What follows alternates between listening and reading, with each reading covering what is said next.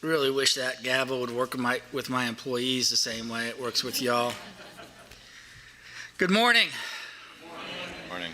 I would like to call this meeting on this day, January 26, 2021, to order here at the Mission Inn Resort in the metropolis of Howey in the Hills, Florida, with the one traffic light and the multiple speeding signs. Please make sure you follow those speeding signs up here. Don't push it. Ms. Hood? Mr. Casino. Here. Dr. Kenton. Here. Mr. Williams. Ms. Mulheron. Here. Ms. Bradley. Here. Dr. Montrose. I'm here. Here. Thank you, Ms. Hood. Again, welcome. Thank you for those who are here in attendance, and for those, I've already started looking up at the ceiling. Okay. But thank you for those who are joining us via the cyber world. It's very important.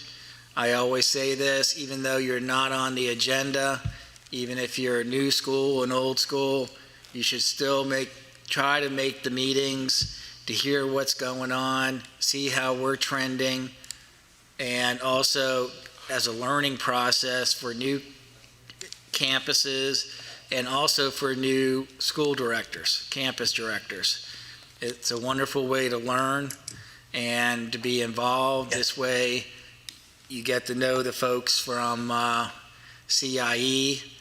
Because of the pandemic, we don't have all the folk up here, and but it's good to know the people that are here. But I do want to welcome you. Mr. Williams is here. Good morning, Hello, Levi. sir. Good morning, sir. And I do apologize for my dress today, but it's tough to wear a long sleeve shirt when one of your wings is hurting. So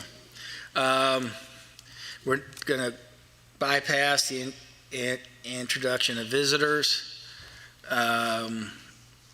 Joey, would you like to lead us in the pledge, please?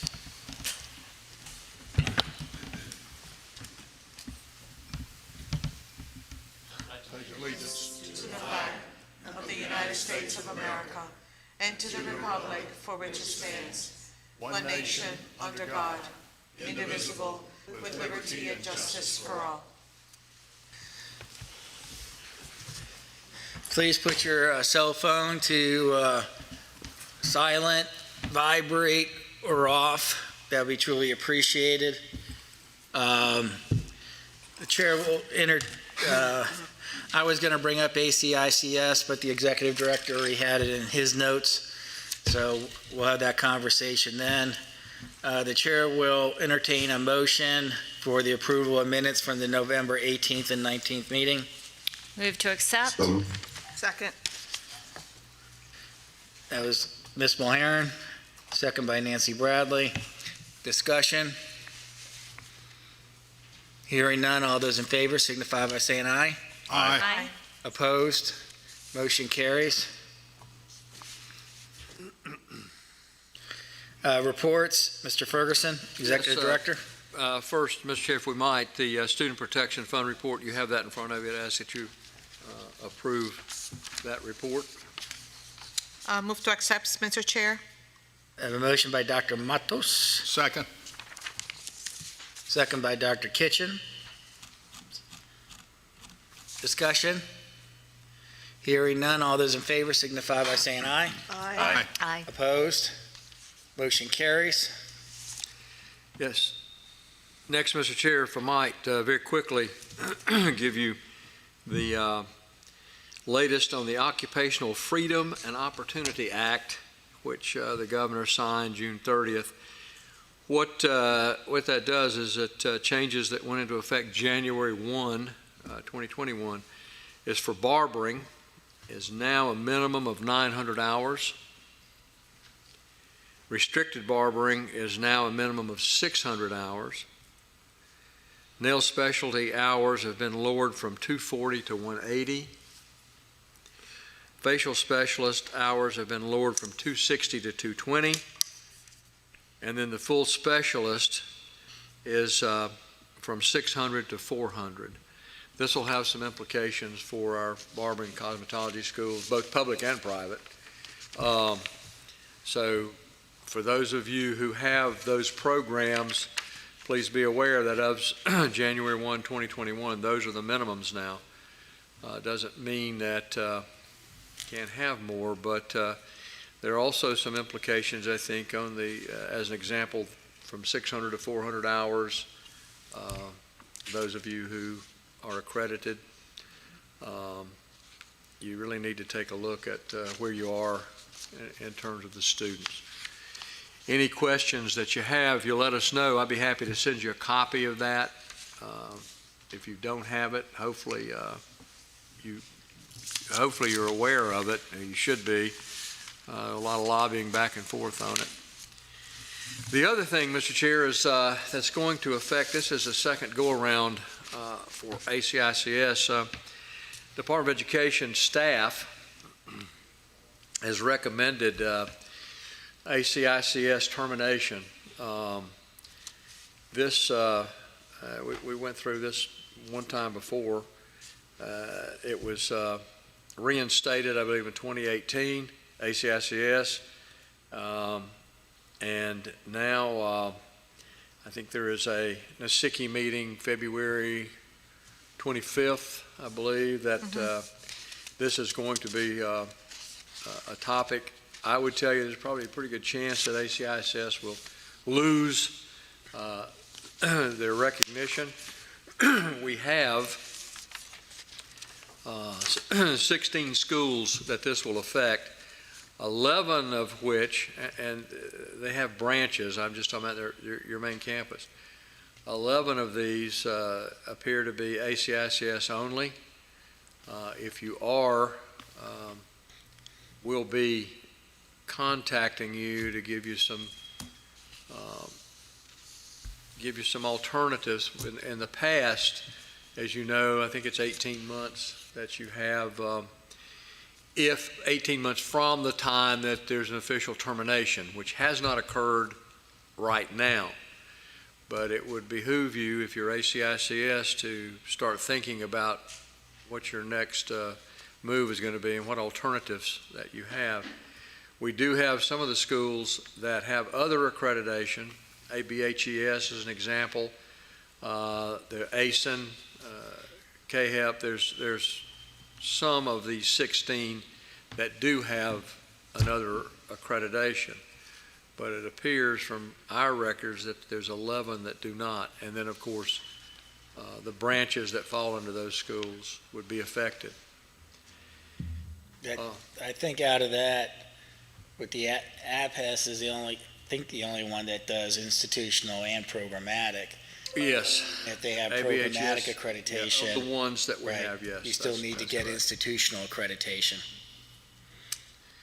Absolutely, and we'd be happy to work with you, but again, we'll, as we find out the status, we'll be letting these schools know, and I'm assuming the schools themselves will be keeping up with it. I know Alan Mortham from FAPS, I hate to tell you, but give Alan a call too. He can certainly keep you abreast from their perspective as to what's going on. And if you're a FAPS member, absolutely. And again, right now it's not official. I suspect that it will be. I think all indications are that this new administration is going to have a different lean on our sector. So I know that there's already been some lobbying with CARES and some other issues that our sector might have been left out of. In any event, that's where we are with that, Mr. Chair. I think that pretty well says what we have. And again, those barbering and cosmetology, we'll be working with you. Anything that you need us to do, give you a hand. I will also tell you that we're still kind of, as you can see, we're still kind of shorthanded in the office.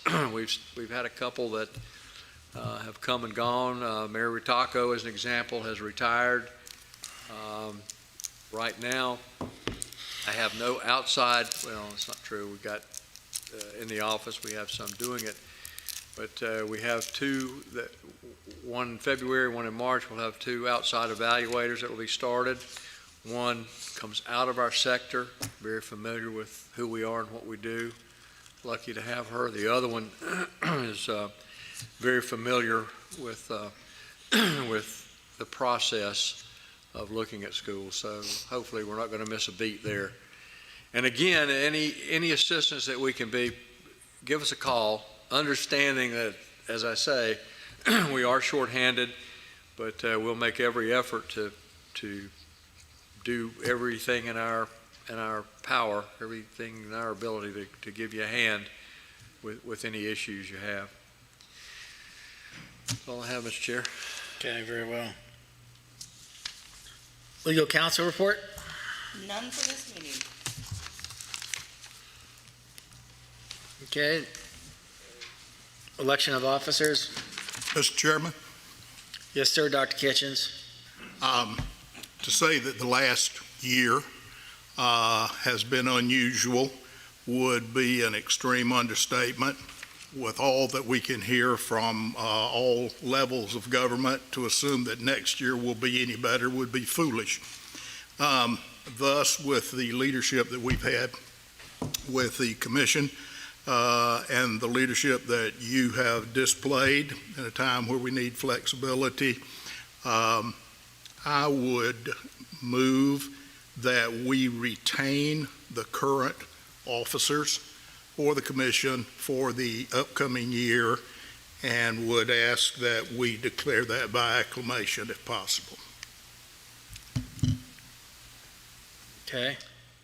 Is that a motion? I'm happy to second that. Me too. Great idea. I have a motion by Dr. Kitchens. I'm usually so emotional that I just assume everything I say is a motion. I have a first and a second. Discussion? I agree. It's a great idea. Yeah, echo that.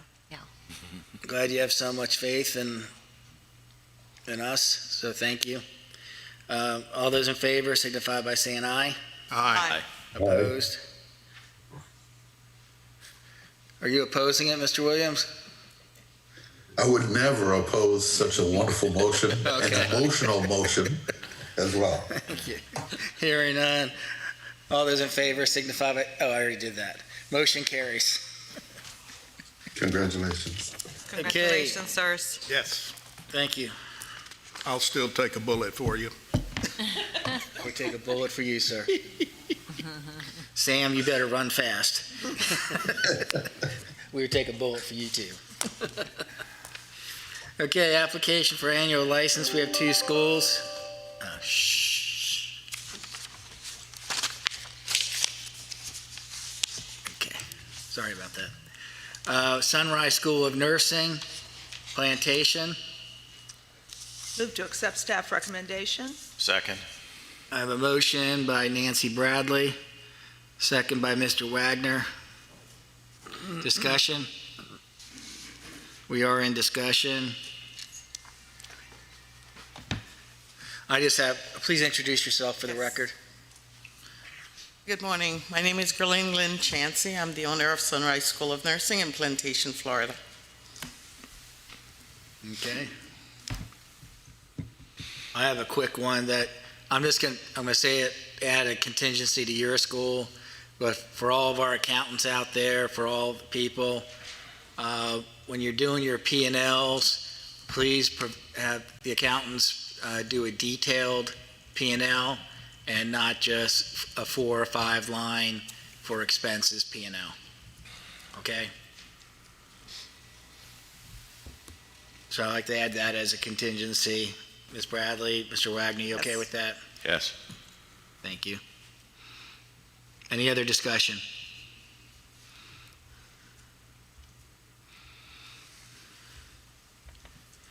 Hearing none, all those in favor signify by saying aye. Aye. Opposed?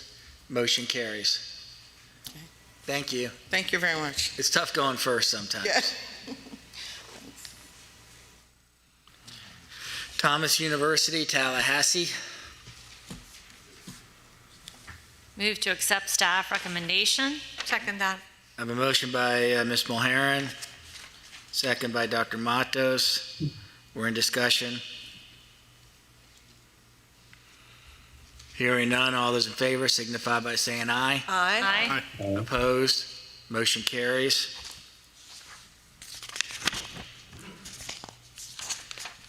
The application for extension of annual license. We have one, Ross University School of Medicine, Miramar. This is for clerkships. Move to accept staff recommendation, Mr. Chair. I have a motion by Dr. Matos.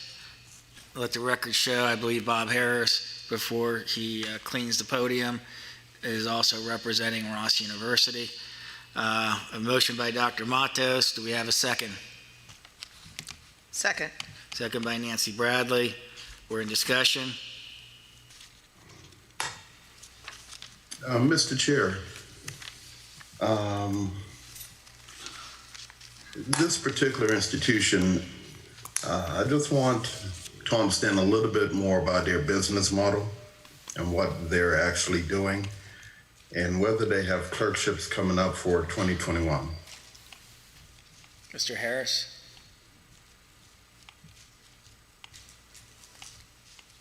Mr. Chairman, I also think we have on the line Dr. Jim Record, who's the provost. Good morning, welcome. Hello. You looked up again. Thank you. This is James Record. I'm the provost of and chief academic officer of Ross University School of Medicine, and happy to answer any questions. Okay, Mr. Williams, you'd like to restate your question? Yes, welcome, sir. I just want to understand your business model and your offerings. And the second question would be, how do we look for clerkships in 2021? Okay. Well, ours is a community-based model, similar to schools like Chicago Medical School or New York Medical College, wherein we work with partners around the clerkships, where the hospital faculty that is associated with an accredited residency program provides medical education, not just for the graduates who are in residency, but also medical students. So we do that in Florida. Cleveland Clinic is one such location. And so for us, we have continued through the pandemic with a slight stoppage around March that resumed to some degree in June, with clerkships for students who are, after their first 2 years in medical school, go on to do clinical training in mostly hospital or outpatient settings. We expect that to continue in the current term. However, we acknowledge that there are challenges with the pandemic, that we've had reduced slots for students according to different hospitals and their capacities. And so we've adjusted when our partners have needed, both going down and up as appropriate, to ensure that patient care is the first standard. Does that answer your question? It does, but for 2021, do we have any clerkships at all? Yes, we do. And that has continued in the same way that it did across 2020, after the hospitals, for the most part, got settled with their processes at the beginning, at the outset of the pandemic. So to varying degrees, most of our hospital partners, starting in June, but continuing even until the current day, are not back at full capacity, but most are back in some capacity. We anticipate that in '21, this will occur. And so we have had challenges, not just in the state of Florida, as you might imagine, but in other states. So we look to have this continue, and really we are at the mercy of the pandemic. So we work with our hospital partners. Right now, there are a number who are at near full capacity, and we expect that it will be trailing the numbers in the pandemic as a helpful guide as to how the capacity in the hospital allows for continued teaching. So we anticipate that 21 we will continue clerkships, but it is too early to know for certain. However, we are optimistic that as we continue to combat the pandemic, that medical education will also continue, and ultimately we are hoping for sometime later in the year where we are really back at full capacity for all our students in rotations. Okay, yeah, the pandemic certainly impact every corner of business, education, the world for that matter. But as we sit here right now, you don't have any clerkship operational right now. That is incorrect. We do have clerkships operational. How many? How many you think? I'm sorry, sir, I couldn't hear your question. How many? We have clerkships now in over, let's see, 17 partners. Now I think we are up to 19 partners who continue to provide medical education clerkships in various states across the country. But in the state of Florida, how many clerkships do you think you have? Oh, in the state of Florida, I'll have to get the specific number. Happy to supply that if you like, but we have a number in Cleveland Clinic, and that's our primary hospital. We have two existing there in medicine and in surgery, and we also have now two more to my best recollection. But again, happy to get you the specifics on individual clerkships because we have clerkships in these hospitals that vary. There are 6 standard clerkships in psychiatry, internal medicine, family medicine, OBGYN, surgery, and pediatrics.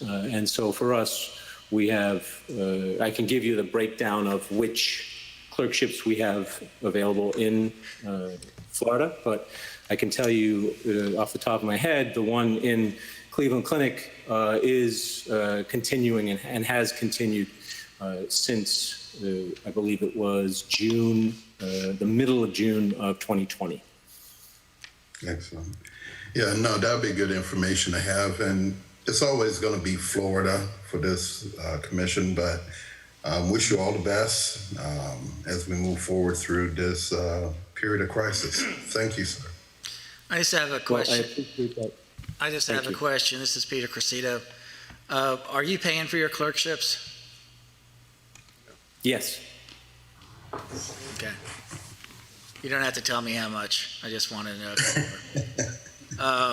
Just to add comment to that, you know, Mr. Williams is our lay board member. And back in June, a lot of the hospitals opened back up, not only for clerkships, but for clinical sites, extern sites. To my knowledge, with one major hospital group in Port St. Lucie, and Cleveland Clinic is in Port St. Lucie now, and Martin County. They've stayed open, but this was another hospital group up there that kind of stepped back a little bit when COVID started peaking 2 months ago. But most of the hospitals are back up and running, and medical facilities to allow our, the students, whether you're CIE, ICUF, state colleges, whatever, back open again, and the students are picking up their hours. The programmatic accrediting bodies, they loosen their rules up to where you can add more sim labs to take the place of the clinical sites. And so, there was a backlog, basically March through June. And so there was a lot of catching up to do, because you don't want to keep these students from taking their boards. And so it seemed that the programmatic accreditors have worked well. The hospitals have working well. As soon as elective surgeries started up again, that's when the clinical started picking back up. So that's just for knowledge as we go through the different schools. I mean, you'll see that we have a few more clerkships and everything else, but the communities have again opened up for students to be in the hospital. They have to jump through rings, to go for their clinicals and clerkships with testing. For example, one issue is these are the schools that have the RN to BSN program, there's a small clinical part of that program, but there's a lot of hospitals, and you cannot do that in the same hospital you're working at, or you shouldn't be doing it at the same hospital you're working at.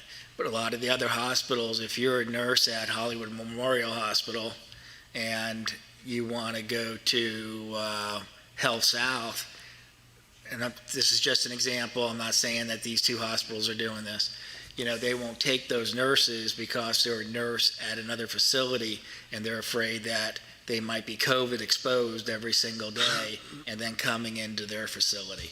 So there's a lot of hoops. So. And the Can I add a other thing, comment? Mr. Chair. I'm sorry. Go ahead. Finish, Mr. Williams. Yeah, the other thing, Mr. Chair and board members, as we look at the vaccine landscape and listen to the messaging, there seems to be some rhetoric regarding a lack of injectors. And between our sector and certainly the other academic sectors, I find it hard to believe we don't have enough or the capability of providing individuals of those students that could be injectors, depending on what Florida DOH would approve or certify. But something to think about. Okay. Dr. Matos? Yeah, I just wanted to add a comment to, obviously, Mr. William had very good questions, very insightful as well, and thank you, sir. But if I can add, Ross University has been offering medical education for many, many years. They are very well respected. They have gone through a couple of hurdles in trying to get recognized through different entities abroad, and it's one of clerkship is one of those areas where these students have to go not through one but through about 3 different levels of endorsement and also demonstration of competency in their skills. So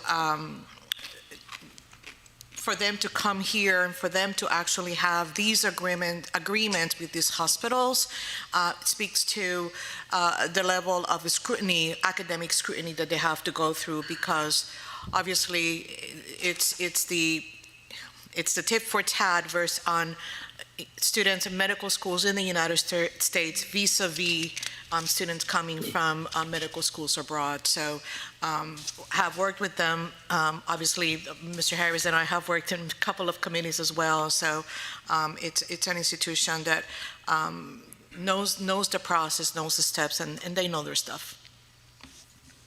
Is that a paid endorsement for Ross University? No, it's just that they have, it's one of those that had to fight the fight. They've been doing this a long time. They've, veterinarian as well. Yeah, They've been around a long time. They fought a very hard fight. Okay, I'll call the question. One question. Go ahead. The NCFMEA in the past, we've had some problems with it meeting. Are they meeting regularly now, or do you know? My understanding is the next meeting will be in the spring of 2022 for the NCFMEA. That's my understanding. That's their next. Because I was just looking, theirs expires 3/31/22. I just wonder if they're going to have the meeting before that expiration. You know, we've had issues in the past because they meet irregularly. I know. It's just, I mean, it's like everything else. Like Dr. Mato said, this particular institution, I don't know how they've done it. I mean, their facilities are wiped out by Hurricane Maria in Dominica, wiped out completely. So they have to move to the U.S., do all that, and then they're now in Barbados. And then right when they're scheduled to be reviewed again by their accrediting agency is in March. The visit is scheduled in the end of March of 2020. And so then the visits get canceled. And so they've been through an awful lot, but again, as Dr. Mato said, they're one of the finest foreign medical schools in the world, and they've done a good job, and they will continue. And I appreciate the remarks by Mr. Williams, too, about clerkship. It is a concern across the board, as Mr. Casito said, across the board for all medical schools, all healthcare. The availability of clerkships, clinicals is still an issue for many. So. Okay, thank you. Call the question. All those in favor signify by saying aye. Aye. Opposed? Motion carries. Application for annual renewal, items 1 through 18. Move to consent, Mr. Chair. I can't speak this morning. I have a motion by Dr. Matos, Second. second by Mr. Wagner for consent. Discussion? Hearing none, all those in favor signify by saying aye. Aye. Opposed? Motion carries for consent.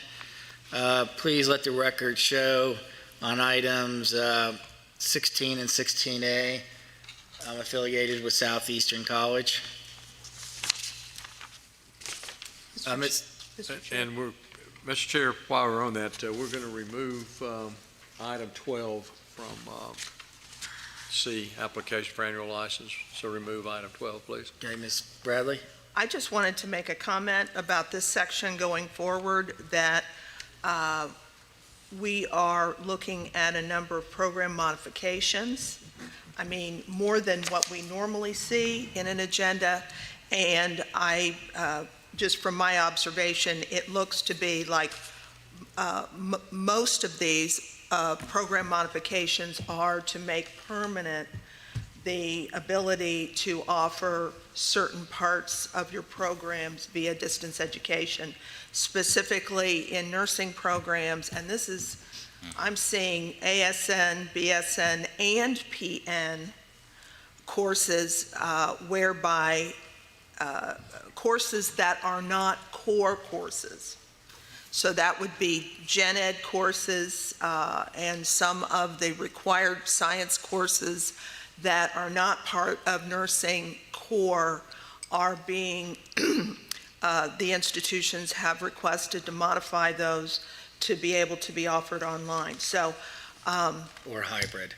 or hybrid, yes. So I just wanted to make that statement because we tend to refer to these courses as being gen ed, and they're not necessarily strictly the gen ed, but they are more of the lecture type courses and courses that would not be part of core. So I just wanted to make that statement because we've been, again, talking about the pandemic and all of the upheaval and all of the challenges everybody's had, and the commission has been, and the Department of Ed and the Florida Department and the accreditors, everyone has really been very flexible and helping to work with the schools. But now I think as we are moving forward, some institutions that maybe weren't doing this on a permanent basis are now seeking to do it. So I just wanted to mention that because there were more program modifications than I've ever seen before. Indeed. Mm-hmm. Okay, Ms. Mulhern, would you like to pull any? Not in this section. Mr. Williams? No, sir. Dr. Matos? Yes, sir. I have number 14 and number 15. Dr. Kitchens? None. Mr. Wagner? I had number 12, but no, none. You want number 12? No, or they all Oh, you took that pulled one it. off, right? Yeah. Ms. Bradley? Yes, I have a few. I have number 3. And I also had 12, but now we're not looking at 12. Number 18, 3 and 18. Okay. Give me a second, please.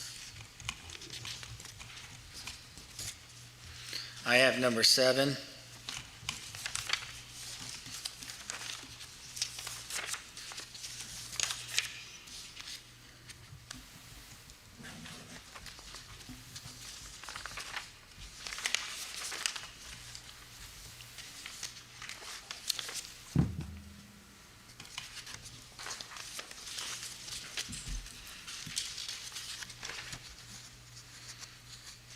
And number 18's been pulled. Okay. So we'll go for approval of 1, 2. Okay, shouldn't try to do 2 things at one time here. Okay, 1, 2, 4, 5, 6, 8 through 13 minus 12, 16, 17. Did I miss any? May I have a motion, please? So moved. Second. Motion by Ms. Mulhern, second by Mr. Wagner. Discussion for approval. Hearing none, all those in favor signify by saying aye. Aye. Opposed, motion carries. Number 3. Caps Care Academy of Healthcare Education, Lake Worth. Is anybody here from that institution? Move to accept staff recommendation. I have a motion by Nancy Bradley. Do I have a second? Second. Second by Mr. Wagner. We're in discussion. We have somebody at the podium. Morning, Dr. Jose Otero, Otero Consulting Group. Good morning, Dr. Otero. I had a question regarding the head count. I was having trouble reconciling the number based on, we have a summary sheet that gives a head count in Florida of, it says 38, but your roster of students regarding your, the attachment with the report of the graduates and so forth for your nursing is certainly showing a lot more students. It's like 200, I mean, I estimated some 225 or something. Can you speak to this? A little bit. That item actually came up a few times. There seems to have been some paperwork to go back and forth to clarify that. However, if you do need more clarification, we can certainly provide that. Right, I'm looking at, for the commissioner's sake, on pages, it's part of your teach-out plan, and it's on pages 46, 47 and 48, and 49, 50, 51. Anyway, it's this whole roster of active students, and it's many, many students. Correct. So, you know, yeah, why would it say 38? Were they maybe thinking the train-out students weren't included, or what? What we can do is we can actually provide you a full statement regarding that piece, because that piece did go back and forth, and a clarification was made, but if it's not in front of you, we'll certainly make sure you have that. All right. Can you speak to the current active student population at the institution right now? You have a number of other programs. Do you happen to know what the active population is? No, not for this semester yet. Okay, so we would need to see that as well. What, especially with a 100% retention rate, I mean, you have a number of, a variety, a mix of programs, plus you have the students you're teaching out. It would be highly unusual for not to have any students withdraw. Correct. So, and so it's just the AS, the nursing AS that's training out? Is that correct? Just the Associate of Science? Yes. Nursing? Do we have, I don't see on our sheet, do we have, asked the institution to report, do a regular report on this like we normally do, like we have on other? I'd like to add that as a contingency to put, and to be sure to include, work with staff on the data, the comprehensive data that you need to include on those reports so that we can see what's happening with the students as they're moving through the program.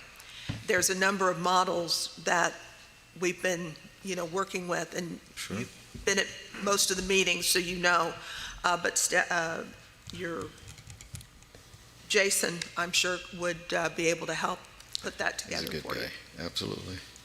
Mr. Wagner, you okay with that contingency? I am. Great. Mr. Chair, Yes, Mr. Williams?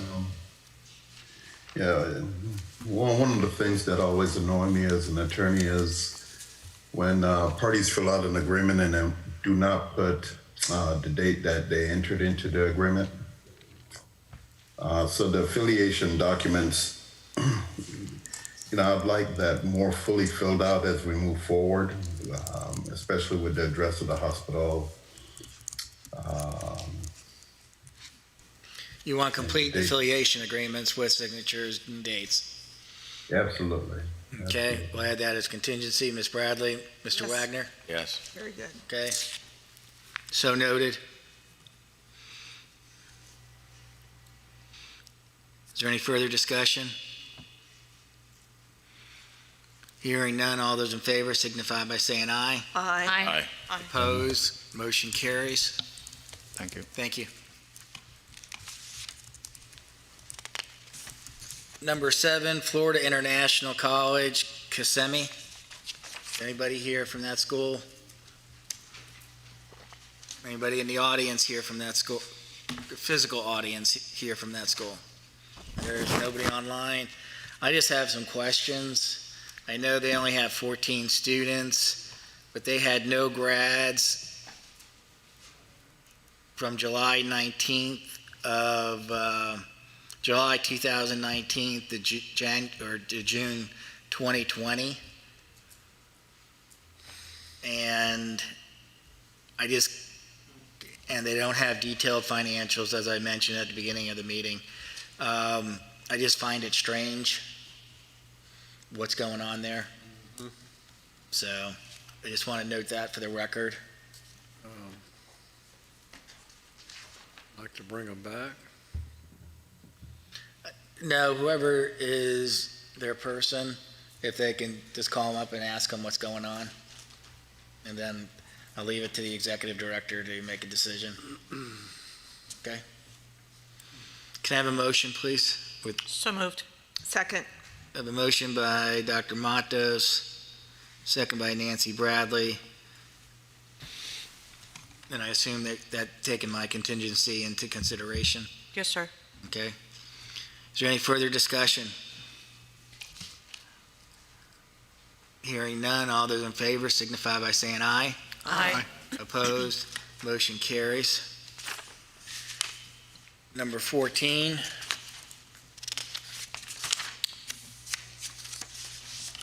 Move to accept staff. BCom School of Dental Medicine. Mr. Chair, I pulled this one, and I would actually make a motion to accept staff recommendation, please. Second. Motion by Dr. Matos, second by Mr. Wagner, since they're located in his backyard. They are. I don't know Mine if there's, is there someone from the university? Was that a yay, nay? They're self-muted.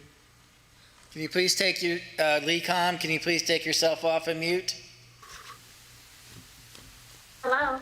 Hello, welcome. Hi, this is Deb Sanko. How can I help you? Go ahead. Go ahead, Dr. Matos. Good morning. Actually, I'm going to make a couple of comments and then a couple of questions, and let me begin with the comments. You are up for reaccreditation in 2022, so your self-study is going to be due this year. And I'm just going to ask you to please keep the commission informed with a copy of the self-study, please. Sure. For Middle States. And then I have a couple of questions on the program outlined. Your program outline for this specific program indicates online delivery, yet in our packet, I didn't see an application for non-traditional delivery. So is the intent of the school for the commission to approve non-traditional delivery of programs today? I believe that it was a temporary during the COVID situation. I mean, it is not our intent to deliver dental medicine by distance education. Okay, so let the record show then that the program outline is incorrect, has incorrect marked online, and we are not going to be voting for online non-traditional delivery approval today. It's just for the pandemic and Yeah. the current situation. Yeah. And I will check with the dean to make sure that I'm not misspeaking, but it is, to the best of my knowledge, this was just to pivot and do some online curriculum when they could not do patient care. Okay. Well, for the record, we're not going to be voting today because we don't have the proper documentation to review. So, but I wanted to point it out just for our information. And then I have another question. Where do students do their practice? We have we built two clinics. One is in Defuniak Springs, which is a freestanding dental clinic for the underserved. And then we have one in Erie, Pennsylvania, which is right next to our medical school. So students from Bradenton have to fly to Pennsylvania? Well, they go to either Defuniak Springs or to Erie, and they choose their location. Okay, so I would like to add as a contingency to receive copies of the agreement for their clinical experiences. I believe there's several throughout the semester. And then if it's, obviously, if it's going to be out of state, the process the students have to choose if they choose to go out of state for a clinic, dental clinic. Is the dental clinic at the end of the program? Yes. But they do other clinics throughout the program. It is much like the third and fourth year clinical education for a medical school.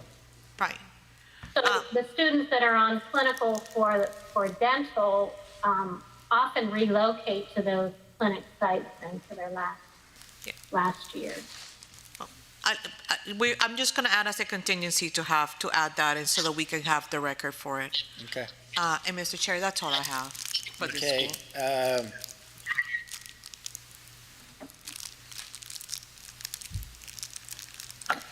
Who made the second on that?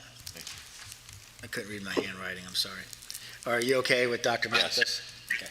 Contingencies? Okay, So could I get a point of clarification?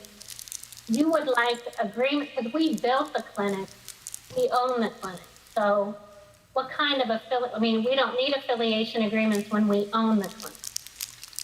I can't understand very well. She's saying that they own the clinics. So why do we need affiliation agreements if they own the clinic? Because we need to have something on record. It is part of your, your program has different levels of clinics throughout. I think it's semester 2 and 3, and then you have your final one. So I'm just requiring some clarification because it is part of the program. And typically when students do clinicals, we get copies of agreements. If you own those clinics, then clarification in writing would be sufficient. Okay. No affiliation. Thank you. Okay, is there any further discussion? Hearing none, all those in favor signify by saying aye. Aye. Opposed, motion carries. That was number 4. Thank you. He's gone. Number 15, New York Film Academy, South Beach. Move to accept staff recommendation. Second. I have a motion by Ms. Bradley. We have a second by Mr. Wagner. I'm just going to put initials from now on. They're a lot easier to read than my chicken scratch.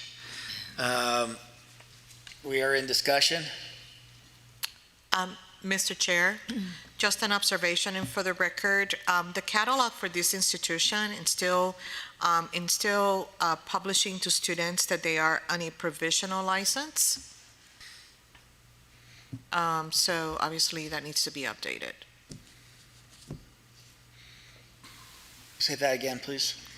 I said the institution publishes in its catalog that they are a provisional license, but they have been licensed since 2014. So they need to correct they need to correct the language in their catalog that they no longer hold a provisional license, that Gotcha. they hold an annual license. That's all. Any further discussion? Hearing none, all those in favor signify by saying aye. Aye. Opposed, motion carries.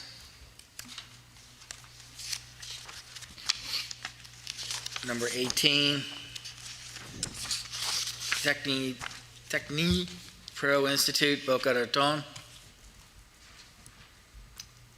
Move to accept staff recommendation. Second. I have a motion by Nancy Bradley, second by Mr. Wagner. We're in discussion. Introduce yourself for the record again. Dr. Jose Otero, Otero Consulting Group. Thank you. I asked for this, but I think somebody else did too. Did you?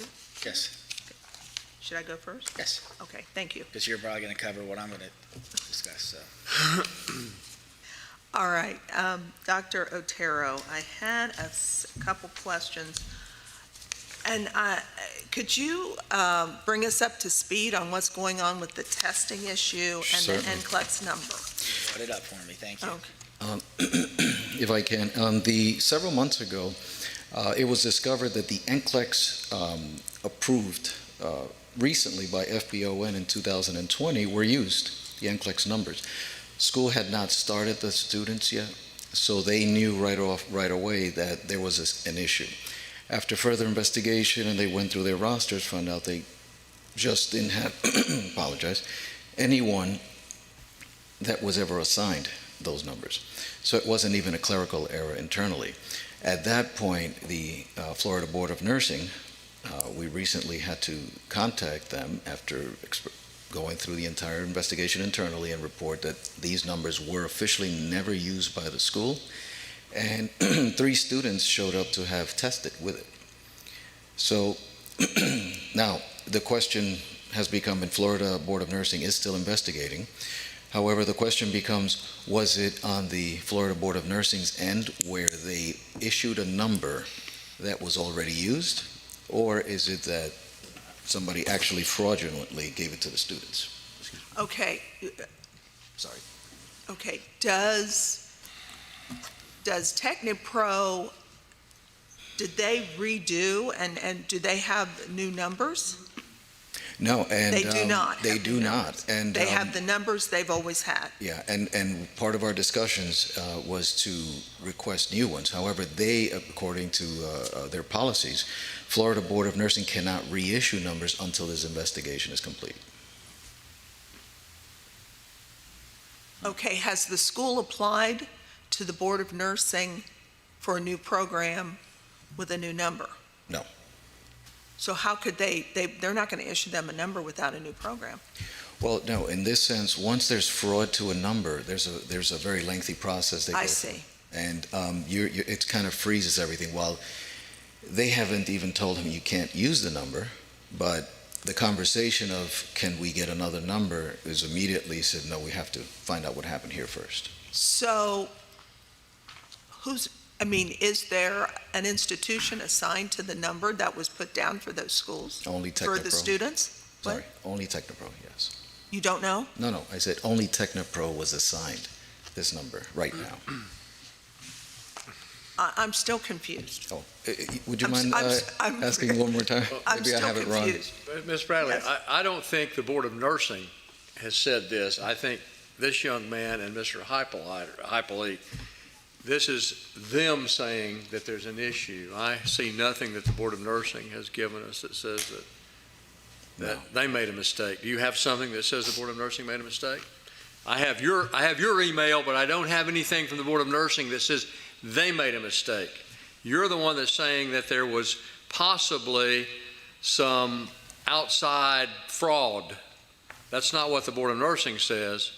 You're alleging the fraud, not the Board of Nursing. I'm going to back up just a little bit, only to address the fact that I would be in cahoots with anyone. Not only is that unprofessional, but I also believe that whatever the client does and tells me is what I'm presenting. Is the man However, back from my own vacation opinions yet? are not Is he reflected back? here. Have you been able to talk to him? Is he back from vacation? You said he was out of country. Is he back? I spoke to him on several occasions on this matter, and the letter was written after the Board of Nursing says you have to have this reported. And the DON is the one that has to write the letter and submit it. However, I'm going backwards just a little bit back to the initial, how this started. There is no cahoots. Altero Consulting Group doesn't play the cahoots game. We are Dun & Bradstreet. We're a company, and we're very well I don't recognized. think cahoots was mentioned. So, Excuse me. Yes, I sir. don't think cahoots was mentioned. The point Mr. Ferguson was making is that the position you're taking is between you and the school owner, and that we do not have documentation from the Board of Nursing. Exactly. And I understand that, and then to correct that, we receive information from the client. We then take action with the Board of Nursing based on what the client tells us. We do not interact or opinionate on whether the client is lying to us. That's not the point here. Do you have any documentation backing the claims up from the Board of Nursing? No. Okay. That was the Are question. you expecting any documentation from the Board of Nursing? Yes, we are, because we've sent notice to them. Okay. The DON signed it. We actually could sent it over, and we're waiting on a response Okay, back. so we'll make that as a contingency, is the documentation from the Board of Nursing, and then keep us posted on everything. Okay? Yeah, can we have an update on this at the next meeting? With Okay. all the explanations, so we can all figure out what's going on? Okay. Can I Thank ask you. a follow-up question? Is TechniPro on the February agenda for the nursing? Do you know? No, I don't know. I did have one other question about institutional accreditation. Is the institution still looking to work with ACCSC? They are, at this point, reviewing what they're going to do. One of the notices I gave them regarding ACCSC is that it's obviously not, in my opinion, wasn't going to be an option. However, they do have other venues to do so. However, we have not had a full-blown discussion as to what their next step will be if this one doesn't work out. Well, and the reason why I asked, aside from the whole nursing requirement, there's other programs offered by the institution, and the note in here regarding accreditation said that the school applied, and looks like the last, they submitted the self-evaluation in March of 2019. So, do you know what happened? Because we didn't have a pandemic until March 2020. When I reviewed the documentation, and we recently have picked up TechnoPro, only during the I COVID see. time. Okay. When I reviewed their documentation, the last letter I saw from the accreditor stated that they were waiting right now, at that time when the letter was issued, for the pandemic to be, the quarantine restrictions to be lifted in order for them to have teams to go out. They were on that stage waiting for teams to go out. And I don't know if you have a copy of it within your records, but we could certainly provide that letter. Well, yeah, please provide all the correspondence with ACCSC, but also ACCSC, like most of the other accreditors, they've gone to virtual visits. Correct. So they're back on, they might be a little behind schedule, but they're up and moving with their virtual Yeah, visits. we also so. do quite a few SACs, and from the SACs, and they're also doing virtual. So everybody's trying to cope. Mr. Chair, not to interrupt. Oh, go ahead. Just to make sure that we also have a contingency at the next meeting that the owner, or one of the owners at least, appears. So noted. Mr. Wagner, are you okay with all these contingencies? Yes. Okay, is there any further discussion? Hearing none, all those in favor signify by saying aye. Aye. Opposed? Motion carries. Thank you. We're going to go ahead and take a Judy break at 10 o'clock. 15 minutes. Thank you. A Judy break. Judy Rogers. You guys cut the microphones, please. Judy has a break named after her? Yes.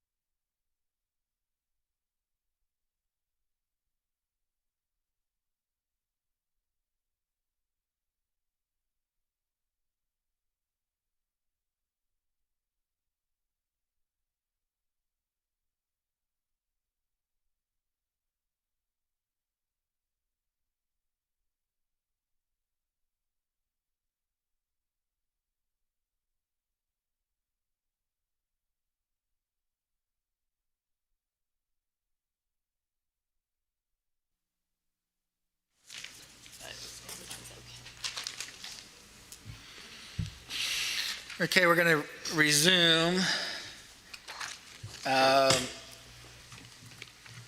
Applications for license by means of accreditation, we have none. Annual review of license by means of accreditation, we have 3. The first one is National University of Health Sciences, St. Petersburg. Move to accept staff recommendations. I have a motion by Mr. Wagner, Second. second by Nancy Bradley. We're in discussion. Hearing none, all those in favor signify by saying aye. Aye. Aye. Opposed? Motion carries. We'll only connect the people if there are questions. Trinity Baptist College, Jacksonville. Move to accept staff recommendations. I have a motion by Mr. Wagner, Second? second by Ms. Mulheron. Discussion? Hearing none, all those in favor signify by saying aye. Aye. Opposed? Motion carries. Vincennes University, St. Augustine. Move to accept staff recommendations. I have a motion by Mr. Wagner, Second. second by Dr. Matos. Discussion? Hearing none, all those in favor signify by saying aye. Aye. Opposed? Motion carries. Please don't take exception on that side of the table. My back's to you. Thank you. Application for program approvals and modifications. Items 1 through 20. Move to consent? A motion by Ms. Mulheron for consent, I'll second that. second by Dr. Matos. Discussion? Hearing none. All those in favor signify by saying aye. Aye. Opposed? Motion carries. Mr. Williams, you like to pull any? None, Mr. Chair. Thank you. Ms. Mulheron? Yes, I have number 2, I guess all the city colleges we could take together if that's okay. Okay. And then number 14, and that's it. Dr. Matos? I don't think I have any. Dr. Kitchens? None. No, I have none. Mr. Wagner? Number 1, please. Loneliest number. Is that it? Yes. Ms. Bradley? Mine's already been picked. Okay, let me go through.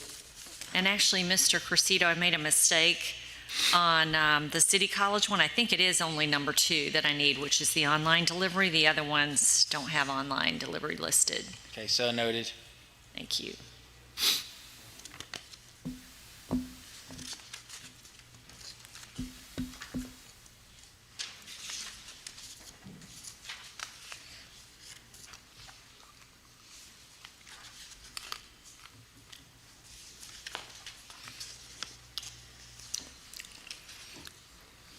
Okay. I'd just like to reiterate what Commissioner Bradley talked about at the beginning of the meeting, especially this section with all the different modifications for staff to take close look at it to make sure there is no core classes being, especially in nursing, being delivered online. Okay? A hybrid right now because of the pandemic is acceptable, but ongoing. Okay? Okay, so we pulled 1, 2, and 14. So approvals are for 3 through 13 and 16 through 20. Move to accept staff recommendations that noted. No, and 15 through 20. My apologies. I have a motion by Dr. Matos, Second. second by Dr. Kitchens. Discussion? Hearing none, all those in favor signify by saying aye. Aye. Opposed? Motion carries. So in this section, we have 1, 2, and 14. Okay, number 1, Azure College, Fort Lauderdale.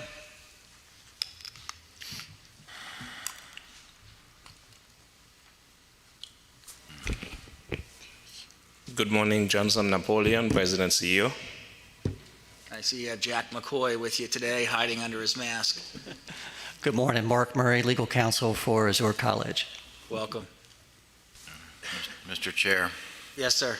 good morning. I pulled this one, so I have a question on, I was surprised to see for this particular one that you're adding the bachelor's degree in nursing. Because when I looked at your current associate's degree in nursing, I thought that your pass rates were low. So I'm trying to understand, and I see you have a plan to increase your pass rates, but I'm trying to understand what is going to be the difference as far as teaching for the bachelor's as opposed to the associate's degree for nursing. What are we doing differently? First, we have a doctorate trained nurse as a program director. We have changed the program that we have, including the entrance requirement. We are using currently ATI, and the entrance requirement is 65%. And we have a 2-step enrollment process. We using the Wonderlic system for students to enroll in the program, get us a vibe of how they're getting into the program compared to before. We just use Kaplan as an entrance exam currently right now, and when the student shows that they're capable of passing a few classes, then we give them the ATI exam. So we feel like this would give us a capability to screen better students. And of course, the length of the program will give us the opportunity to better see where our students go, and especially in our school where most students are English as a second language speakers. But the current AS students would not be going into this program, would they? We already have in our RN to BSN program. Okay. Yes. So these would be new students that you're correct pulling. How about as far as some of those things you just spoke about as for your ASN program? Are you implementing some of those? We're in the process of doing the same thing, yes. For the new class coming in? Correct, yes. Okay. How many students are currently enrolled in the ASN program? I think it's 120 or 130. I don't have the exact number. So when I look at your current programs offered, your ASN, would it be safe to say, is your highest enrolled program? Correct. Your school? Yes. How about your RN to BSN? How many are in that? We have about 15 students in that program now. 15. Yes. Okay. And what would be your second highest enrolled? In terms of, those are the only 2 programs we're running right now. We're in the process of getting ABHES to including all those other programs into our offering so we can start offering them. Okay. All right. So they've been approved, but you don't have students in them, is what Correct. you're saying? Yes, sir. Okay. All right. All right, yeah.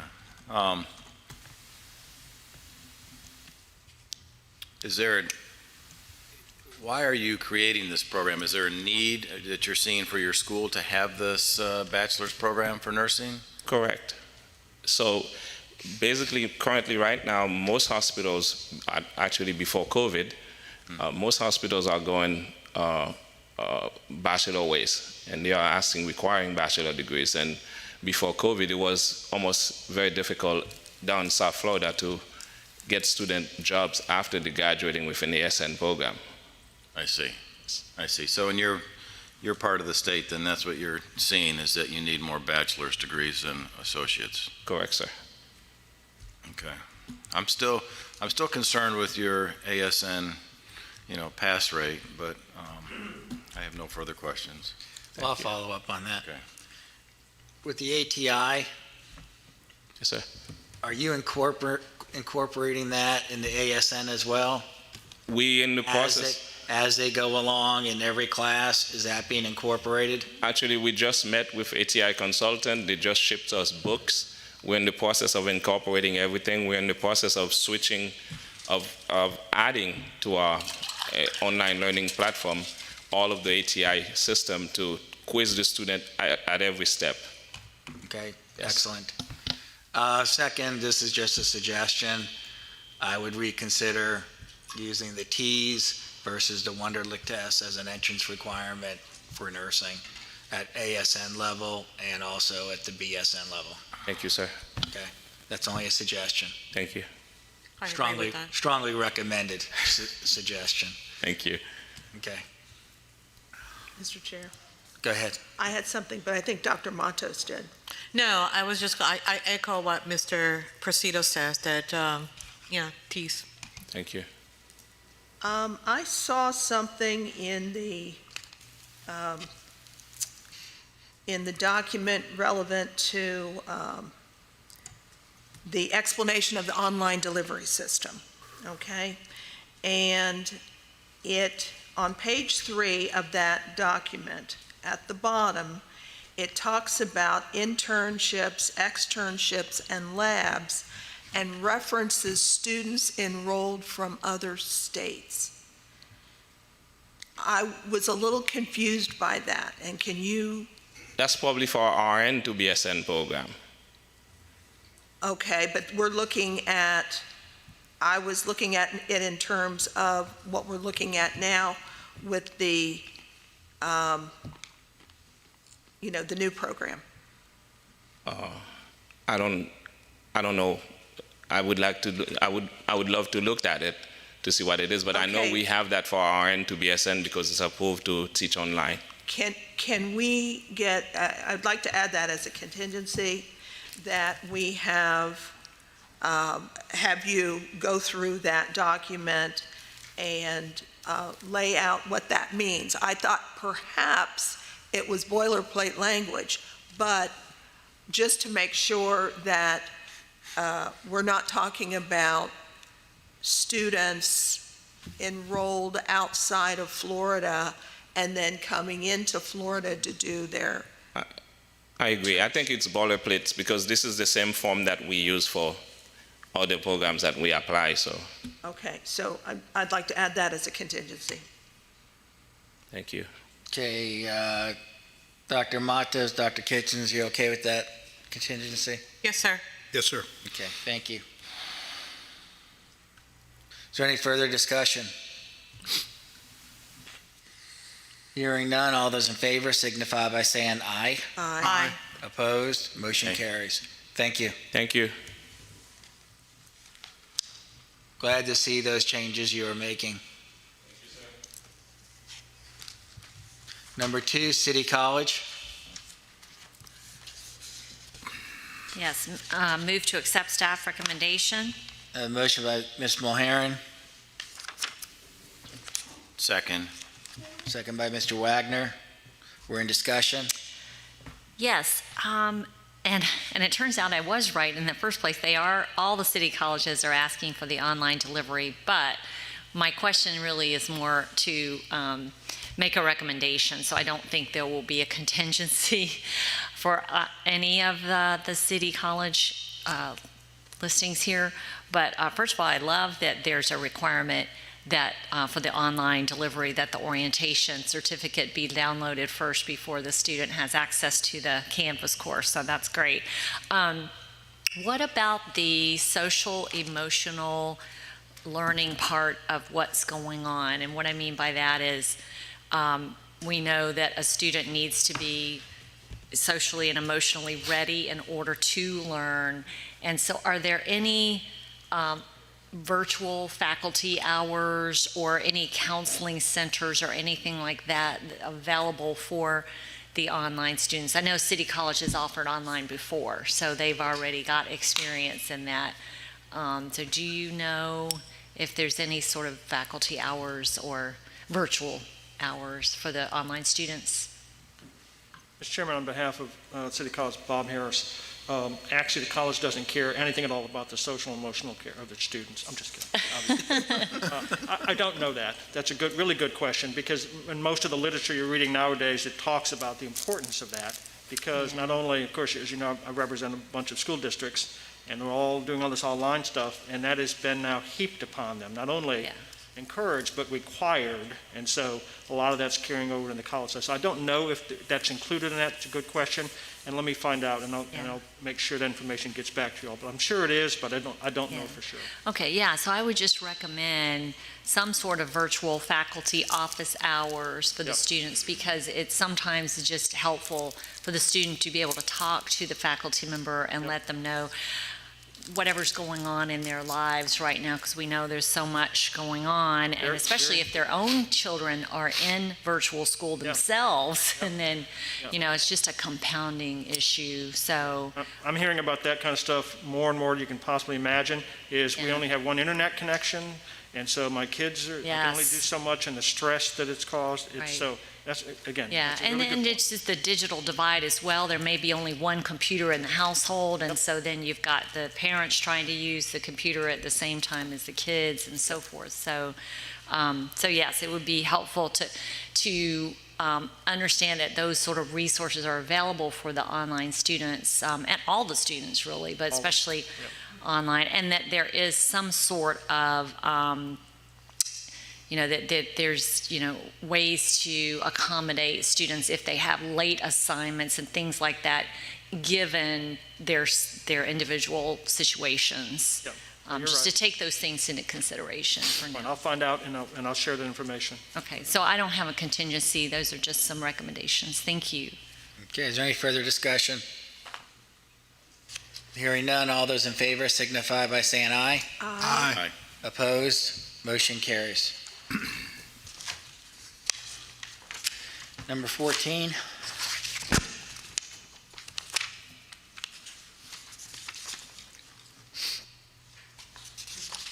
Move to accept staff recommendation. It's Miami Regional University. I have a motion by Ms. Mulheron, I'll second that. second by Dr. Matos. We're in discussion. Yes, I pulled. Is there anybody this on the one. line? Hold on a second. Can you hear me? Now- Ofelia Sanchez, President and CEO of Miami Regional University. Welcome. Thank you for joining us today. Thank you. Thank you. I have several other of our members at the university with me. I don't know if you want them to introduce themselves now, Now go ahead. virtually, or depending on the question, whatever the commission pleases. Go ahead. Let them introduce themselves for the record. Okay. Dr. Cortez.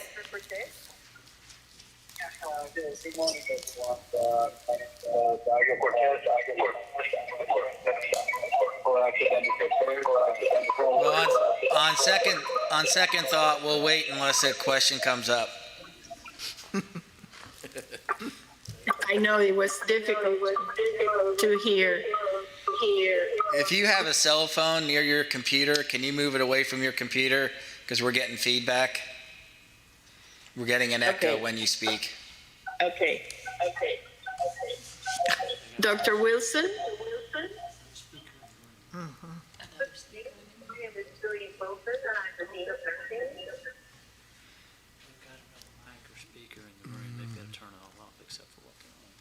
Say that again, Joey. They've got another mic or speaker in the room. Yes. So they're trying to watch it. They just got to cut everything except what they're. Do you have a microphone or a speaker in the room that you're in? Yes, at the conference room, they're on a conference phone. Okay, that's what's causing the feedback. Okay, let's just continue on. Let's just continue on here, and we'll have the questions through you. Go ahead. Thank you, Mr. Chair. I'm sorry about the technical difficulties. That's okay. Okay, thank you. I just wanted a couple of things. One is bravo on your Well Connect program. That I think is going to be helpful with what I was just talking about with the last school on the social emotional learning issues.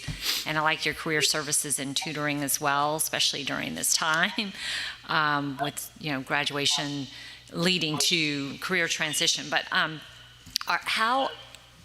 think that you have already offered online learning as well. This is not your first. Yes.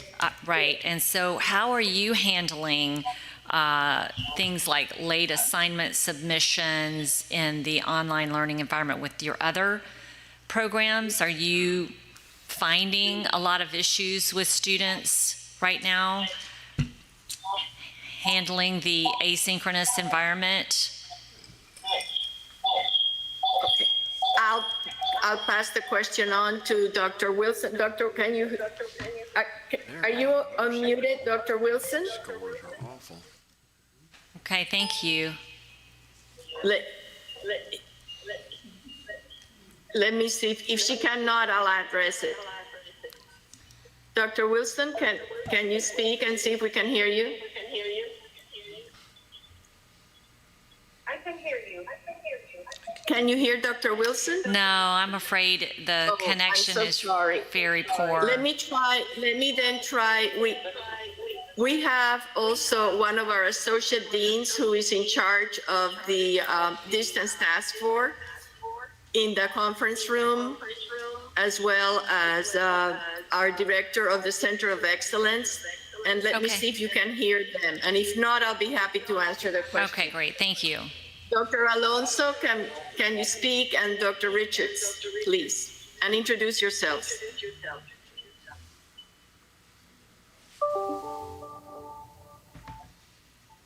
This is Dr. Richards. Can you repeat the question? I'm afraid it's not coming through. Why don't you try to answer the question? Okay, I'll answer the question. Okay. We established a distance task force. Actually, the provost established it in early April, and they have been working and discussing best practices among faculty and having special trainings. One of the trainings that I happened to attend personally dealt with all that, the question you're asking, and we had one of our professors with many years of experience in distance education go over how she gets in touch with the student even before the class starts, and if there's any delay in sending assignments or anything like that, which happens now more than before, how she engaged students. In some cases, I know she had to refer them to Well Connect because there were other issues. Yeah. And they are dealing with that. They have experienced some difficulties, and we're trying to be flexible, particularly with, in the case of our students, many of them are working additional hours because of the high demand for healthcare assistance during COVID. So they do have to work with the students, and we're trying to be flexible. In some cases, we've had to give incomplete grades until the student was able to come and take the exams. So we were working, and it's a learning process every day.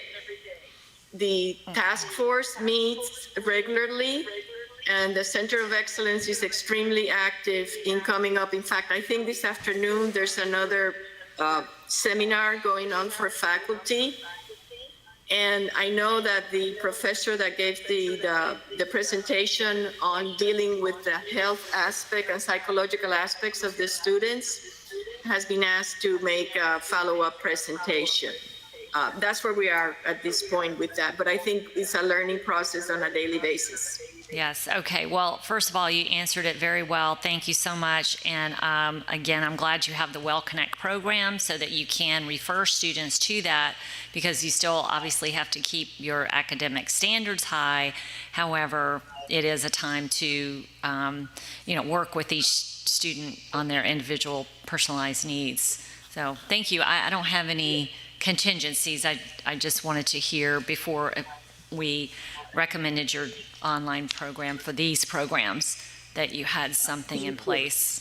Thank you. Nothing further. Do I comment? Yeah. Can you tell me what's occurred with your nursing scores? They seem to be going down, and also have those scores affected your accreditation with ASIN? They have not. at this point, and we're very much aware of that. And I wish Dr. Wilson could come online because she could give you a very in-depth explanation of our improvement plan. We've had an improvement plan, and it's being revised as we speak. But we are aware of that. We had to take some actions with the students. We have implemented a lot of, we're using HESI, we're using Kaplan, and even ATI in some cases from the beginning of the core courses all the way through our last course, which is we call the integration. So we're aware of that, but we have a plan, and we think we will be definitely able to recuperate the score and bring it to our goal, which is 80%. Have you submitted your improvement plan to the commission? Dr. Wilson, is there any way you can come online? Okay. We need to move along here. Can you answer? Sorry, I wish. We're going to make that a contingency to make sure staff has a copy of your improvement plan, and if you change it, then you update the staff. Okay. What's your entrance test for your nursing program? At this point, we don't have an entrance test. That's one of the things that we're recommending to implement. We used to have one, and we found that it wasn't helpful. We do have the ETS actually, at the end of Gen Eds, but now we're using a combination of the different tests that I mentioned before at every level. And it's in the rubric, so if the student doesn't demonstrate proficiency in the learning outcomes for that particular course, they won't be able to go to the next course. But they've taken the money. Okay, as another contingency. Yes, Dr. Cortez. Please. Can you hear Dr. Cortez? No, we can't. We're just going to talk to you at this point in time. Okay. Okay. As another contingency, we would like to have you submit how many students started the nursing program and how many continued from Gen Ed to core. Okay. Okay? Second is that you have to have an entrance test before a student starts your program, meaning before they start Gen Ed classes. Whether it's Tease, Wonderlic, or something, they need to have an entrance test. Okay. Okay. That's one of the things I believe is in the plan anyway, but sure. Okay? Go ahead, Ms. Bradley. Yes, just following up with what you just asked, Ms. Sanchez, that if they could break that up by program, the ASN, BSN. Yes. All. Good point. Okay. Ms. Mulhare and Dr. Matos, you okay with those contingencies? Yes, sir. Okay, thank you. Can't imagine not having an entrance exam. No. Is there any further discussion? Hearing none, all those in favor signify by saying aye. Aye. Aye. Opposed, motion carries. Thank you. Thank you. Thank you. Thank you. Thank you. It's awful.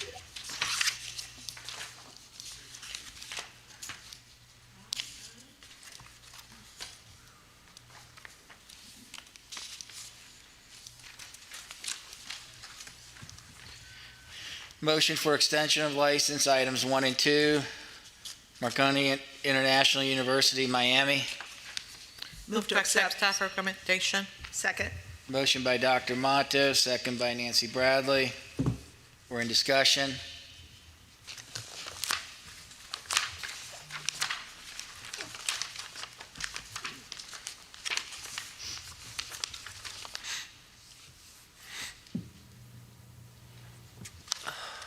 Nancy, you have a question, or Not on this one, not Okay. on Marconi. I wasn't sure as you were Yeah, looking? because I was like, oh. Okay, hearing no further discussion, all those in favor signify by saying aye. Aye. Opposed, motion carries. Renaissance Health Institute, West Palm Beach. Move to accept. We did it in Echo. It was beautiful. With Dr. Matos and Ms. Mulheron. Yeah. Okay. The duet. We're in discussion. Go ahead, Yes, Ms. sir. Bradley. Yes, the institution is requesting their extension based on the preparation of their 2019 financials. And that concerns me because it's 2021. So I know it's really a challenge right now to get staff out, but if we could possibly get a site visit in before the next meeting, that would be great, and have this school, their extensions up through the next, they should be on the agenda anyway. Okay. We'll work that out somehow. Okay.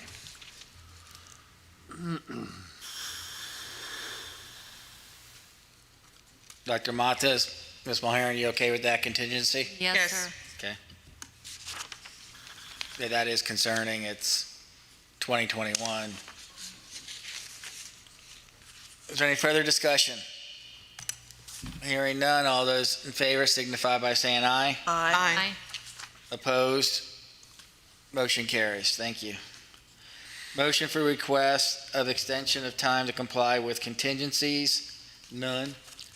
Substantive change approval, items 1 through 11. Number 1, American College for Medical Careers, Orlando.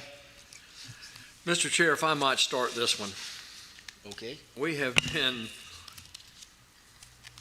been dealing with this school since probably October, November, maybe earlier.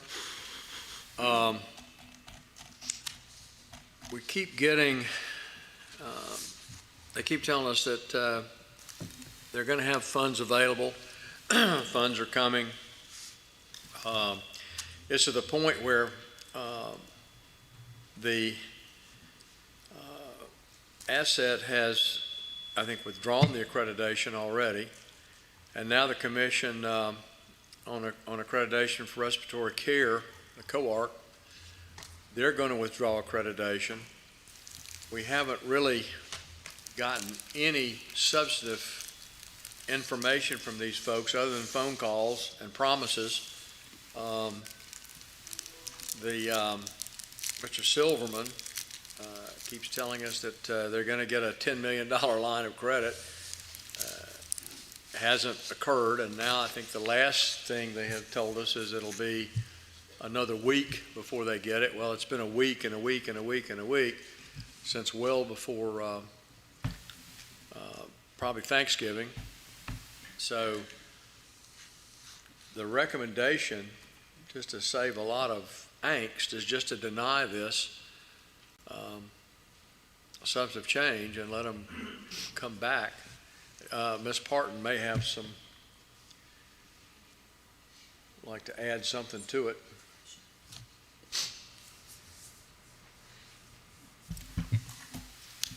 My recommendation, I believe we have grounds to deny the change of ownership at a minimum, but I also believe we can fail to be in compliance to hold an annual license.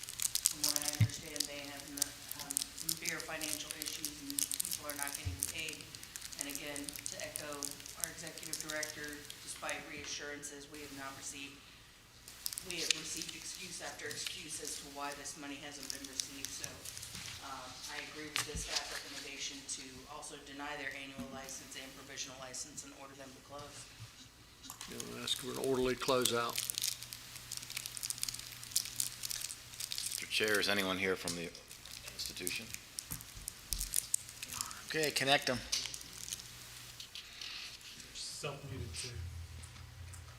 Please unmute yourself.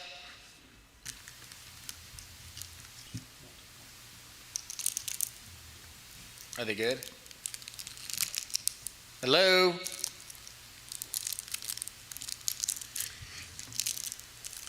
That's the same thing we've been getting from them. Silence. Crickets. Hello, can you hear? There she is. Yes, good morning. Good morning. Apologize for the technical difficulties. I'm not familiar with this particular online application. And I know that we also have 3 other members of our management team that were supposed to be logged in as well, including Mr. Silverman. I hear his voice now, so I'm going to let him speak. This was Michelle Sanusis. I just wanted to make sure that you knew that we were here and attending and very interested in working with you. So, Stan, if you want to speak to our issue. Yes, thank you all for hearing me today, all of us today. With me on this call is Dr. Michael Miller, the president of the college, April Lupinacci, our VP of Compliance, Wade Charlton, our Vice President of Human Resources, and you just heard from our CEO, Michelle Sanunis. As the Commission has rightfully pointed out, you've heard excuse after excuse after excuse after excuse as to why our funding has been delayed. And I don't want to give you any more excuses. I'd like to tell you where we are and let you know what has been done. We respect what the Commission has done and is doing. I am of the opinion, having spent almost 50 years in the education vertical, that a strong commission and strong accreditors are important for the stability of our business and for the growth of our business, to protect the students, to protect employees, and to make sure the community is served properly. Over this past 6 to 7 months, from the time that Dr. Coover and I, with Dr. Ma, founded the Trigram Education Partners and purchased the schools from the Premier Education Group, we have all experienced these frustrating delays in our money coming. And I'd like to explain a little of that, and also to say to you that one of our partners, Dr. John Coover, who had an illustrious career in the education business, who was the CEO of Trigram, passed away about 6 weeks ago from COVID. So I stepped in as one of the principals of the company to run the company. Going back to the time that we purchased this school group from the Premier Education Group, we had some very high hopes about changing the lives of people and maintaining servant attitude to serve the students and to serve the community, not only by giving students a good vocational education and training in the specific health fields, but also to serve those students by helping them in the future to go beyond just the ability to work for someone else and to mentor them to start their own businesses. Many of our students are not only in our Florida school, but throughout our 13 other campuses, come from lower socioeconomic backgrounds, and it's very important to work with people to help them to change their lives. Dr. Ma and I are both passionate about the education business and about changing lives of students. First in our mind is our students. Second, of course, right up there with the students is the team, our teachers, our administration, and people who work with the school and our suppliers. When we purchased the school group from Premier Education Group, I had worked with the owners of the Premier Education Group for approximately 7 years with one of the other groups of schools they owned. And I got to be fairly friendly with them and came to know that because they were having financial issues with the performance of their schools, they had made the decision that as of January, they were going to close the doors, do all of the teach outs, and exit the business. They are right now still the owners of this other school group, but are in the process of exiting the business. Dr. Cooper and I stepped in with Dr. Ma, expecting our funding to be made available immediately. The funding that we were to receive is coming from a group called Gauntlet Holdings Company. Gauntlet Holdings is a family office with offices in California and in London. Gauntlet Holdings is a large family office and do fairly large deals. Dr. Ma has her PhD in finance and owns a number of companies as a holding company. She is also heavily involved in PPE, which is providing masks, shields, aprons, etc., for the COVID pandemic. The funding that we were supposed to receive from Trigram was part of a $500 million deal that Gauntlet was doing, and the $10 million line of credit that we were receiving was a carve out of those dollars. Unfortunately, the COVID-19 pandemic struck, and what was normally a time frame of weeks turned into months, not only on this deal, since it was a large deal, but on many other deals that are also involved with international finance. I am not an international finance person. I am an educator, as I've said, and have been in this business for the last 50 years, working with many school groups in the area of marketing, advertising, and helping people to get students. When Dr. Ma and I were working with the Gauntlet people, we were told that there were delays. And one delay turned into another delay, which turned into another delay, which turned into another delay, all with good reasons from Gauntlet Holding, but good reasons don't pay bills, good reasons don't pay staff, landlords, and other people that we owed money to. Our team in Florida, our team throughout our other schools is very unique. They haven't been paid in months, and I'm ashamed to say that to you. And while the funding was coming from Gauntlet and is coming from Gauntlet, I place the blame right at my feet. I am CEO of the company. I take the responsibility for this. Remarkably, our team is unique, and most of them stuck with us.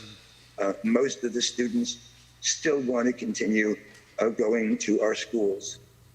And we are now in a position as of yesterday, and again, this is another promise, where the funding for us had to go through Bloomberg LP.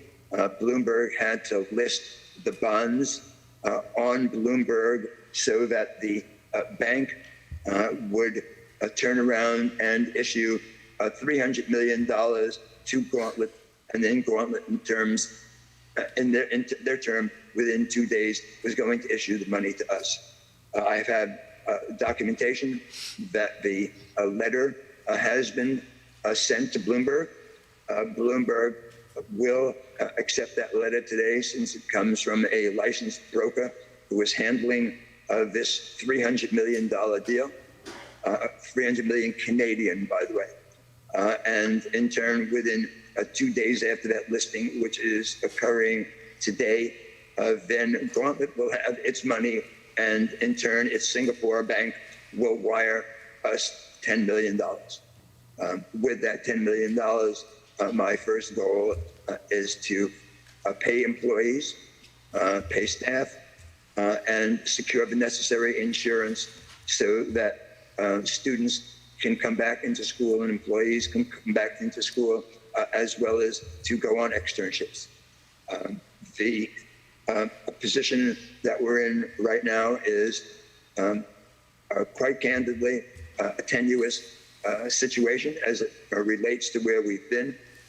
If I were the commission I would deny our request.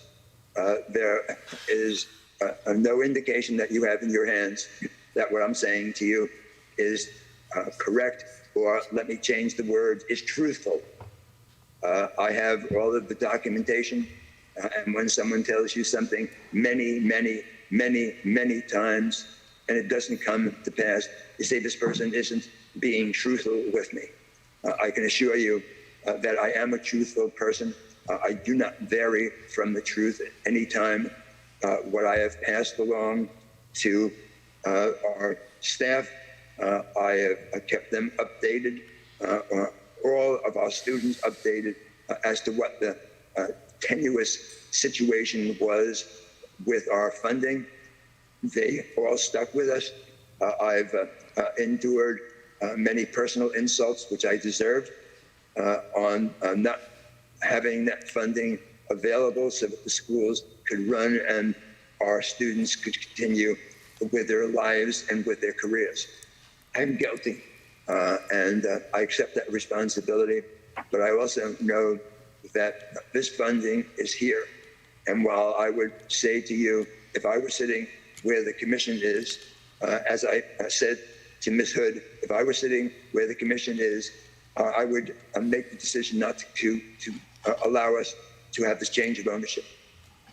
However, there are some mitigating circumstances, and what I would ask you for is a little forbearance, not in giving us anything, but at least waiting 1 week. As I am told, the money is supposed to arrive by Friday, since Bloomberg now has the letter and should do the okay of the money that's being held at UOB Bank in Singapore to Gauntlet, and then Gauntlet in terms will wire transfer us the money. And so I would say, if I were fortunate enough to participate in the commission, I would say, Mr. Silverman, you haven't given us any indication to date that you have the financial resources to run this company. And we've stuck with you this long and listened to all of your excuses, and we're up to our ears in excuses, but we do have compassion for students, since we understand that not all of your students could be taught out if we were to deny this change of ownership. We've worked, as I said, with Ms. Hood, who has been very kind in making recommendations to school owners who might take our students. We have been in contact with them because we're planning for the contingency that we aren't able to own this school anymore. As I said, in victory or in defeat, our students have to come first. That's where my heart is. I understand that there are serious financial repercussions to me and to Dr. Ma personally. I'm not concerned about those. I'm concerned about our students. I'm concerned about our staff. And so I would ask the commission, with all good intentions, if the decision was made to suspend or not give us the change of ownership at this point in time, and to wait 1 week to make a final decision. If the money isn't there, and excuse me, and our staff members haven't been paid, and our insurances haven't been secured, and any other amounts with landlords haven't been paid to the joy of the commission, because I know all of you want exactly what we want. You want to make sure that any institution is financially secure, can protect the students, and protect the employees. And so I would ask you to hold for at least a week until we can show you that all of the indications are that the money is there, that the employees have been paid, bonds and insurances have been secured, and at that point in time to make a final determination. If the money isn't there, there's no choice. You have to say, Okay. sorry. Okay. Okay. First of all, classes you've been on break since October. We've had students call, and quite honestly, you said something that I truly believe, and that is that you've been personally insulted because some of the students that have called have told us that the conversations they've had with, and I'm not saying necessarily you, but with that institution have been less than fruitful. I've also been told by the students that they've tried to go to other schools and the schools are not accepting their transcripts because they're getting no help from you guys in terms of helping them find it. So from October until now, no, sir, I'm going to advise this commission that no, we don't give you another week. If you get it, that's fine. You can come back and reapply. But I've got to disagree that you care about the students. I hear what you're saying. I hear your supposed passion for these students, but you haven't shown it to the students from what we have been getting from students who have called us and emailed us. Another week is not going to make any difference. And then in addition, the information you've sent us has said it's going to be in February. So I just don't think that we can allow these students to sit out there any longer without helping them. So the recommendation is deny, and then we'll get what we need is a roster of the students. We need information on where they are in the program. We need to know who, and I really mean this, who you have contacted in terms of other institutions, because you have told us that you have. I'd like to know who those institutions are. We'll be doing the same from the commission side, but I'd like to know just what you have done. If you can document that for me in the future, if you reapply, that might go a ways in your benefit. But everything that has happened with this school, the students are the ones that have suffered, and so obviously have your employees. I'm not going to go as long as you just went with this, but the recommendation to my commissioners is let's deny this and move forward with taking care of those students. We'll go ahead and call it. We have a student on the hold. Mr. Ferguson? Mr. Ferguson? Okay, we're going to go ahead and call the question. All those in favor signify by saying aye. Aye. Aye. Oh, wait a second. We need a motion in a second. That would help. Can I have a motion, please? Move to accept staff recommendation. A motion by Nancy Bradley, second by Dr. Matos. No further discussion. All those in favor signify by saying aye. Aye. Aye. Opposed? Motion carries. Thank you.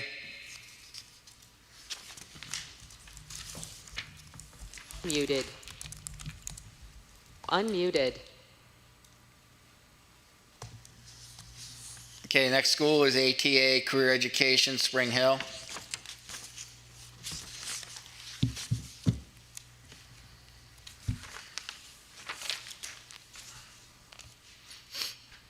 Chair will entertain a motion. So moved, sir. Second. Motion by Dr. Matos, Second. second by Mr. Wagner. We're in discussion. Mr. Chair, I have a couple questions. Go ahead, Ms. Bradley. Is everybody on? Is there anybody? Hello? Hello, Welcome. thank you. Can you please introduce yourself for the record? My name is Cindy Luindi. I'm the compliance officer for ATA Colleges Group. Okay, you're coming in extremely garbled. I don't know if that's a word or not, but sounds good. Do you have a cell phone near your computer or anything, or? Yes, but it's muted. I'm muted. There's two people? Who's the other person online? Maybe we'll hear them better.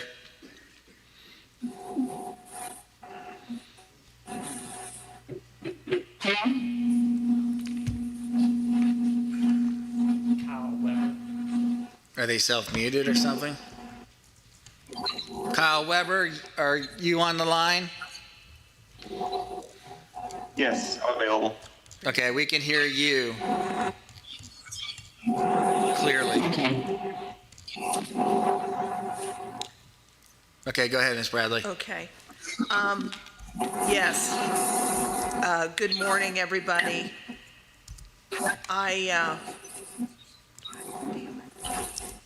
I was wondering about the train out and how all that, was that completed? Who's the program specialist for that? The train out for the Well, actually, it's, LPN to yes, let RN me, program. Yes. let me We rephrase. have, Yep, let me rephrase that. I am looking at a document that has the LPN to RN bridge. So I'm looking at that right now and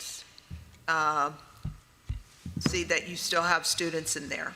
Is that correct? correct. Okay.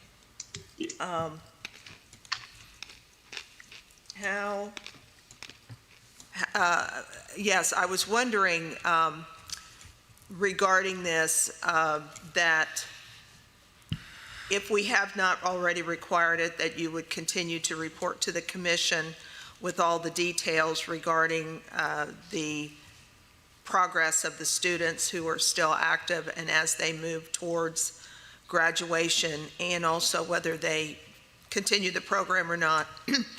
Again, there are good models to follow that the commission has been using consistently, so we would ask that if that's not already requested. Also, are you doing a similar set of reports for ABHAS? I believe so. If Ms. Landry is still connected, I would ask her to speak to that. As far as what we report theoretically to the CIE, I know that is something that we have done consistently, so we definitely will continue to do that as we complete the teach out. The reporting to ABHAS, I do believe that that is also something that's being done in a similar fashion. Okay. Being done quarterly. All right. Then, as much as they overlap, I'm sure some of the data you send to ABHAS would be helpful to CIE, and I would expect vice versa. But, so if, I'm just looking to see when they're asked to report with us. May. Okay, great. So we'll see you in May with your details regarding your teach out. Okay. That's all I have. Okay. Is there any further discussion? Hearing none, all those in favor signify by saying aye. Aye. Opposed? Motion carries. Thank you for joining us. Thank you.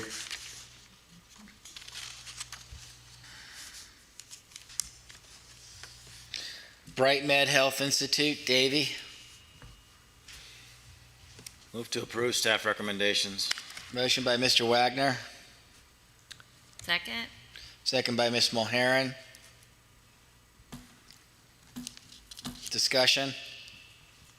I have a question, sir. Yes, ma'am. Is there a representative? Are they on? Please introduce yourself. Hello, good morning. Please introduce. Good morning. Good morning. Please Good morning. Good morning, esteemed staff member. My name is Eli Merger. I am the president and CEO for Bright Med Health Institute. Welcome. Thank you. Okay. Go ahead, Ms. Bradley. Yes. Yeah, my question has to do with what's going on. What's your progress so far with ABHES?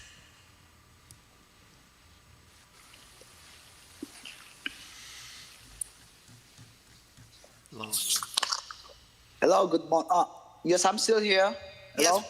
yes, what's your, how's your progress going with ABHES? The My accreditor. Our progress is going well.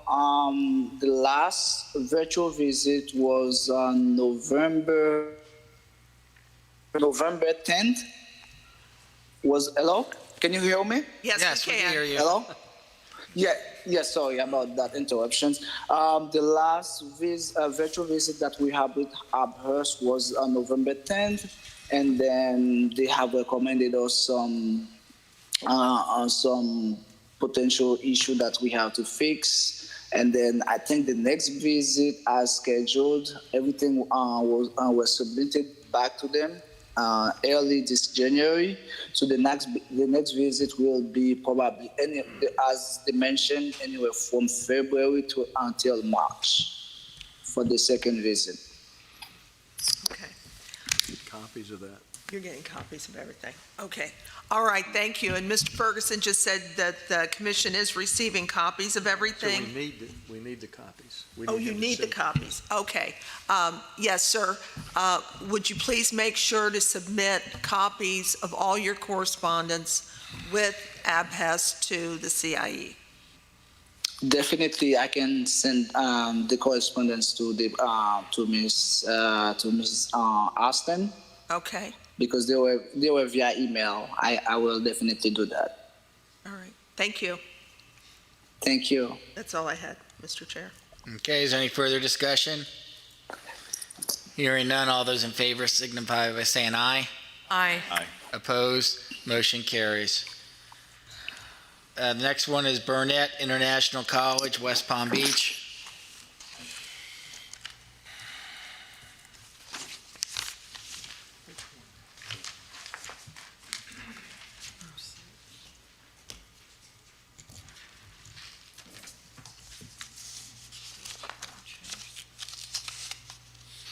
Chair will entertain a motion. Move to accept staff recommendation. Motion by Ms. Mulheren, Second. second by Mr. Williams. We're in discussion. Mr. Chair. Ms. Bradley? Are they on? You're here. Do we have anybody on the line? Oh, we have somebody Have here. somebody here. And the nursing pass right here is incredible.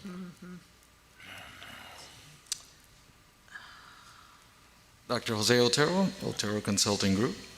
Welcome again and again and again. The Reverend Dr. Burnett for Burnett International College, President and CEO. Welcome. Welcome. Good morning, gentlemen. So I am wondering about the different things you're doing. What's going on with the ASN program? Right now we're in process of teach out. Teach out? Yes, because we already sent all the paper to CIE for closing. Okay. And what about the PN? PN, we are going to do the same. Those two programs, according to, we willingly decide to close them out. All right, so then that would, do you have, then I have to look and see your other programs. You have other programs. Yes. So you're going to be teaching out both of your nursing programs? Yes. You're leaving the nursing Yes. completely? All right. They told us they're closing. Are you, now some of the information that we have here regarding your remediation and all that, because you still have, how many are ASN students do you have right now? I think there are about 48. 48? Yes, who doesn't teach out. Okay. And what about PN? No PN? Zero. No PN student. All right. So then, if it's not already requested, that you would continue to keep the commission informed with the yes. report, with details regarding every student as far as their progress towards graduation. And we'd like to do that. We should. Every agenda. Yes, and we would like to look at that every agenda. So report at the next, for the March meeting to start with. We'll see then how they go. So also, I was interested in accreditation. Are you still going to move forward with accreditation? Yes, we have to, but due to the fact we are in provisional license for a period of time, we could not move with the accreditations. We are waiting for the commissions to state the annual license in order for us to continue with the accreditations again. And what commission are you looking to work with? We are going to go to the COE. COE. All right, so again, keep us informed of all of that correspondence. So, because now that you're teaching out your nursing, they may take a different look at you. Okay. With the other programs that you have. So, I would make sure they know what your long-term plan is and how you can work with them to move forward with accreditation for your other programs. Okay, that was all I had, Mr. Chair. Okay. Is there any further discussion? Hearing none, all those in favor signify by saying aye. Aye. Opposed? Motion carries. Thank you.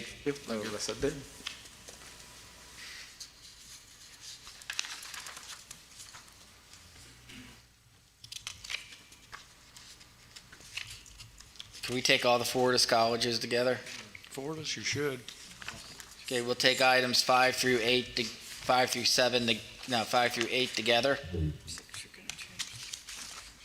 6. Mr. Chair, I think we have a different recommendation on number 6. Okay, so we'll take 5, 7, 8 together. So move staff recommendations. Second? Motion by Mr. Wagner, second by Nancy Bradley. We're in discussion.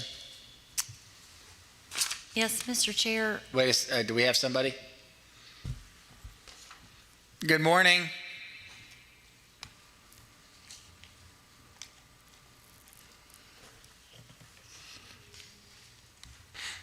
Fortis College, good morning.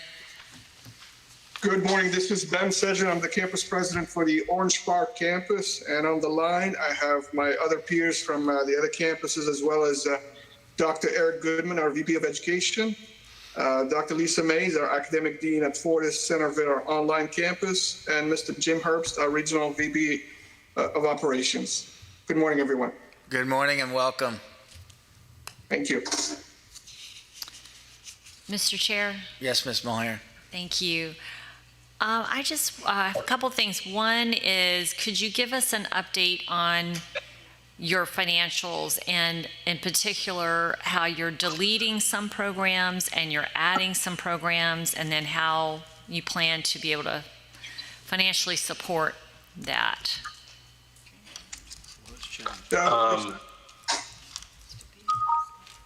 Well, Ben, do you want to go ahead or do you want me to take this? This is Jim Herbst. Steve Budash, are you on the line? Okay. I'll take a shot at that. The HVAC program was never started in Orange Park, so that we're just taking that and parking it on the side for a moment. And then I think addressing your other questions, from a financial standpoint, we're doing quite well. I don't want to repeat everything that's in your summary sheet, but in FY20, we surpassed the plan that we gave you in EBITDA. We were at 20 million versus 14, which you were given. So we're quite a bit ahead of that. And in the third quarter, or in the first quarter of this year, we're continuing that momentum. And we're really in very good shape company-wide. There's two reasons for that. Our enrollments are up because we're very heavy in nursing and the medical field. And we're not saddled anymore with the teach outs. When we went from 54 campuses to 38. And we took about a $10 million hit back in the day. We're past that.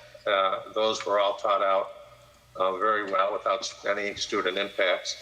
And now our current ratio, which I think is the only thing really that is hurting us from being on annual license, has gone from 0.37 to 0.62, and we expect it to be 0.7 or 0.8 by the end of this fiscal year. And I think we'll be back to you and really in pretty good shape.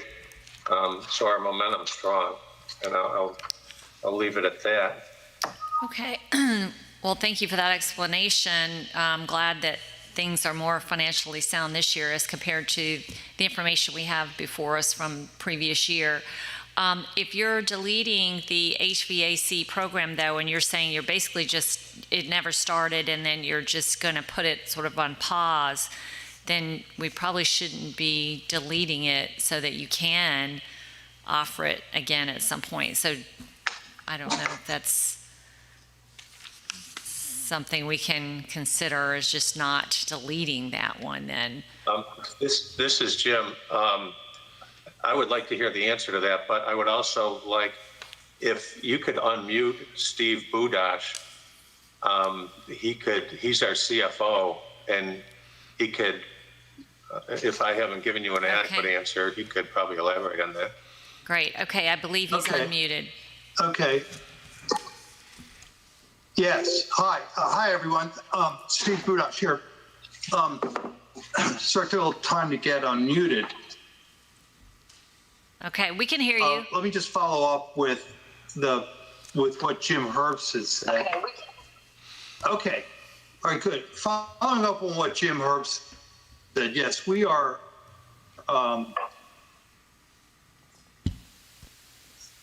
we've kept the commission up to date for years on all of our restructuring, and that was all completed in the first half of 2020.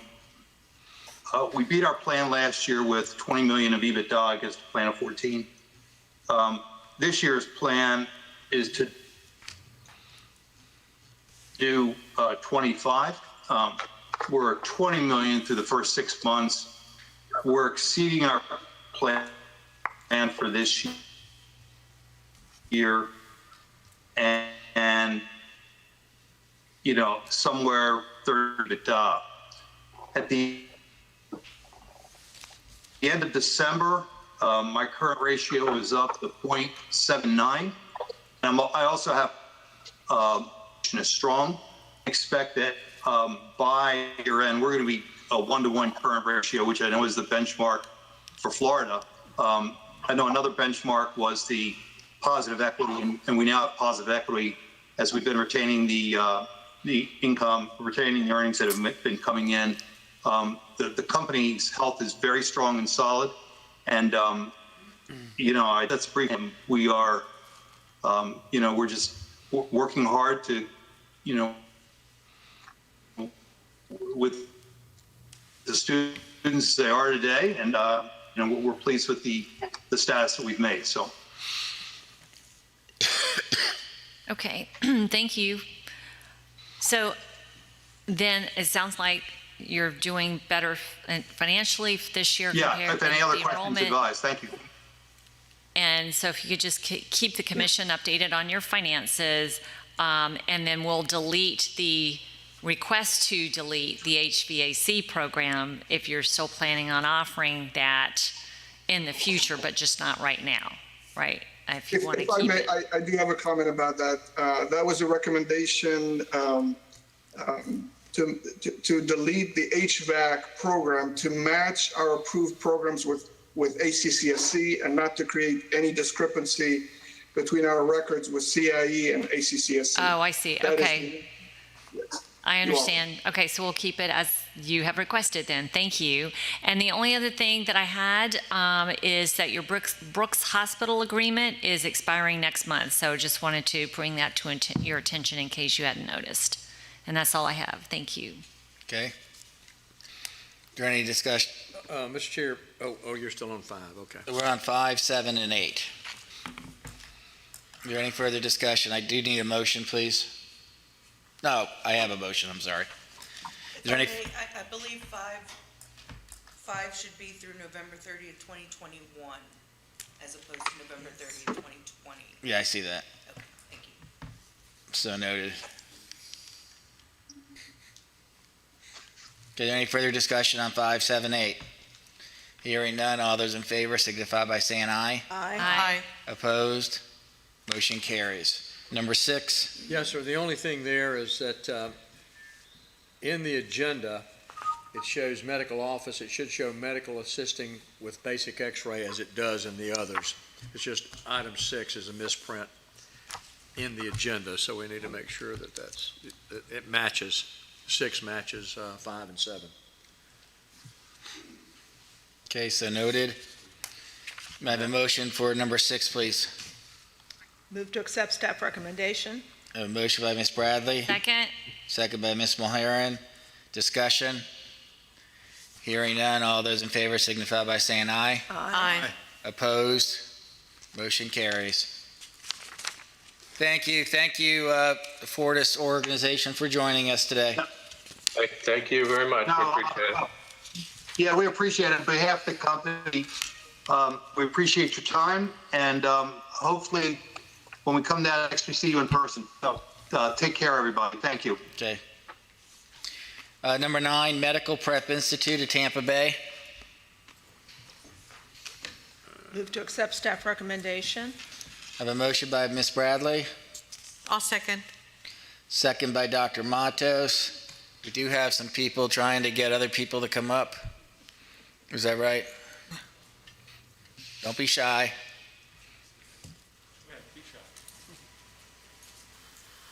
Yay, we have people in person. Asmir Korakic, Campus President. Richard Rios, Director of Financial Aid. Jennifer Zissa, owner. Dr. Collins, Dean of Nursing. And Mark Murray, Legal Counsel for Medical Prep Institute.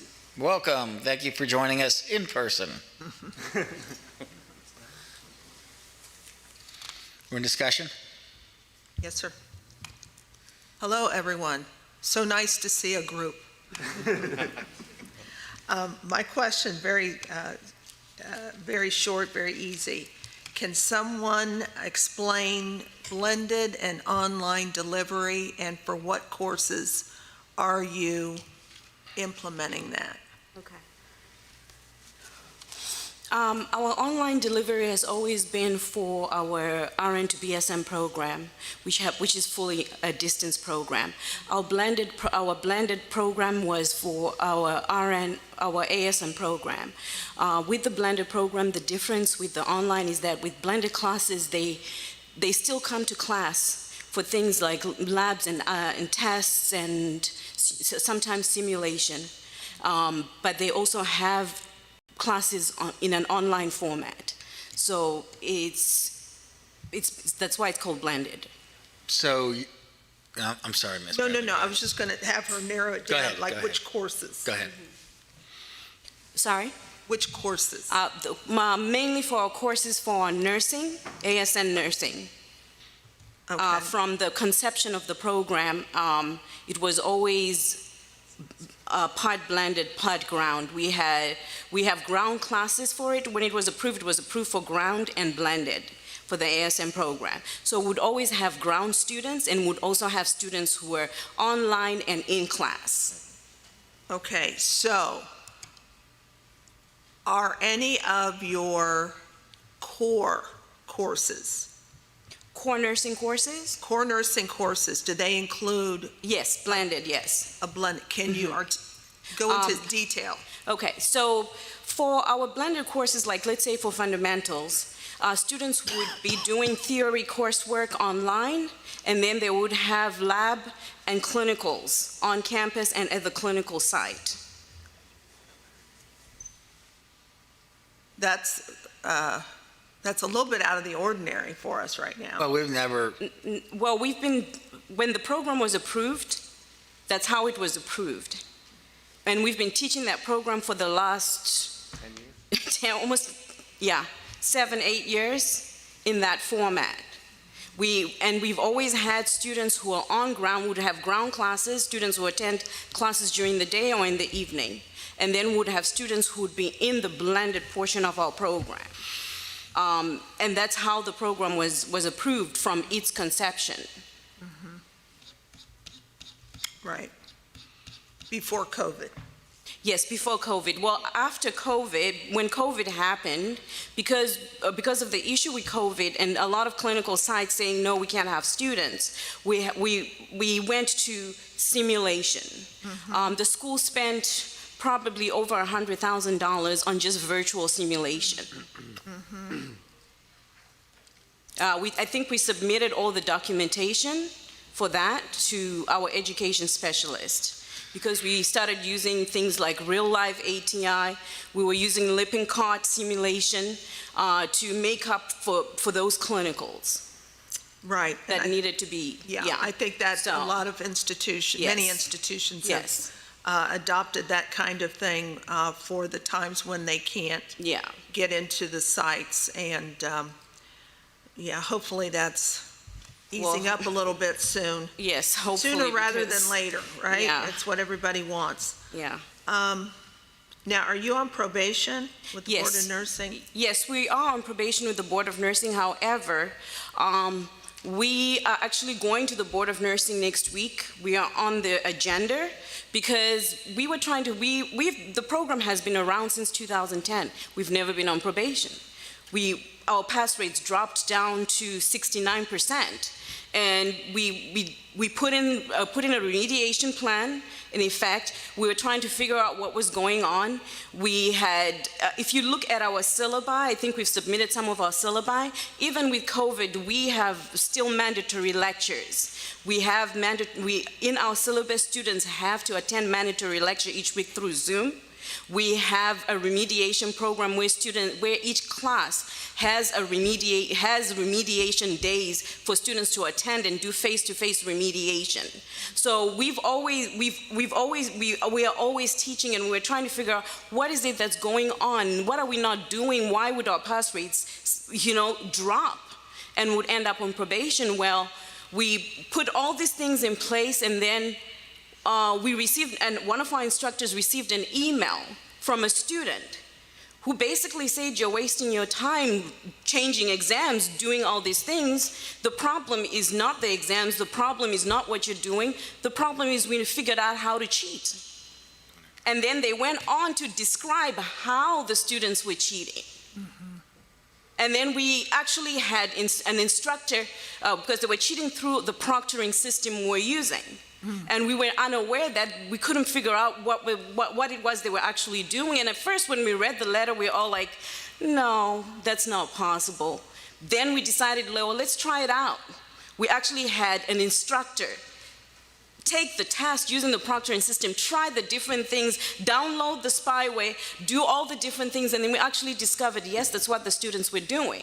So what we did is we went back and we actually started looking at cohorts, because we had one cohort where the students passed with like an 80-something% on their exits, which gave them like a 98% chance of passing the board. Those students failed the board, some of them 3 times. It's, a student fails once. It's like, okay, it happens. A student who went to school fails 3 times, and a whole class fails 3 times, there's a problem. There's a real problem. So of course, we looked at everything, and then we went back and we called the proctoring service when we figured out what was going on, and we said, we need all the records, the videos, everything. We want to review everything that happened. And we started discovering all these students had actually cheated. So what'd you do with the students? We've submitted the information now to the Board of Nursing. They've redacted those students. They can no longer take boards. They're no longer graduates, so they redacted their names. They stopped them from testing. And then next week we have to do a presentation, and the board is going to make a decision to see if they can remove those names from our pass rates, because our pass rate this year was 70%, and the year before was 69%. So a question regarding the testing. Are students allowed to take tests remotely? Yes, we use, we've been using a system called ProctorU and a system called Proctorio. ProctorU has actual live proctors, but now what they've done for us, because we discovered what students were doing, we actually get the live feed ourselves. So in addition to them proctoring, we actually have a team of people who proctor the students as well. Because some of what some of the students were doing were that they would log into the proctoring system, they'll go through the checks, get their IDs, get everything, they'll quickly go through the test. As if they went through the test, they'll close the proctoring system and then they'll log back in and take the test. So we actually had to change the testing system, where now we have a testing system where they have to have a password. If they leave the browser, they cannot re-enter the testing site. We also introduced oral exams for every class. So now they have oral midterms and final midterms in addition to computer tests. So, and then with that, of course, we saw an influx of complaints when students started realizing they cannot cheat anymore. We had a month, if you go to the complaints department, where we had like 10 complaints, and they all complain about the same thing. They're just changing things on us. They're doing this to us. They've done this. We had students drop out and decide that they were going to other schools, which were easier. All of that happened. Okay. But at least we figured out what was going on. You know a good way, though, to really help mitigate that? Require students to come to campus to test. Yes, I mean, we had students who could test on campus, but what they were also doing was they could log into their computer and remote someone in with a second login. Even though on campus. I mean, we were shocked by some of the things. We can submit the report that we've submitted to the Board of Nursing, because I think that would also, help. Yeah, I think in a way it will also help other schools. I think the commission would really like to see that. May I make a recommendation? Because it's still bothering me about the blended courses that was approved back in 2010. I would like to see if we can go back and look at the approval, because we've never approved core classes, especially for nursing, to be online, blended, whatever. And so I'd like to go back. What I'd like to know if they can waive their 90 days and then come back at the next meeting, give staff time to check on the original approval. But I do have to say to the school, we do appreciate your honesty, and you have it in your heart. I mean, I wouldn't want to mess with you, okay? But, we definitely appreciate your honesty and what you're telling us today. It's not the easiest thing to say, especially in a public forum. And so, if we just waive your 90 days, then come back, the next board meeting, the nursing board will be over by that time. And then you can give us an update on the nursing board and also on the original approval. All right, thank you. Okay, first. Thank you. Ma'am, I just have to advise you, you have a right to a decision today on your application. Okay. But I think based on what our chairman has said, you can also waive your right to a decision and come back at our next meeting so that we can gather additional information. But you do have a right to a decision today, and if you are so willing, you can waive that right for 90 days. We'll go ahead and wait for 90 days. Thank you. Okay, thank you. Thank you very much.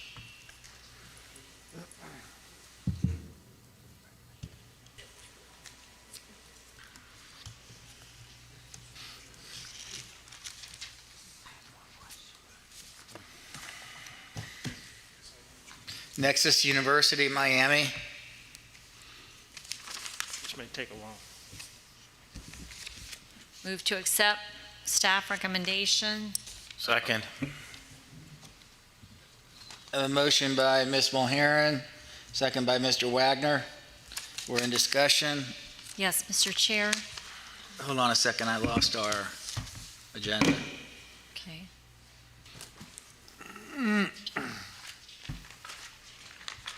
Go ahead. Ms. Mulheron. Okay, thank you. I see we have the school. If you want to go ahead first and introduce yourselves. Yeah, sure. Well, we're here. Jessica Suito, Director of Operations, Nexus University. Janie Bailey, Director of Nursing. Hi, good morning. I think it's Welcome. still morning. Yeah, almost noon. So the questions that I have were around your tuition rates. So I was a little bit confused between your revenue worksheet and the tuition. So I think it needs to be a little bit more clear. Can you just give me a quick summary now of the RN to BSN tuition? Yeah, it's 250 per credit. Can you speak in that? I'm so sorry. It's 250 per credit, the RN to BSN, and $500 per credit, the MSN. Okay.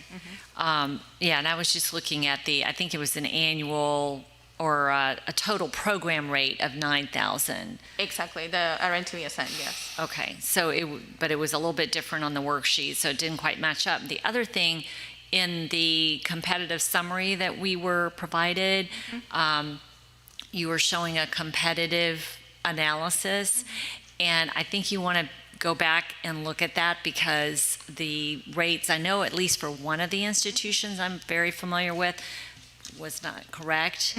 So you just want to be really careful when you're citing in a competitive analysis, to make sure that it's accurate information, and then also where you got the information. Yeah, exactly. Yeah, we always want to have the sources. Actually, we do have it in all our marketing material, and that information probably has to be updated because that was before the pandemic, so most probably it changed. Okay, also. because it was off by quite a bit from one of the institutions, so I would just be very careful about that, because you may have an institution call you out on that and That's want true, you yeah. to take it out altogether and that sort of thing. So Thank you. anyway, but I love the facility photos that you had in the Thank you. summary, so that looks like a And great that's all available operation. for the students because we are 100% online, but the students can go. I have meetings with the students. I mean, sometimes they need help. Someone was mentioning before that, for example, there's only one computer at home, and sometimes they don't have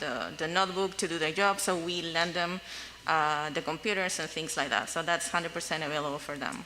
Okay, great. Okay, thank you. I don't have anything else. Okay, is there any further discussion? Hearing none, all those in favor signify by saying aye. Aye. Opposed? Motion carries. Thank you, ladies. Thank you. Rasmussen, this will include all the Rasmussens.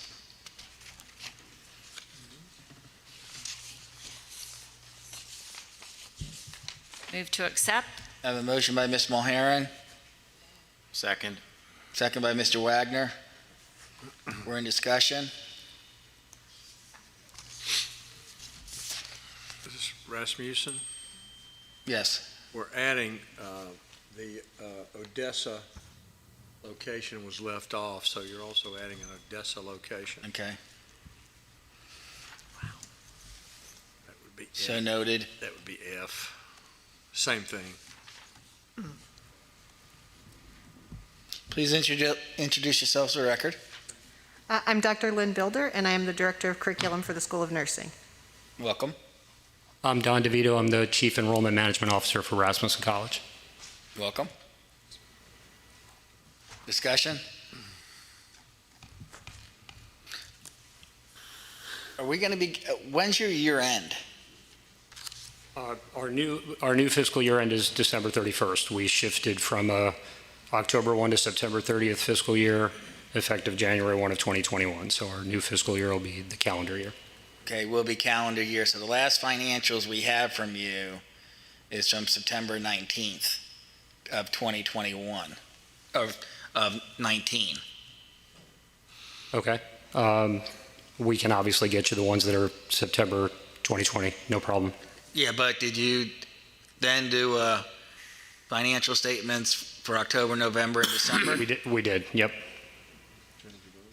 So we can provide the commission with both. Okay, please. Will do. Thank you. Yep, no problem. Ms. Mulheron, Mr. Wagner, you okay with that contingency? Yes, sir. Okay.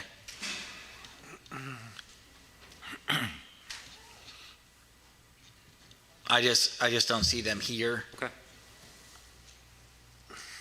So, okay, is there any further discussion? What, can you give the commission a little bit of what the future plans are? I assume you're referring to the press release that came out in November about the agreement in principle for an acquisition. So American Public Education, Inc., which owns American Public University and Hondros College of Nursing.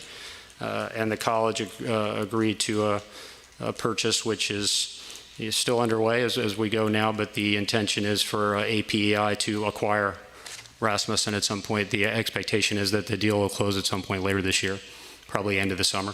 Okay, so you were sold in 19, Correct. and I think there was one other one. Spring of 19. Okay, was there another one prior to that? Not since early 2000s. Okay, I was just going by the financials. And now there's going to be another change of ownership At the end of the summer. later this year. But the previous one before 19 would have been 03. Okay. I'm just going by what the auditor wrote on his letter. So, but I'll take your word for it. Yeah, we've had a conversation. I mean, he's been very upfront. Don's been very upfront about what's going on and Okay, good. where we are with everything. Okay, is there any further discussion?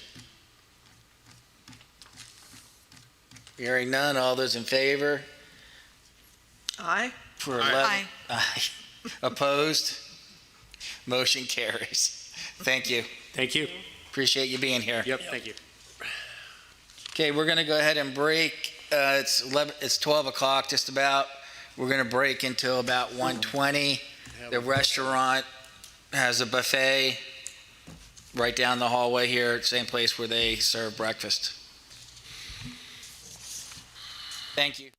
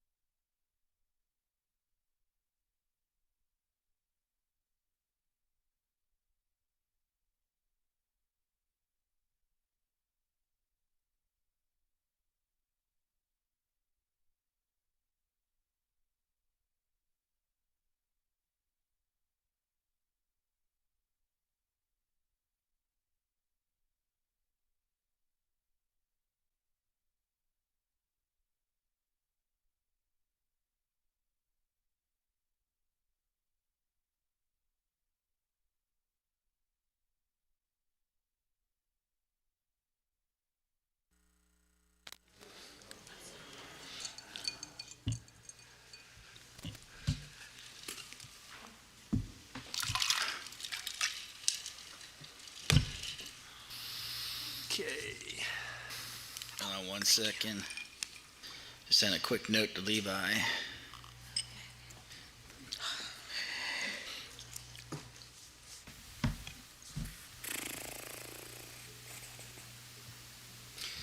Okay, let's continue on.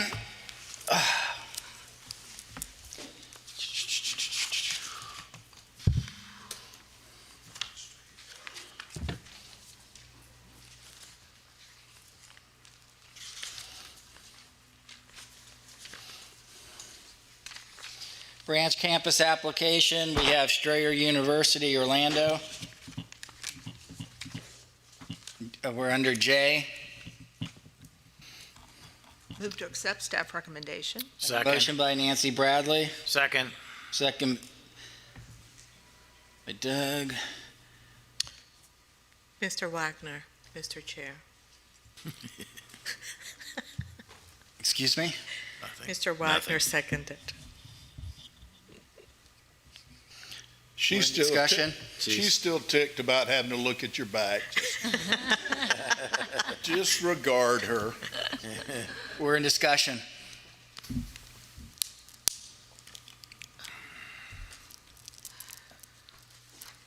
Hearing none, all those in favor signify by saying aye. Aye. Opposed? Motion carries. Religious colleges sworn affidavits submitted. Move to accept. Excuse me. K, name change, none. Now we're under L, religious colleges and sworn affidavits.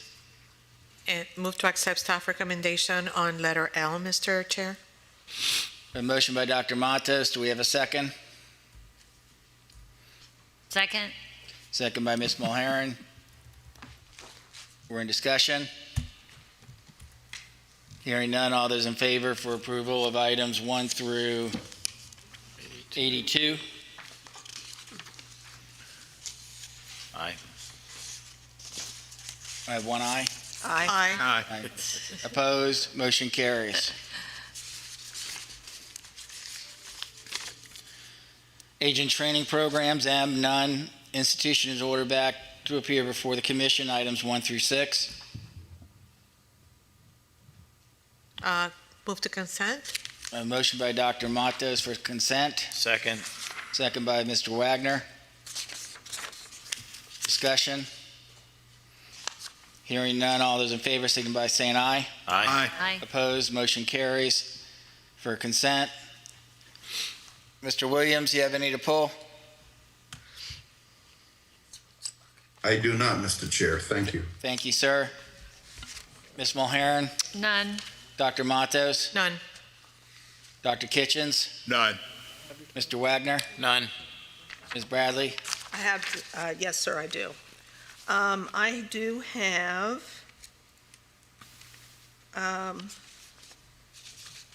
number 1 and number 4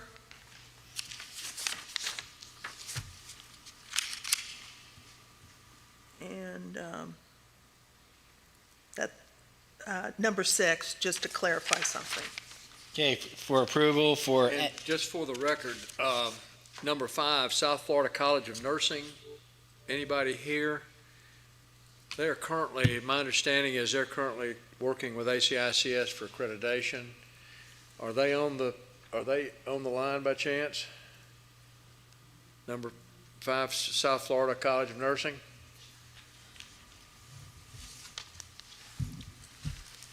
If not, we'll notify them about the ACICS. okay, for approvals, we're going to, Well, we'll notify them. okay, we'll go with it for consent for approval are items 2, 3, and 5. Move to accept the reports. A motion by Ms. Mulheron, Second. second by Mr. Wagner. Discussion. Hearing none, all those in favor signify by saying aye. Aye. Aye. Opposed? Motion carries. Number 1, Active Health Institute, Miami. Nobody's Yes, on the line? there is? No, there's not. Oh, okay. Move to accept the report. I have a motion by Ms. Bradley, Second. second by Mr. Wagner.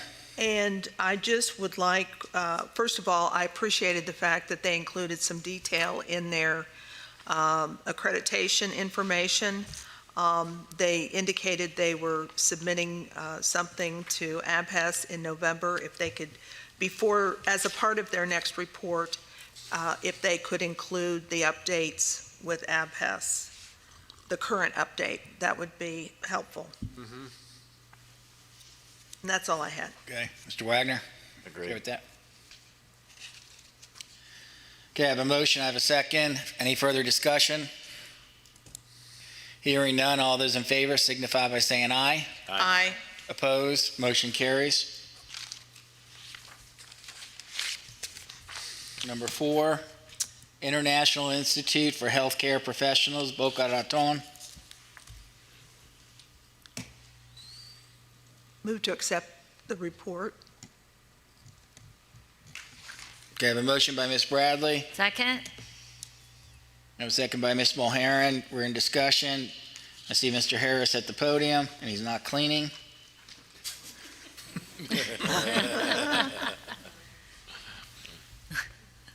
Can you catch him on film just one time cleaning so his wife can see him? She will not recognize me.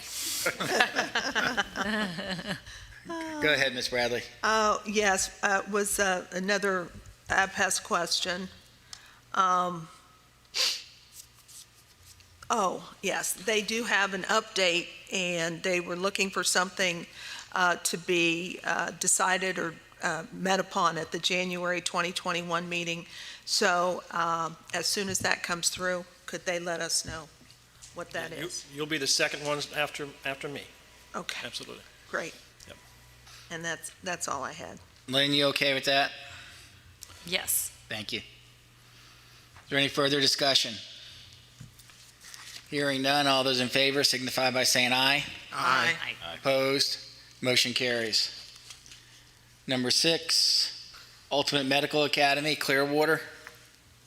Move to accept staff recommendation. A motion by Nancy Bradley, Second. second by Mr. Wagner. We're in discussion. Yes, And Mr. yes. Harris is still there. Okay. Sue Edwards and her staff are also online, my understanding. Well, Good afternoon. hi, Sue. Good afternoon, welcome. Hi. Hello.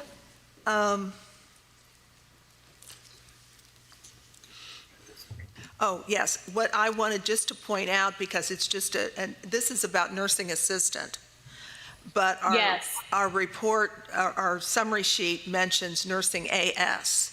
So I just wanted to make it, just for the record, that this is nursing assistant, not nursing AS. So noted. And that's all I have. Thanks, Nancy. Okay, is there any further discussion? Hearing none, all those in favor signify by saying aye. Aye. Opposed? Motion carries. Thank you. Thank you. Thanks. Application for provisional licensure, items 1 through 8. We'll take these one at a time. First one is Arizona College of Nursing, University Park. Is that Jacksonville? Where is that? It's Miami, Miami? I'm pretty sure. I think I looked it up. Yeah, Cooper Creek. 34201. Is that Miami? I think so. I don't know.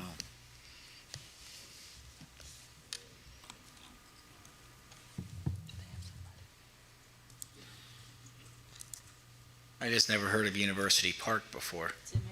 Manatee County. Oh, it is? Okay.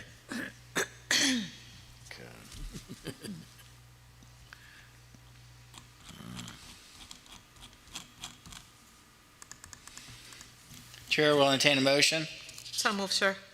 Motion by Dr. Matos. Second. Second.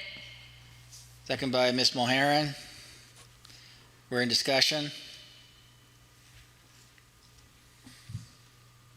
Yes, Mr. Chair, this is just a recommendation, some clarity needed on attendance and for the online delivery. And the faculty the timely response definition, they just say that there's a timely response for faculty to respond to students, but they don't say what that is, if it's 24 hours, 48, or so forth. So just want to make sure they're clear with their students up front. Okay, so noted. Is there any further Dr. Matos, are you okay with that? Yeah, I'm fine. Okay. You did say it was Fort Lauderdale, right? No, Manatee. Manatee? They already have one in Fort Fort Lauderdale. Lauderdale. They have a second one. This is, I think, their third one. Okay, any further discussion? Hearing none, all those in favor signify by saying aye. Aye. Opposed? Motion carries. Number 2, Digital Age University, Pembroke Pines. Move to accept staff recommendation, sir. A motion by Dr. Matos, Second? second by Ms. Mulheron. We're in discussion. Yes, Mr. Chair. We have somebody on the line from Digital Age. Why do I keep looking up there? Yeah. Yeah. Good afternoon and welcome. Hello? Hello, yes, we are here on the line. Can you hear us? Yes. Okay. Okay, welcome. Welcome, I'm Renato Bevilacqua, the president of Digital Age University.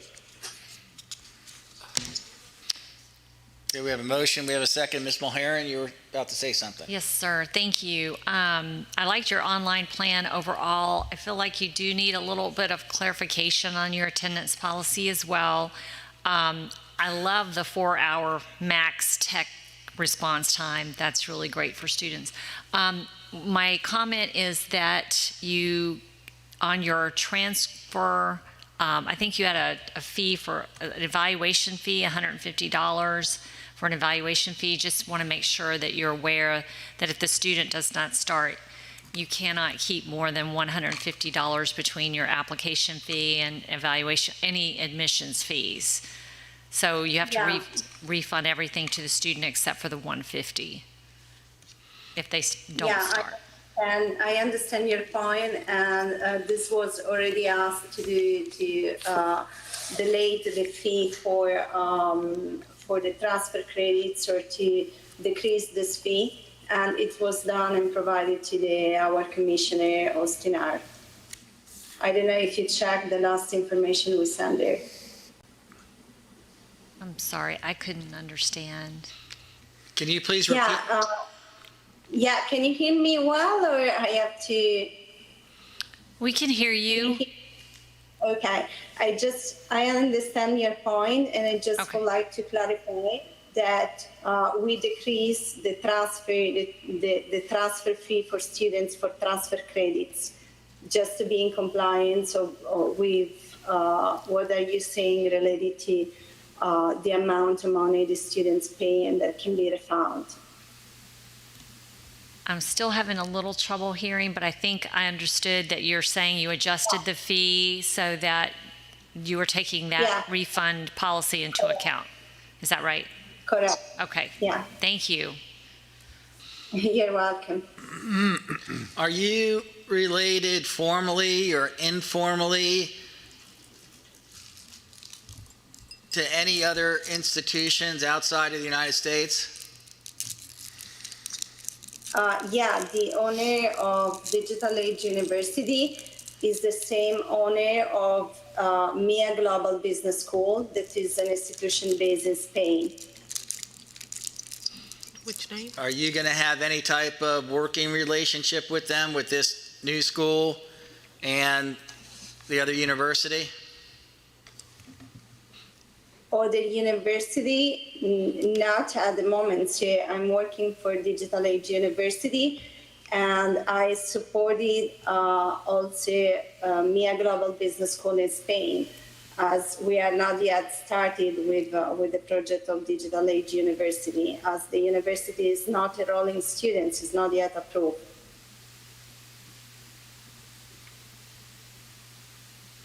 Okay, if you start any relationship with that outside entity, you please need to update CIE, please. Okay. Is this their third time here? I think. It's, The third time? whatever she explained, it doesn't make sense according to page 7 of the catalog. What does it say? Would you like me to read it? Yes, please. Sure. Digital Age University is a for-profit corporation in the state of Florida. The corporation is owned by a private shareholder who is also the owner of MIA Digital University, a Spanish institution based in Barcelona, specialized in postgraduate programs in the field of education, fashion and design, computer engineering, and business. Digital Age University and MIA Digital University belong to the same ownership, and the experience of the Spanish university management has been transferred to Digital Age University with the aim to develop a successful educational model in the United States according to the laws and regulation of the state of Florida. Digital Age University and MIA Digital University have common ownership, but one is located in the state of Florida and one in Spain. So since this is an online program, will you be using instructors from Spain? Now, we use also faculty from United States, and we include the list of faculty and all the CIE form and all the documentation for the faculty. How about library resources? Yeah, we use Learn as library resources, and we provide recently our commissioner the updated agreement with Learn Library, because the previous one is expiring December, and we renewed the library agreement.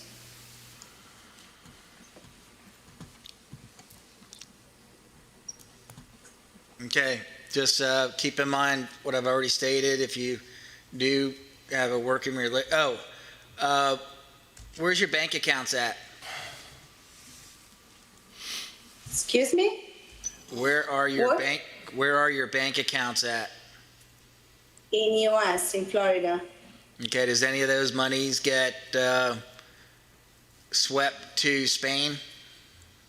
No, never. The tuition would come directly to the account in Florida, as the money paid by the student serves to continue the operation in Florida, not to come, and the money will not come to Spain.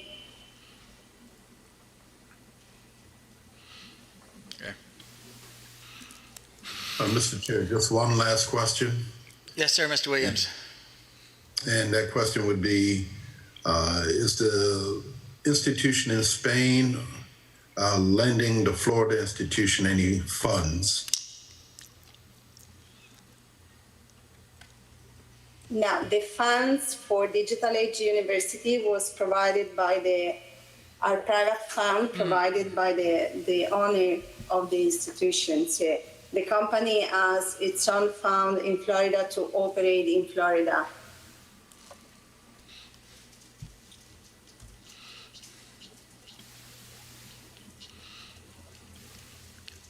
Why did you pick Florida? I mean, since all these programs are online, why was Florida your destination?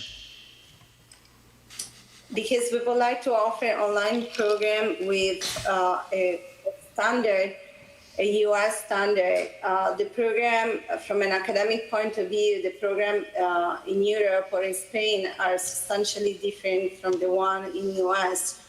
You have different accreditation requirements and standard, and we are interested to Florida because it's a very growing community. There are lots of companies and businesses there, and the aim of this institution is also to provide a quality education programs according to the emerging demand of the job market. Okay. Is there any further discussion?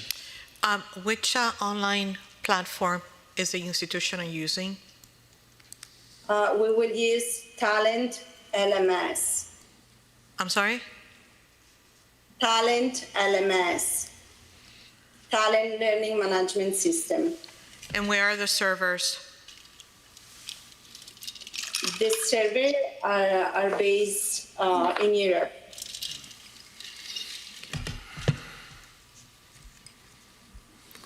So your student records will be on a database in Europe and not here in Florida? That's a problem. No, we also have the database in Florida because it's on the cloud.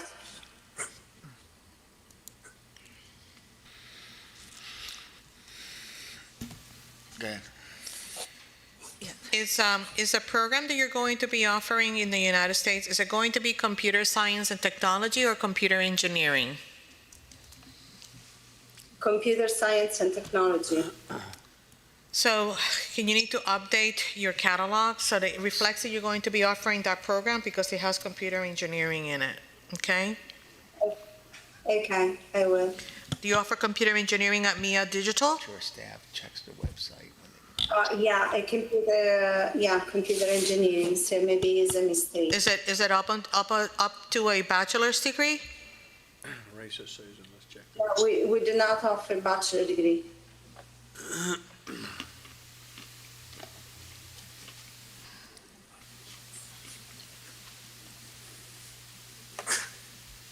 Mr. Chair, may I? Yes, ma'am. Okay. As part of your latest submission, and I'm looking at, for the commissioner's sake, page 52 of 54 of our summary sheet, were response to some questions that we had previously. And one of the questions has to do with some of the things that we've been talking about this afternoon, but like, please make any connections between the universities absolutely clear. And then you mentioned that the common ownership, but you say that your institution in Florida is a branch of the institution in Spain. Can you explain to us what that means? Yeah, it means that a branch is not to necessarily have the same program as the university in Spain, so the program is substantially different, but we have the same ownership, but the branch is independent from an operational point of view or from a financial point of view by the university in Spain. Okay, because in the United States, branch typically has a very special meaning with the connection between the main school and the branch, and the main school being primarily responsible for the branch. From what you just said, it sounds like that's not the same kind of connection from your regulatory bodies in Spain. Is that correct? Yeah, is that correct? Okay, so it's a branch, but it's separate. Yeah, correct. Okay, would you, as a contingency, please send to the commission a formal type of either recognition or something that indicates that the entity in Spain recognizes the entity in the United States as a branch and what all that entails. And Okay. if there is, I don't know, Ministry of Education or whatever the Department of Education is, that somehow that is something that they're aware of or they recognize. At the beginning of this conversation, I asked you point blank if you had any working relationship with any schools outside of the USA. You said no. And when this other university came up, the same question, do you have any relationship with them? Are they supporting you? Yada, yada, yada. But then on number 4, I think it's that same page of the questions. Please make any connections between the universities absolutely clear. Connections between both institutions are outlined in the collaboration agreement. To summarize, The collaboration, the main campus will provide support to the branch location as needed in the following areas: financial support, academic support, online services support, marketing support. Yeah, but this is intended for us as support from, we can say, the first phases of the development of the Digital Age University in Florida. Is just to transfer the experience of the management, but not meaning that we are using same faculty or same education model, or it's just to, to found a project based on an history that the other institution has. But it doesn't mean that we will use something we have in Spain in the United States, because the projects are completely different. They are their own structure and they have their own financial. Well, in financial support, it clearly states resources to support the operation as needed, especially in the initial stage. Marketing support, resources to promote the institution in Florida. Yeah, this is the sense. Resources, what does resources mean? Does it mean money? Because the other two you have consulting, and these are resources. Yeah, it can be consultants or like advisory board and resources we have at our disposal to provide for the starting phase of the operation in Florida.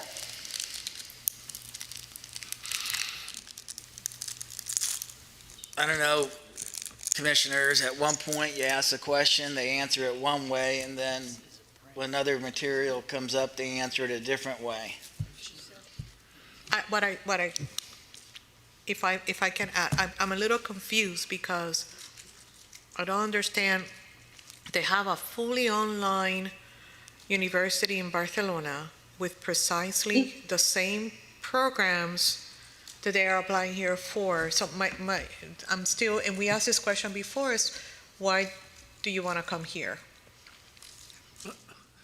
And the objectives are pretty much the same, sir. Yeah, and I have an issue with somebody not responding to a question, and then that question or that response comes out to be false.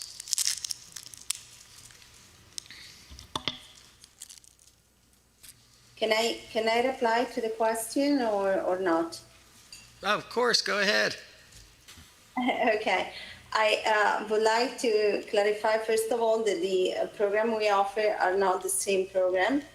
And the institution in Spain offer also different master degree of the one of the Digital Age University. And the program are structured in a different way. Because, of course, the program for Digital Age University will be developed by U.S. faculty and according to the U.S. online education standard and model.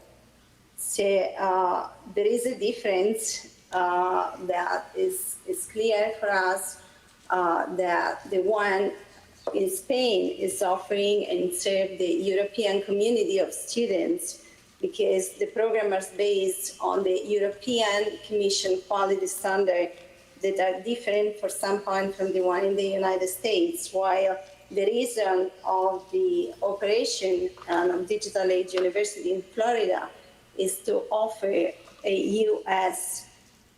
master degree program based on the U.S. standard. It's not the same.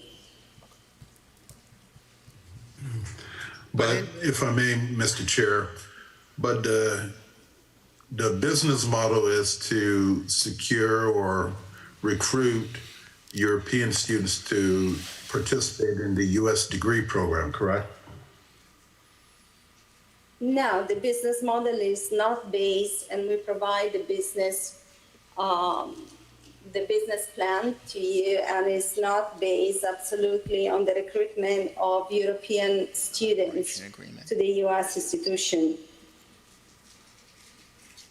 digital age universities based on the recruitment in Florida and in the United States, not outside the United States and not in Europe. And this is clearly stated in the business plan we sent.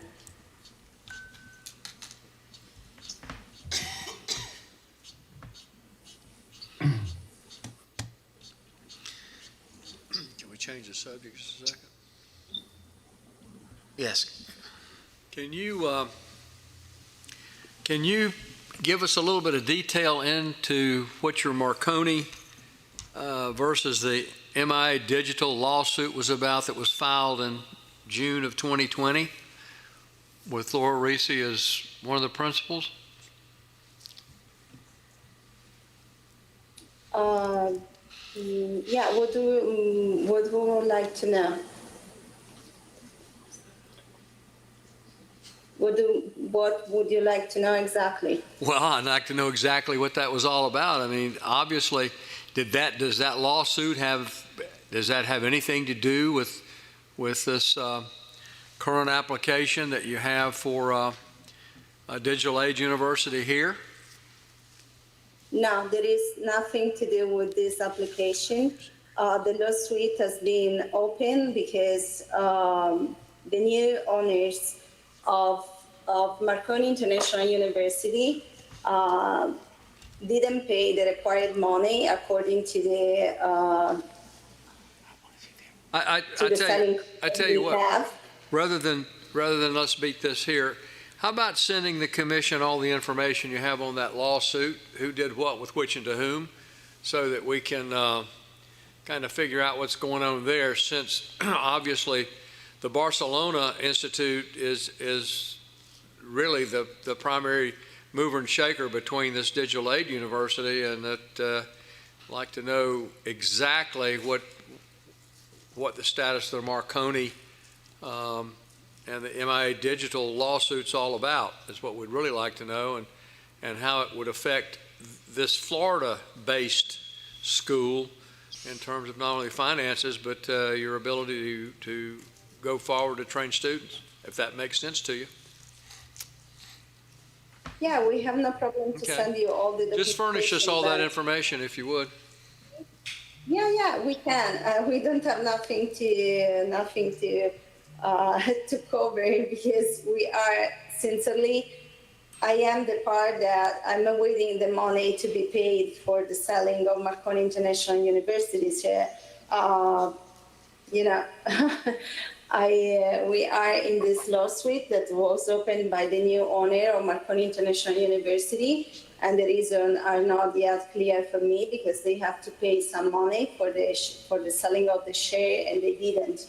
So this is why we have entered into this lawsuit. This is the primary reason. It's because they have the fund in escrow, and they don't want to pay the amount of money indicated in the sale purchase agreement. This is the reason why we are in the lawsuit. But anyway, I don't think is I am here in this occasion and during this meeting to explain all the issues we have with another institution, but we have no problem to disclose all the information to you. Hey, the collaboration agreement CIE does have, but the commissioners do not have. So we are at a disadvantage. And I'm still hung up on the fact that they're calling themselves a branch, but they're totally independent of the main. And that's in black and white on the documents that they submitted. We've already had them waive their 90 days twice. I do not feel comfortable going a third time, but I would prefer it rather than to approve it. I don't appreciate when questions are asked and we're given incorrect information, and then we find out the corrected information later on. So they need to clear up the whole branch in their application. Either you're a branch or not a branch. And I think you would would all agree with me. We've had schools from China, we've had schools from around the world apply here. If they do it right, they do, quite a few of them have done it as a branch location of the main, and there's nothing wrong with that. That's the right way of doing it, versus creating another entity and saying, oh, we're not related, but you are related. And I'm going off of not speculation, I'm going off of on their own responses in their submission.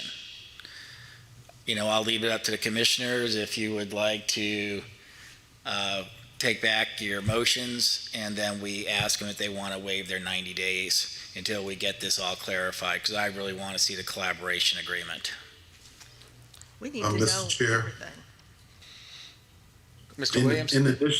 In addition to the collaboration agreement, it's almost $500,000. I want to see what other agreements for loans or contribution or whatever it is, and I agree with everything you just said, just to make sure that 2 years, 5 years from now, we do not have a fiscal situation because the institution has to pay back the principal or the lender or what have you, however that relationship is going to exist. And, to the extent that there is support from the main institution in Spain, certainly, being able to identify what those costs are and making sure that the students of Florida, the FTEs can cover those costs so that we don't have them coming in, our students paying their tuition, and then the institution closed down because it's not profitable. Okay, so noted. The last thing I would like to add is proof that the initial investment came from the one shareholder, so proof of deposit and proof that the funds came from him. So I'd ask, Dr. Matos and Ms. Mulheron, will you rescind your motions? I would, if you also add that they need to revisit the program outlines to match the business plan, as well as the program outline, as well as the program, the tuition revenue sheets, and also the catalog. Okay, so noted. Counselor? This is the attorney for the commission speaking. I need to advise you that you have the right to a decision today on your application. However, based on what the commissioners have expressed and their concerns, you also have the right to waive your right to a decision today for 90 days. If you choose to do that, we will bring you back, maybe addressing some of the concerns the commission has. In the alternative, you do have a right to a decision today. I need to know if you would like to waive your right to a decision or if you insist on having a decision today. Now, I would like to have a decision today because sincerely the questions are always the same. We try to clarify everything, but it seems that it's always not clear. Maybe there are other reasons that I didn't understand why you don't want to get the approvals. So I prefer to receive. I don't want to lose our time anymore and our fund because we are invested in this project. So please, I would like to have the decision today. Thanks. If I may advise you, if you receive a decision today and it is not in your favor, you will have to start over. Yeah, okay, but I don't think we are interested to start over again because we already listed lots of things that are a treatment towards our institution that does not be the same like the other who presented at the last meeting for the first approval. And so we don't find this process very clear.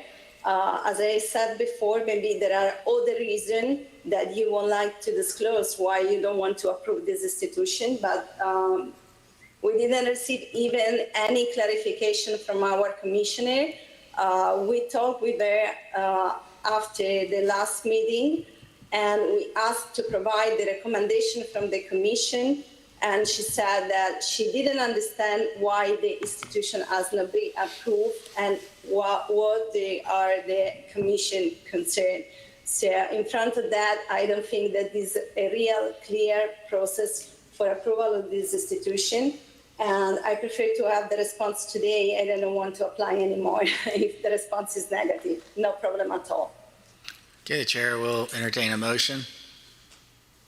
Move to deny the application. Motion by Nancy Bradley. Second. If I may, is Ms. Bradley denying based on the inability of the commission to determine the components of the institution and its operations? Yes, ma'am. Thank you. Ms. Mulheron, was that you? Yes. I have a second by Ms. Mulheron. Discussion? Hearing none, all those in favor signify by saying aye. Aye. Opposed?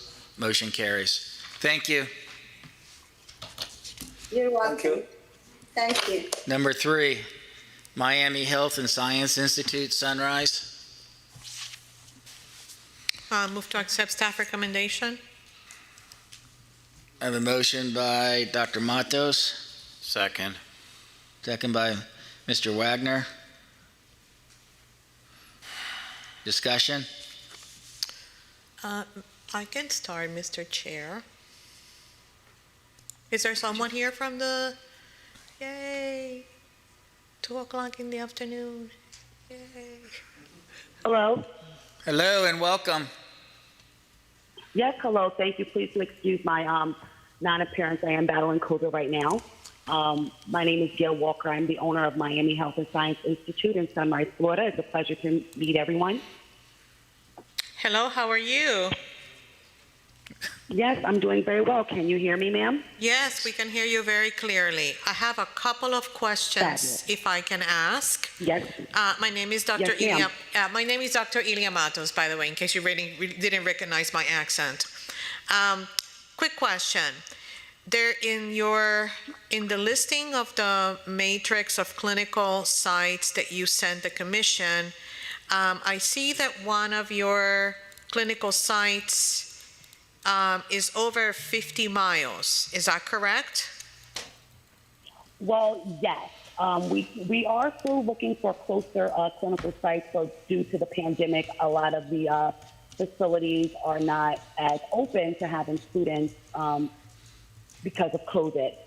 And I do also have, I believe it's like a disclosure agreement for the students to sign off on, indicating the distance that maybe need to travel for clinical. Uh-huh. So how are you going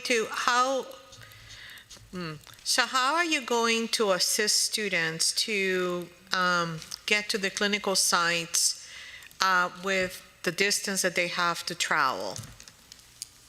Do you have anything? Well, are you putting something together for them? Yes, we would like to put something together for them, but as of right now, at this current moment, ma'am, the students are responsible to have their own means of transportation.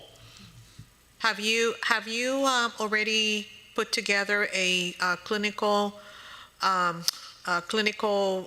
student clinical handbook or a faculty clinical handbook? Yes, ma'am. I do have one together. So in that handbook, do you have any provision for students to get to the clinical sites? From what I'm looking at here, it clearly states that the students are responsible for their own transportation at this current moment. Well, traveling 50 miles is a long way. So I think I'm going to add as a contingency to submit to the commission your implementation plan to make sure the students do get to those clinical sites, especially where the majority of your sites are over 35 miles in distance, okay? Yes, ma'am, no problem. I'm on it. So would you like for me just to email that over, or do I need to reappear for that? Your program specialist, Monica, will work with you on that, okay? And then I also have another question. What percentage So I looked at your clinical sites, and I look at the distance of your clinical sites, and then I look at your program outline, and then I look at your inventory. Obviously, we don't get a copy of the application that you have submitted to the Florida Board of Nursing, but I'm wondering, what percentage, when you submitted your application to FBON, what percentage of the program did you ask him to approve as far as simulation is concerned? Let me pull that up so I can be direct. I don't want to give you, an incorrect information. So Okay. just to recap, you want to know what percentage is clinical? and Yeah, what percentage? is Yeah, what percentage of your practice of the clinical portion is in simulation or via simulation? Okay, hold on one I'm quick trying second. Let very me hard pull not that to up look at the for you. ceiling. I have it right here. Poor Dr. Otero, I'm looking at him. You're my guinea pig right now.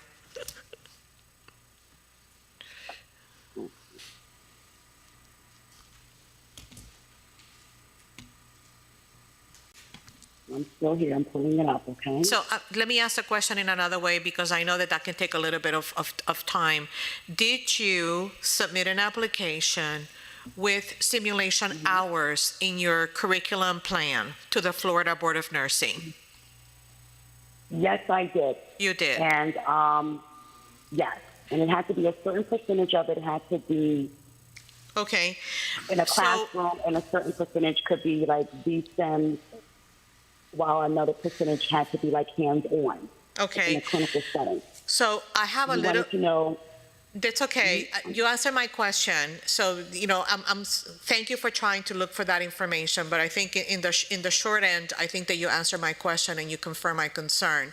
So I have to share a very serious concern, because if you submitted simulation for some of your heavy duty, what I call your heavy duty core competencies, you don't have the inventory of equipment to support that.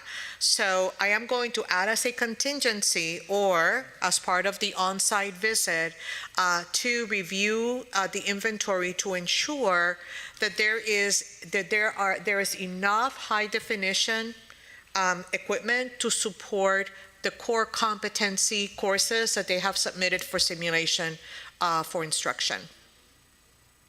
Okay? okay. Yes, ma'am. And you know what I'm saying. I may not have said it right, but I think you know what I'm saying, right? I know where you're going with this. You want to make sure that we have adequate supplies so that we can train them effectively. Actually, simulation equipment, not supply, but simulation equipment. Okay? Yes, ma'am. Got it. Okay. Mr. So Chair, those are my you would need a two. list Okay. of that? I'm going to add on, I have a few questions that will piggyback that as well. Okay. Do you have a lab set up already? Yes, we're working on that lab. We are getting more equipment sent in. A lot of things were delayed because of what's going on with COVID, as far as shipment. So we do have supplies, yes. Not supplies, I'm talking about equipment, lab, tables. Yes. Because it doesn't Yes. show on your financial statements. You only have $14,000 in cash. A lab normally costs about $100,000, not counting the simulation lab.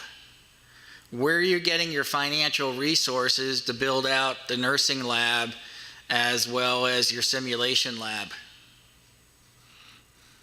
Well, I am getting them from myself and bank loans. Have you received the bank loan yet? No, not yet. Okay. And the stuff that you do have, why wouldn't it be on your financials? Because your financials were just dated a couple of weeks ago in December. I'm going to have to look into that to see why it was not added. But I believe we did provide a list of what simulation equipment, I keep using the term supplies interchangeably with the simulation equipment that is needed. Did you need for me to provide you with that list? Well, you have machinery and equipment $5,000. It's already been depreciated by $3,600. Everything else are zeros in your fixed assets. Inventory, you do have 7,500. That could be supplies. But again, my concern is with $14,000 on hand as of 12/10, where are you getting the resources, the funds to build out a working lab, nursing lab, as well as the simulation? Okay. The mannequins. I see where you're. We need we do have mannequins. Okay, but they're not. Why were they They're not left off listed. your financial statements? I do apologize about that. What I will do is I will touch base with my financial guy, and I'll have him redraw that up because that should have been added. That was an oversight. I do apologize about that. Are we doing site visits for new schools at least? We can, yeah. Yeah, we would like to have a site visit on this one, definitely, to make sure they have a operating lab for the students and also a simulation lab. Because in addition to the on-campus lab, they should have additional software because of the pandemic. So we need to make sure all that's there. So Not a problem. I'm okay with that. I'd have a serious conversation with your accountant. I'm already on it. I'm definitely on board with that. That should have been accountant's listed. not sitting in the room, are they? No, not at this current moment, sir. Okay, just checking. I know. Okay, yes, Miss Bradley. Yes. I have several questions. Good afternoon. Good afternoon, Ms. Bradley. So tell us about your physical space that you have for the institution. Okay, so as of the physical space right now, we have approximately 950 square feet. We do have access to, I want to say it's like an open office area, which is an additional 650 square feet. And as far as our simulation lab, I would say we have about 500 to 600 square feet. Okay, all right.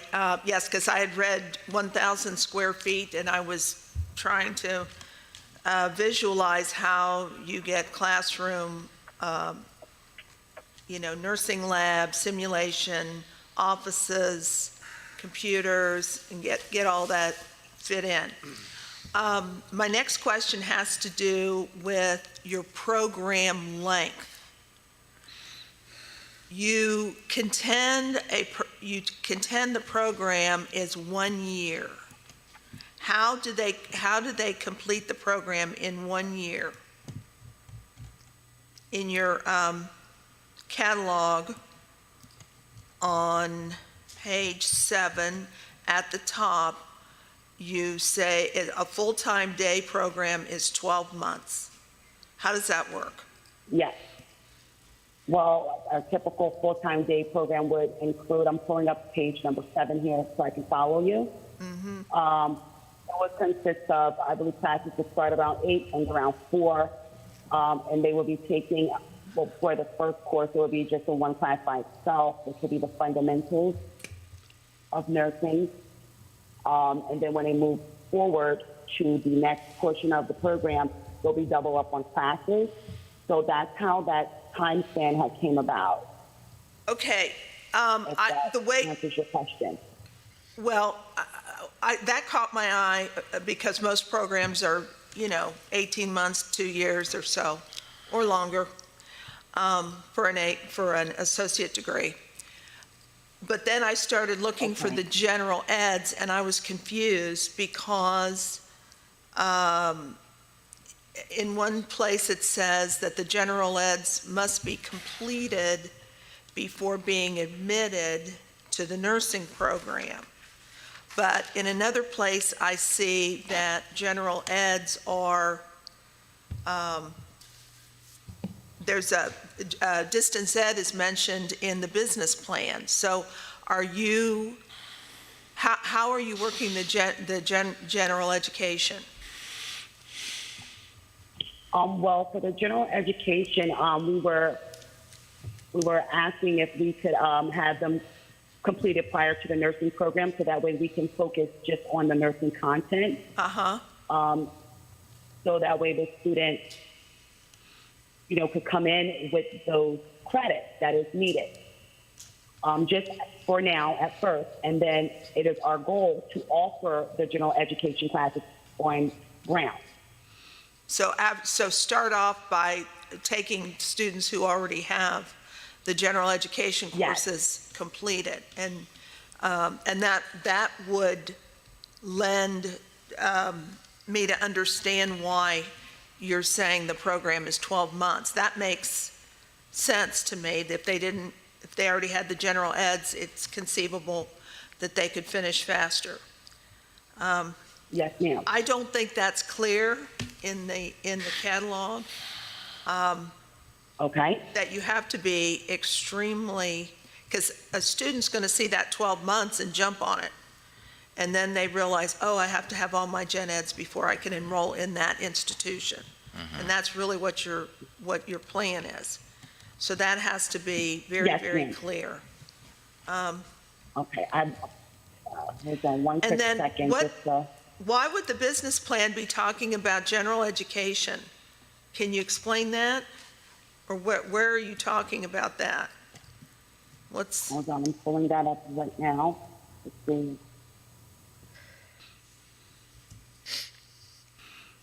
That's 1605.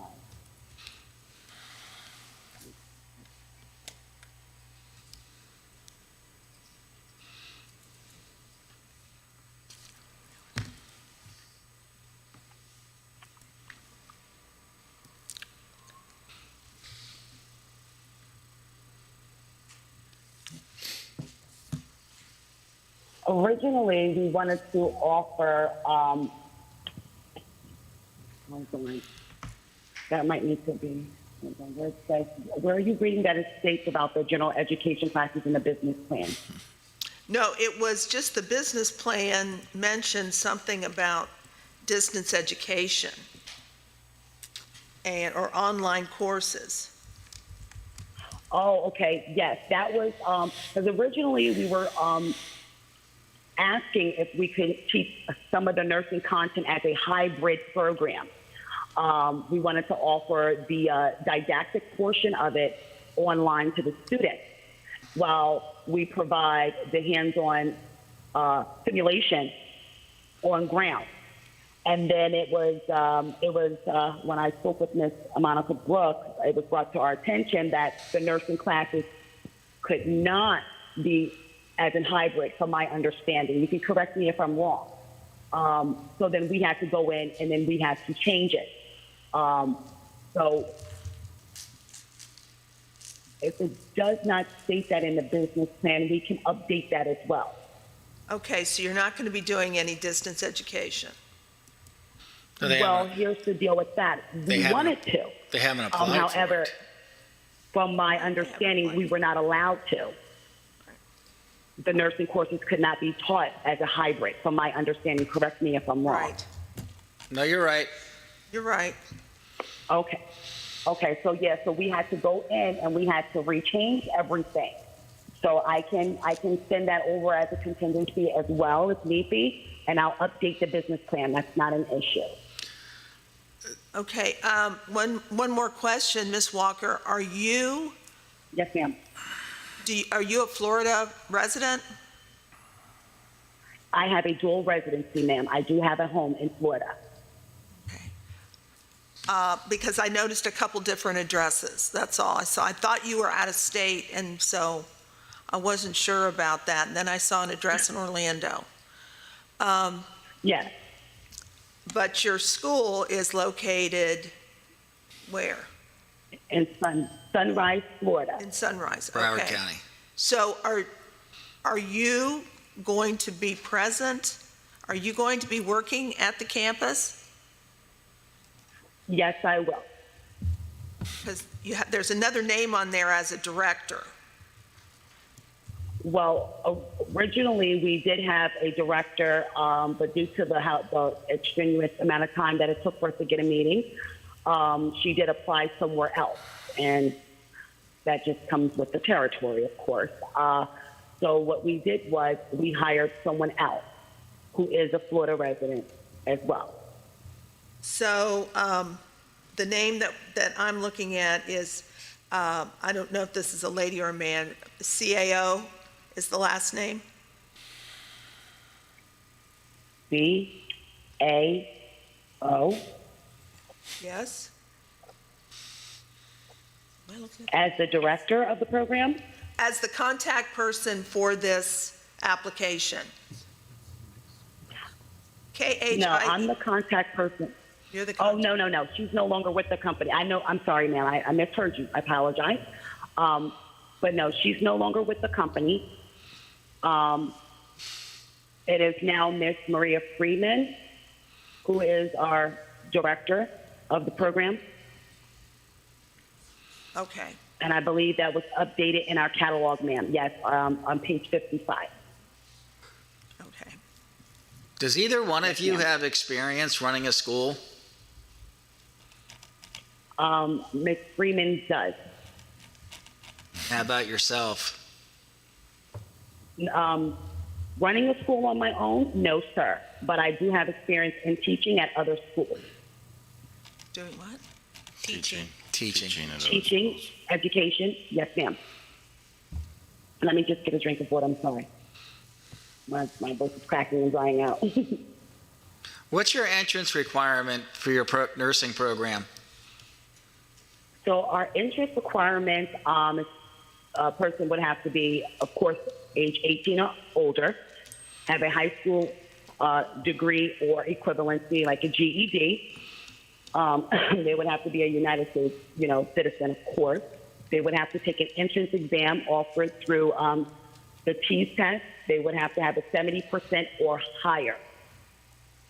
And then they would have to also meet the other requirements, clean background check, Okay, I was just focusing in on the entrance examination. Oh, I'm sorry, but yes, they would need to take an examination to get into the program, sir. What test? TEAS. The TEAS 6.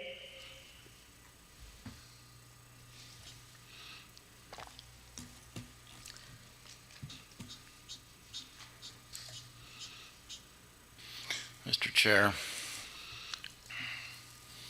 Hold on one second, Mr. Wagner. I'm looking at your forecast for advertising. You have just $2,000 a month. Do you really expect to get students spending $2,000 a month on advertising?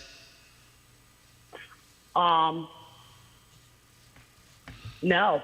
I mean, well, we will be able to get some students, of course, but if we needed to have more funds for that, then we will be able to provide that. From this bank loan that you're supposedly getting? Yes, and I do have other resources as well. I'm a nurse myself, so of course I would have to just, take care of what we need to take care of.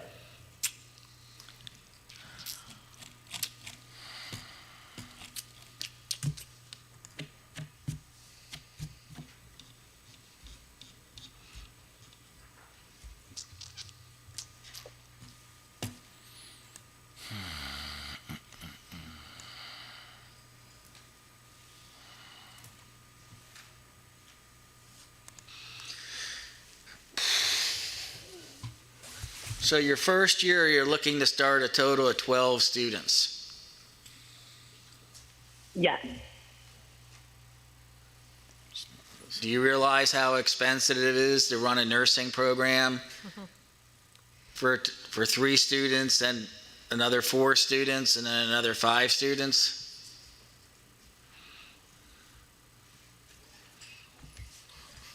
well, from what the figures that I was giving, I am aware, yes. Mr. Wagner, you had a question? I've heard a lot here today, and I do think that the numbers, when I go through her application, and there's quite a few pages for her application, and I see how much she has for equipment, supplies, desks, chairs, medical simulators, mannequins, $7,800, talk about computers, the number of students, and we're starting right out of the gate with a BSN, an ASN, and a PN program. No, we're not, sir. Sir, I hate to cut you off right there, but we were only asking for one program. I think that's a day school. Okay. I think that's where a lot of the We understand. misconception lies. We clarified it. It just seems like a lot. It just seems like there's a lot of who's the director, who's the person of the school. I don't know. I just have a bad feeling that maybe the application is not 100%. Mrs. Walker, maybe the application is not 100% completed. As I hear these questions and I hear the answers, and we've changed the people, and that happens. People say yes, they want to work someplace, and then they change. So we get all that. I just worry that maybe the application is not 100% where it should be.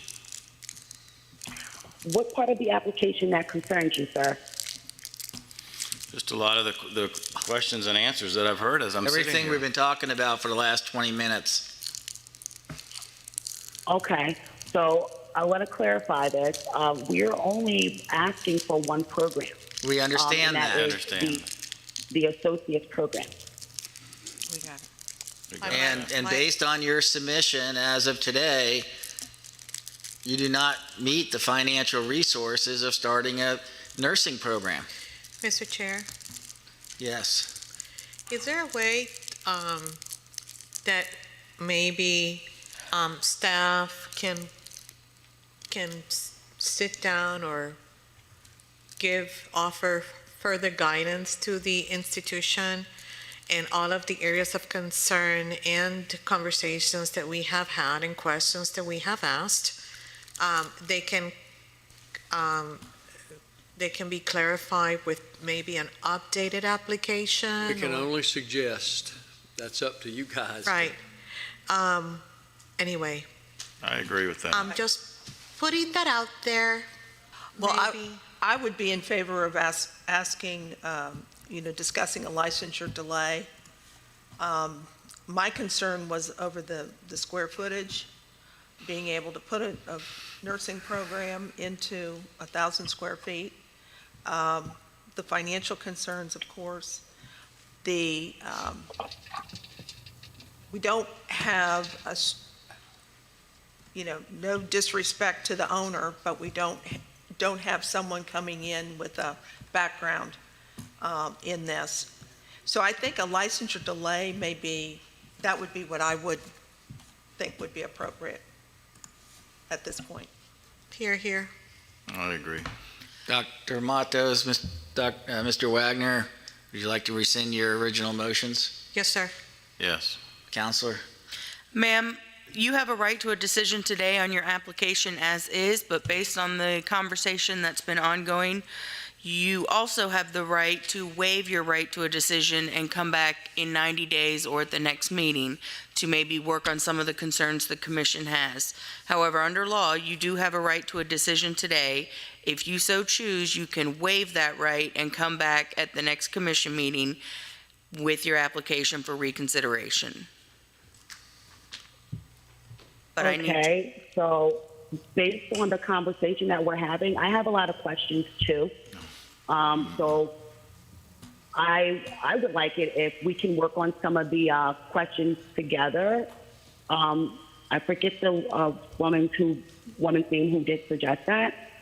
I like your point of view, and I definitely agree with what you're saying. I would like to work on some of those things. I'm not quite sure what the correct terminology is, if it's a delay for licensure, to where we can work on some of the issues and then come back. Is that how that generally works? yes, you're delaying your right to a decision on your application as is today.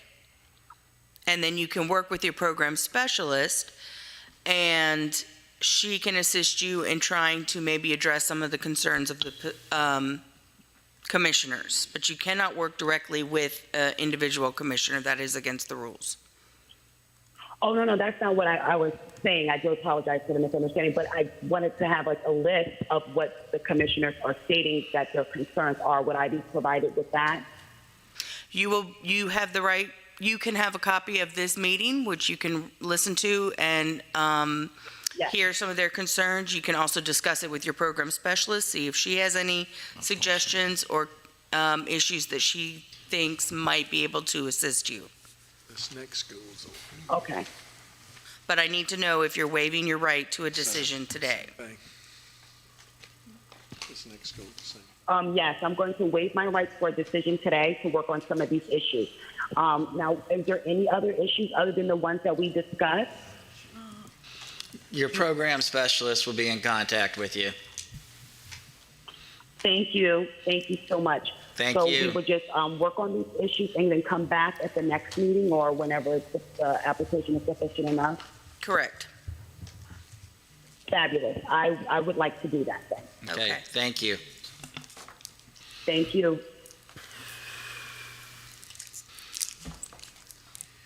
Okay, the next school, and I'd hold off making a motion right away. Yeah, This is up for discussion. I think Mr. Wagner has number 4. It's the same thing. Royal College of Nursing, Palm Springs. Anybody on the call? There's nobody even on the call. In the back? Are they here? Is there anybody here from the school? Right here. He's up. Oh, 4 times today? 3 times? I'm just glad you're here live and in person.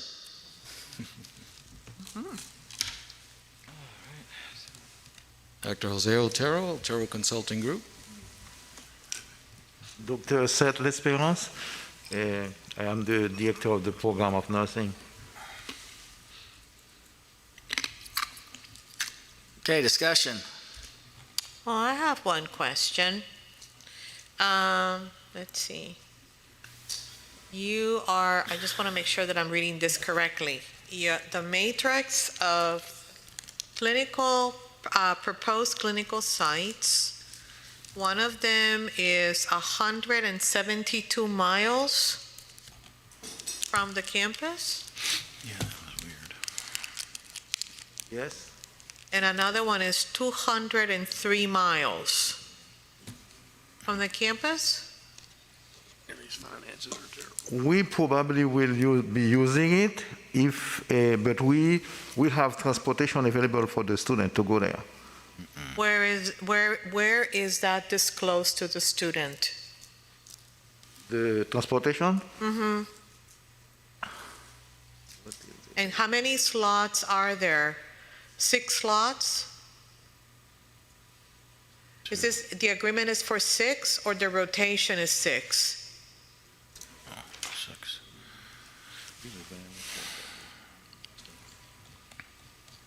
Pardon? Let's say, for example, TLC Medical Center in Fort Myers, it says 2 slots. So they're only giving you 2 slots to students? Yes, only 2. And you're going to be providing transportation for 172 miles for 2 students? Probably we are not going to use that. This will be like a last resort we will be using. Well, but, okay. But we so have an affiliation with them. Well, We- then where are they going to do the practicum? Because that's the only competency that is listed under TLC Medical Center. No other facility is listed for that specific competency. We have you want me to cite a few of them we have? We can Oh, you don't use. have to cite. I'm just asking the question based on the information that is being provided to us. Okay. Well, we will be using that. If we have to drive the student there, we will. Okay. First of all, you said that most likely they will not be using it. Now you're saying that you will provide transportation for them. My concern is then you only have 2 slots available, and this is the only clinical site for that specific competency, and that's probably your most important competency, that is your practicum. So I'm putting that on the table. Then the second is your site 203 miles from the campus in Port Charlotte. How are you going to get the 6 students that you have been able to secure a slot for? How are you going to get there?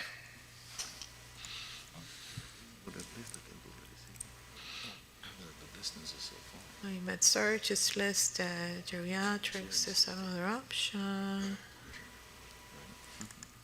But peds, that's the only peds. Okay, how is that gonna happen?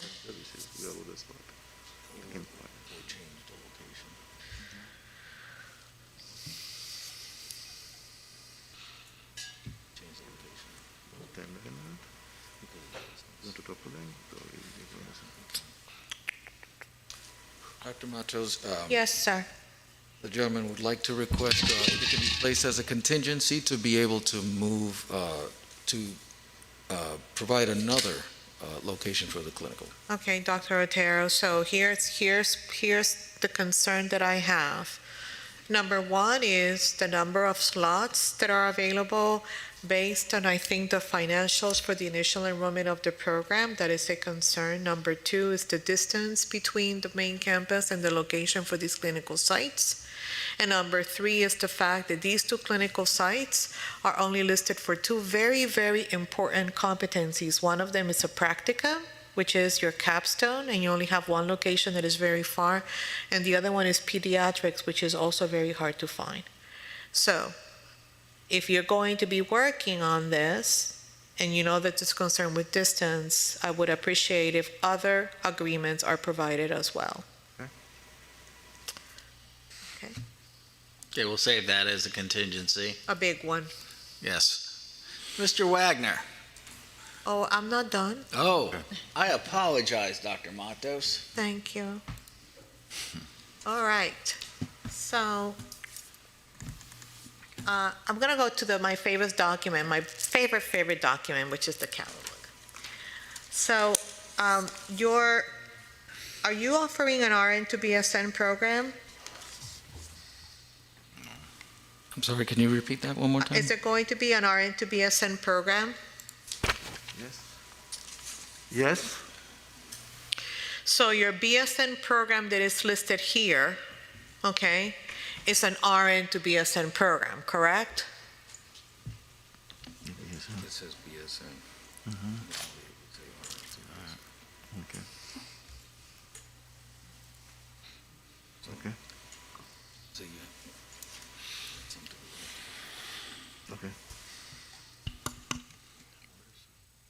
Okay, it will be fixed and in the catalog, and then we'll be sending it. Okay, but in the you're, format outline. please confirm, the program that you have submitted to the Commission for Independent Education in reality is a completer program. And it's an RN to BSN, correct? Correct? Yes. It is? Yes. Okay, so that means that your program outline needs to be submitted. With the program outline, you also need to list the proper procedure to give students credit for their encumbered license, and the credits that are going to be, actually, the students are going to be waived from that, as well as how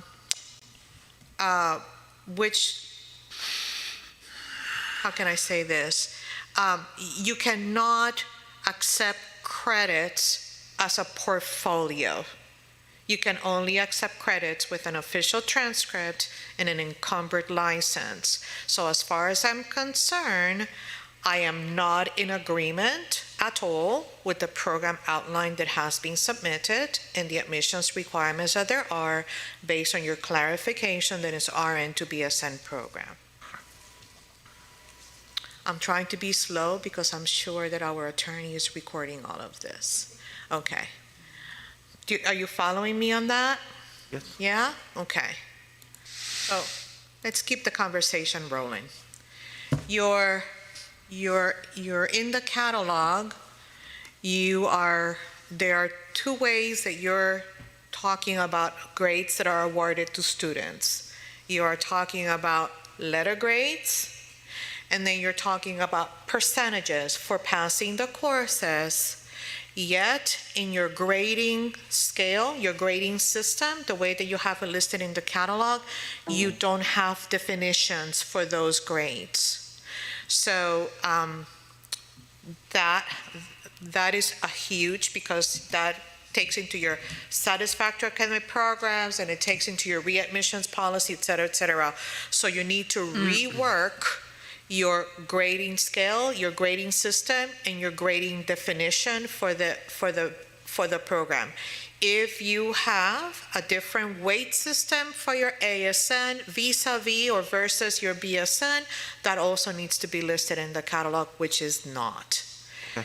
I am assuming that there is a different weight, because that's the way that your language reads in the catalog. So that needs to be redefined and reworked. And that is, again, for the record, that's a huge concern. Okay, and so that talk about page 29 of the catalog. I already talked about the credits for portfolio, which is not acceptable at all. And then your admissions requirements for your nursing program, if it's an RN to BSN, they have to be clearly stated in the catalog, which are not, and also in your program outline.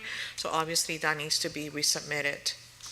In the course description, pretty much your courses, especially in your nursing programs, you have prerequisites and co-requisites, and then that translates into a curriculum plan that most likely was the one that you needed to submit for the Florida Board of Nursing.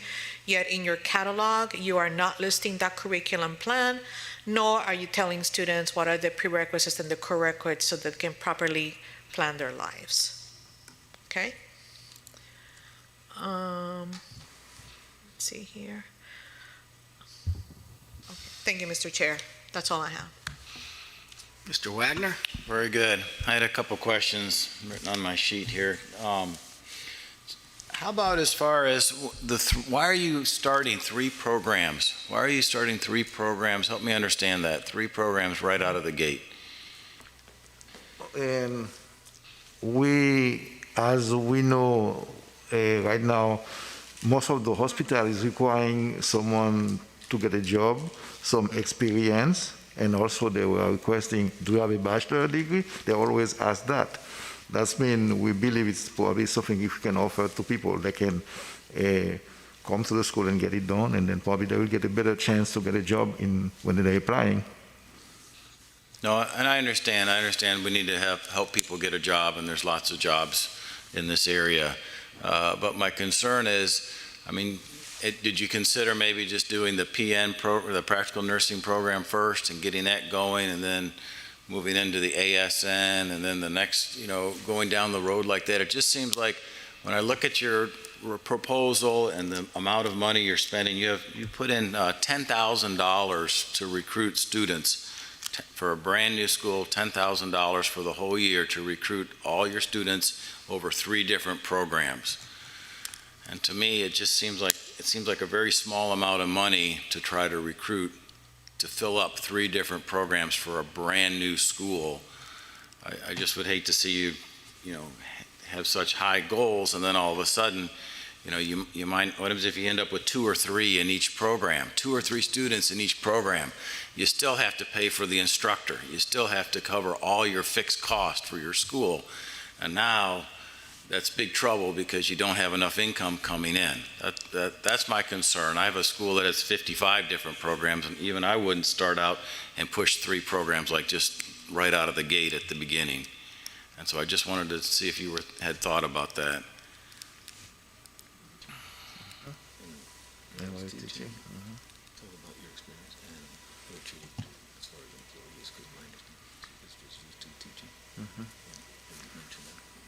Okay. The plan to start it, I've been teaching for years, and then my wife is she's the owner of the school. She has been teaching too for a long period of time. We have a lot of family members involved. My daughters, both of them can teach. It's kind of a family business.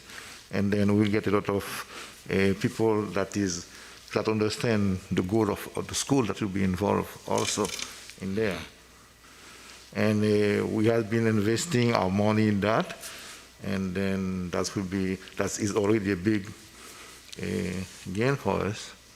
Yeah, no, I hear you. I hear you have high goals. That's good, and a lot of people helping. That's good. I just want to push that out there. I just feel like it's just a lot, even an idea to start the practical nursing program at the beginning, and then once that gets going, the next semester you push in another program and then another one to kind of, but to start 3 of them at the same time with all students, and I worry that if you don't get your 11 students like you think you're going to have per program, which is based, your whole packet is based on your number of students, then I worry that you won't have enough money coming in to cover your fixed costs. So I'm just pushing that out there for you to think about that. Mr. Chair, Yes. I just have a quick item. Go ahead. I'm not sure I agree with the 48-hour response time on weekends for online students, just because a lot of the students in our sector, weekends is when they have an opportunity to do their homework, especially if they have kids in school during the week. So I wonder if you could reconsider that, maybe down to a 24-hour response time, especially because you have no students yet and you have 15 or so faculty members, so you should be able to respond quicker. Right. Thank you. Thank you. Okay. Have you or your wife ever run a school before? No, I've been teaching almost for 12 years. I heard that. I've been a director of nursing program for many schools around in Palm Beach, and we have a lot of experience in that. Okay, but And, there's other components of having a school in addition to just running the program. Usually, sorry. It is the management of the school, the marketing, the recruiting of students in a professional manner, the accounting, the day-to-day operations of a school. How much did you originally invest into the school? And we have the building where we're going to start the school. We've been paying it almost for 3 years now. And But how much money did you initially invest into the school? I can tell you, I've been invest almost $150,000, close to that, because we've been paying that building almost $4,000 a month for the past 3 years, and we also buy a lot of equipment for clinicals and all those stuff. They are in there in the building, so we invest a lot of money for that. Okay. Now, do you have a $250,000 line of credit, or did you originally start with $250,000? We started with what we had as our money, because we both are nurses and we've been working in that field for a long period of time. I We've been asked you a saving money for question. that. Did you start with $250,000, or do you have a line of credit of $250,000? No, we don't have a line of credit. Okay, so according to your financial statements and what your accountant wrote, that you had funds of $250,000 that you started with. It's in the, Dr. Rotera, it's in the footnotes of the financials.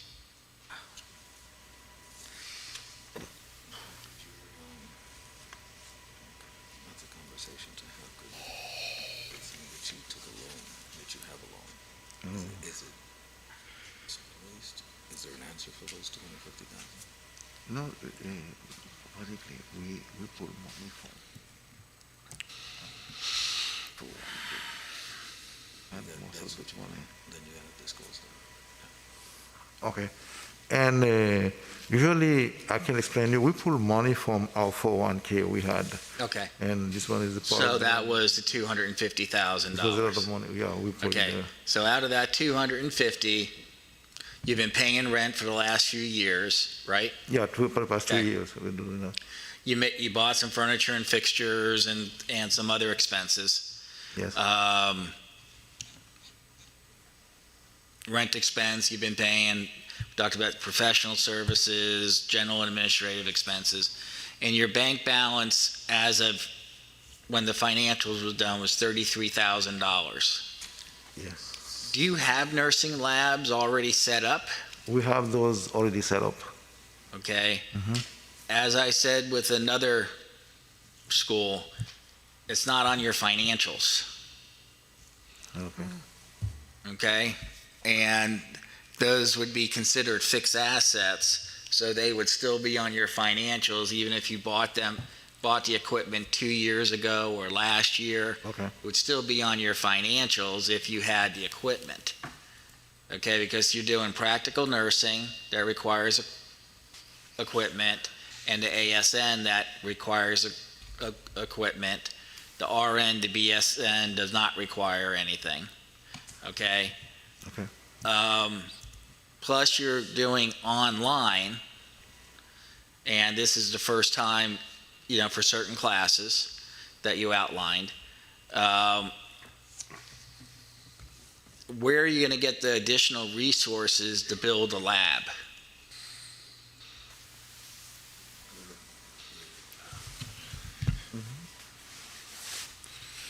Or do you need to start? No, he's talking about additional stuff for the online. Do you have that? Well, is it the money? If money-wise, he's asking. Do you have the equipment? Or We have equipment already there. that's Okay. Talking about equipment, I think we are well equipped to start the PN associate degree at the building. It's well equipped. For the online, we are working on that, and we'll be sending all the information soon. Now,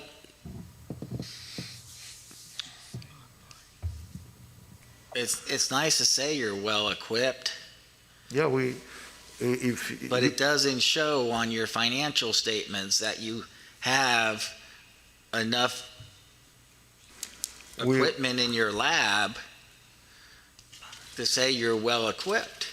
we understand that it will be fixed.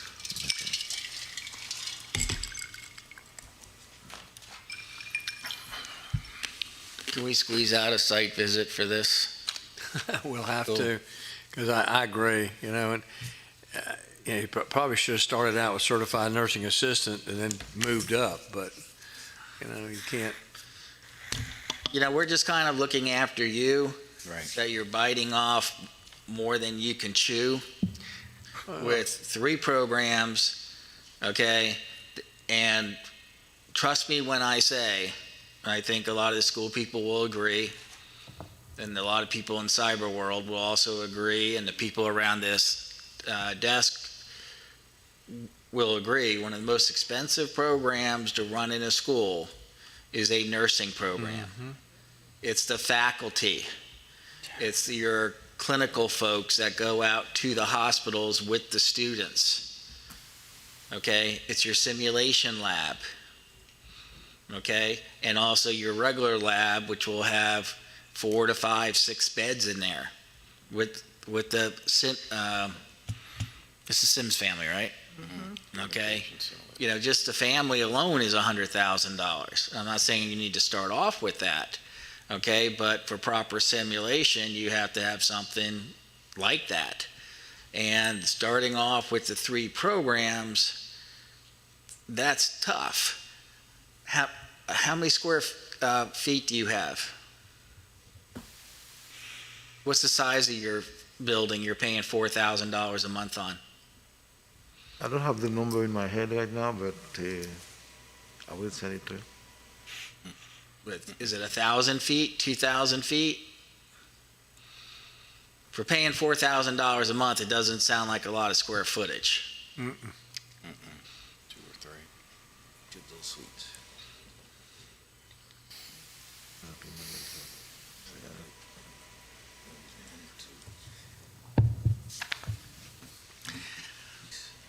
Yeah, but There's another one we're going to end up with students. okay. We'll send the right number to you, sir. Pardon me? I'm sorry? What? I didn't hear your response. What's the response again? Yes, we will send the right size to you. Okay, you'll provide that information. Yeah. Is somebody providing you information via text? I was actually going to text my office. Okay, that's fine. Might as well with the technology today. I would certainly consider, I think Mr. Wagner said it, start off slowly, start with one program. I didn't even have to finish the text. It's 2,775 square feet. Okay, 2,000? 2,700. 700. Okay. Yeah. Yeah. With that, no simulation. No. No simulation. Why don't you do this? Why don't you take your client and we'll come back to your school and talk about if he wants to consider just starting off with practical nursing first. And then once he starts building up, they've taken their life savings from their 401k to invest into the school. Start off doing it the right way, okay? Instead of, because I think Mr. Wagner said it, if you have 3 students in this program, 3 students in this program, and 3 students in this program, okay, they're not going to be around long, okay? They're going to go bankrupt, okay? So it's good to build a solid foundation. If you have a solid foundation, then you could build anything, because the foundation's not going to crack. So consider building a good practical nurse program, and then once you have the experience, the online experience with that, okay, then you can add on to nursing. The nursing program is expensive. The nursing faculty, okay, they're special. Okay, the nursing students, they're special. Okay, and you want to make sure that you have a solid program for the ASN program. Okay? So why don't you guys go in the lobby, talk, and then we'll come back to you after we do the next school. Okay? I have the next school. What? I have to check. I think He has the next the school. end. At the We'll, end. And the one after. we'll come back to you before we finish today. Was that okay to do? Yeah. Just ask him. Okay, Progressive College of Florida, Port St. Lucie.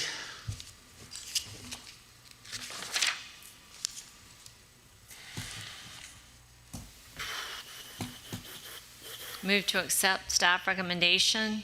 I have a motion by Ms. Mulheron. Do I have a second? Second. Mr. Wagner. Okay, we have a gentleman at the microphone. Hello, I'm Joe Lubin, owner of Progressive College. Welcome.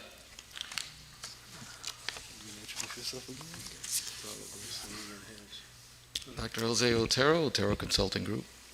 Okay. Before we get into it too deeply, what's your connection with Ideal Professional Institute? I used to work there. What do they have to do with this school? Nothing at all.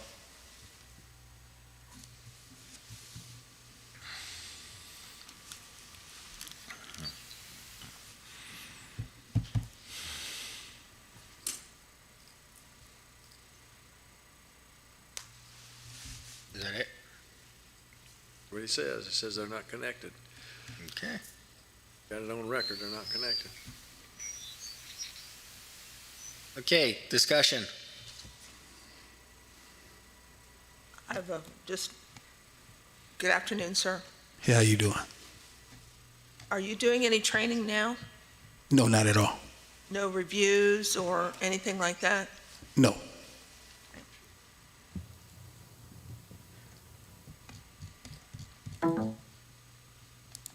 Was there another school there before? At which address? 702? I don't think so. I don't know. I wouldn't know. Okay. Now, is that on the east side before you get to the turnpike, or is it west of the turnpike? It's west of the turnpike, maybe like a mile and a half from the turnpike. Okay, right before Yeah, the as soon bend? as you get off, you can't Okay. miss it. Okay.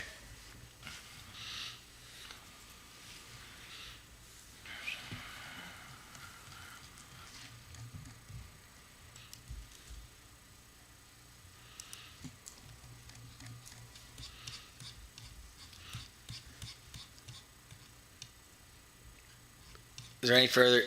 Now, you're the owner. Yes, I'm the owner. Are you the sole owner? Yes. Okay. I have a question. Go ahead while I look this up. Okay, so this is an LPN to RN program, correct? Yes. Okay, let me get myself situated here. And then you have an RN to BSN program. Yes. Okay, RN to BSN is not regulated. And your LPN to RN program, did you take it through the Board of Nursing already? Yes. Okay, did it get approved Yes. as a first professional RN program, correct? Yes.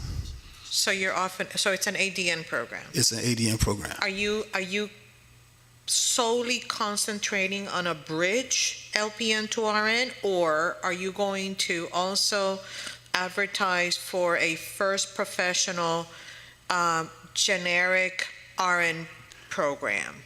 We're going to do both. We're going to do the bridge and the generic program. Oh. Okay. Well, okay. So, how many of those am I going to say right now? So if that is your intent, you need to submit a new program application for a generic. Well, first of all, I would love to see the approval from the Florida Board of Nursing, because Florida Board of Nursing doesn't approve bridge programs, they approve first professional programs. So that would be probably my first contingency. And then my second comment is, if I think I know what I think I know, then this program outline needs to be resubmitted for approval. Because you offer first a generic program, and within the admissions requirements of generic program, then you give students options. If you have an LPN to RN, then obviously you have your admissions requirements set up that way. And then, if that's the case, in the world of PN programs, and I don't know how can this be called, attorney, because I'm just speaking out loud here, but in the world of practical nursing, the same competencies that are listed in the RN program are pretty much the same. So part of that bridge admissions requirement and evaluation of your courses is how many hours that you need to have in the different specialties to complete the required hours for that generic RN program. So that kind of, it's not explained here. I just happen to know about it. So I guess in conclusion, I'm voicing my concern with the program outline and the way that the application has been submitted to the commission. Well, why don't you take one step further? Do y'all follow me on that? I hope. Yeah. Okay, great. Ask the next question. Is your RN to BSN program, Yes. is that a bridge program, or are you going to be teaching the BSN program? RN to BSN. Only? Yes. Okay. because, That's what I'm saying. We just don't do the generic and then we just move on from there. Excuse me. Is there an option that we can only just do the LPN to RN program and don't do the generic RN program? You could, but then the way that you have submitted your program outline is confusing, because I kind of knew the answer, sir, to be quite honest, because the way that you have your program outline is for a pure generic RN program. Your LPN to RN program would have a reduced number of clinical hours and theory hours because you have already fulfilled some requirements in those competencies, but then they have to be clearly outlined in your program outline and in your catalog. Understand. So right now, the commission, and I can speak for myself, I would have a problem approving it the way that it is, because I think I know your intent. The way your presentation it's not matching with what you're saying. And on top of that, your inventory of equipment does not reflect that either. Okay. Can I receive that as a contingency? I think that will leave, let's see how we continue to discuss this, sir, okay? No problem.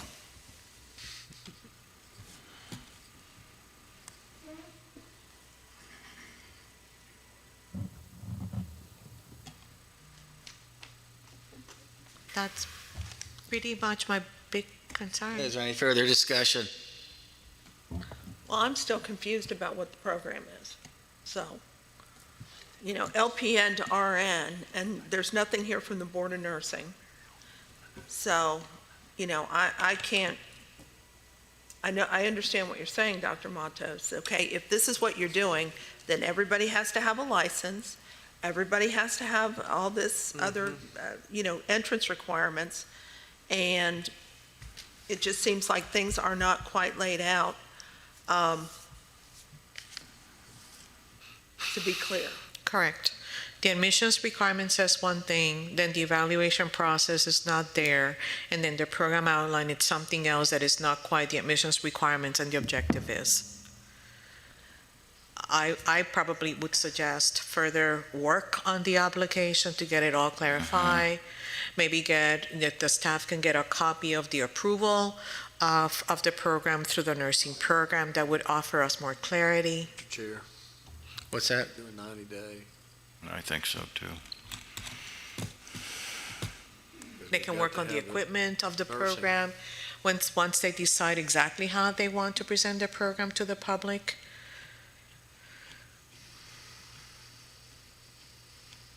Hold on a second.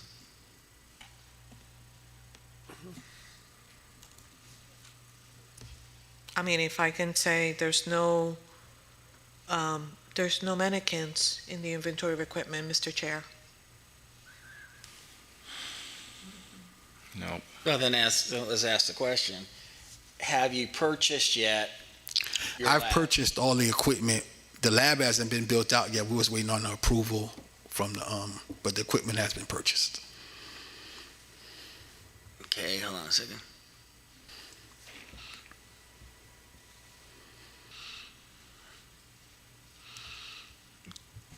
Trying to see what's on your financials.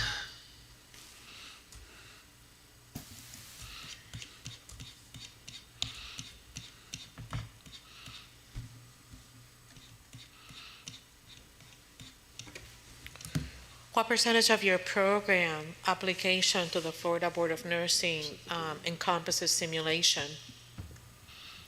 We just submitted for the RN to BSN and for the LPN to RN. That's all we did, and they approved us for those two. Okay, and what percentage of the program is simulation? Your LPN to RN is a first professional licensing program. Students will receive a registered nurse that will qualify to take the NCLEX. Yes. So there's a certain number of contact hours that need to be fulfilled, et cetera, et cetera. So in your application, I would have to there's look, a section of the application that talks specifically to simulation. I would have to What look did that you up. say? I would have to look that up. My consultant did that. I would have to look that up. Okay. I'd just like to make one other comment, and I know this is probably, it's not important in the scheme of things, but it is part of the application, and the institution is telling us this. And that's when they have the nursing accreditation milestones. I'm all for doing things as early as you can, but with my experience, I would think that applying 5 months from now to become accredited initially is a little early. Ain't gonna happen. So, I mean, whatever you turn in, it should be realistic. And, that kind of gives, and no disrespect to you, sir, Mr. Lubin, but if you're turning this in, and I know Dr. Otero is helping you, but you should know that this is unrealistic. Don't rely on somebody else to tell you. You as the owner, you have to know. So, and I know it's not important at this stage of the game, but the knowledge about what the process is and about what the long-term plan is and about who all the players are, that's important for you to be successful, even to do business. So, with any kind of adjustment, I would, Mr. Lubin, go to ACCSC website or call them and see what their process is. And they would give you some realistic timeframes. And I most understand. training agencies are gonna require that you've had a class and they've been able to see how successful that class is. I mean, that's just the way they do it. Mm-hmm. Okay, but for our purposes here, matter which way this goes, I would also submit interim financial statements, because the last financial statements you have here is from August 31st, 2020. Okay. So that may be the reason why it doesn't reflect equipment, nursing that you purchased. Yes. Because if you purchased it after August, it's not going to be on your financials, of course. You definitely have the cash balance to buy, the equipment and everything else. But right now, we do not see that. Can we see if he wants to do a 90 Yeah. day? Ms. Boharan, Mr. Wagner, are you willing to rescind? We do. Okay, Counselor? Sir, under the law, you have a right to a decision on your application today. You also have the right to waive that right and come back in 90 days for us to reconsider the application. I cannot advise you on which course to take, but I do have to advise you of your rights, that you do have a right to a decision on your application today, or you can waive that right and come back in 90 days or at the next meeting for further consideration. I waive the right. Thank you. And it may not be 90 days, it could be March. I understand. Mr. Chair, may I ask one question for the benefit of the applicant? Do you have any experience teaching online? No, I'm not an instructor. You're not? No. Is anyone within your group, does anyone have any The experience? instructors know they've taught online. Instructors meaning Yeah. who? Your online, The instructors we hired, they taught online before. They have experience. do they have experience managing resources online or teaching fully online? That'll be something I would have to contact them about. I don't want to speak for them. So here's my greatest advice to you. You have an incredible plan, and based on what you just told me, I am also going to ask you to take a deep look at your delivery. I don't think that you are ready to also offer these programs, like Mr. Cosido says. They're very expensive. They are high maintenance programs. And on top of that, if you want to teach online, you are pretty much signing your death penalty. Okay? So I understand. just think about that. I understand.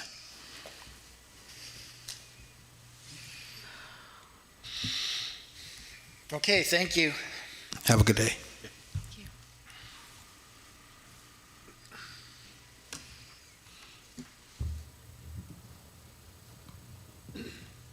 Okay, it's, Thank you, Mr. Chair, for letting me ask that And question. number 6, wait a minute, is number 4 ready to come back? no, because Ortero was here. Dr. Ortero was up here. Number 6, Tenta College, Juno Beach. Hi, Sean Hogan, student accounts and finance at Tanta College.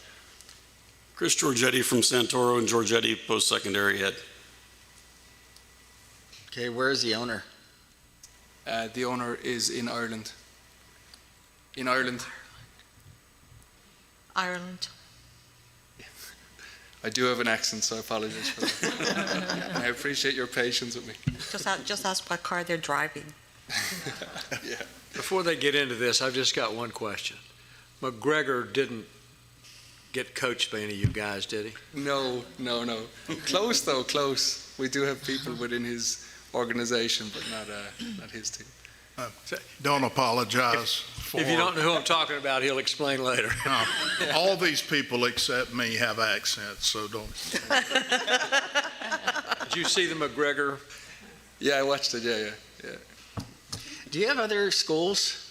Yeah, we're fully owned by an Irish college. Yeah, they've been around. Many, many years. Mm-hmm. Yeah, but their financials don't look healthy. Taxes are high in Ireland.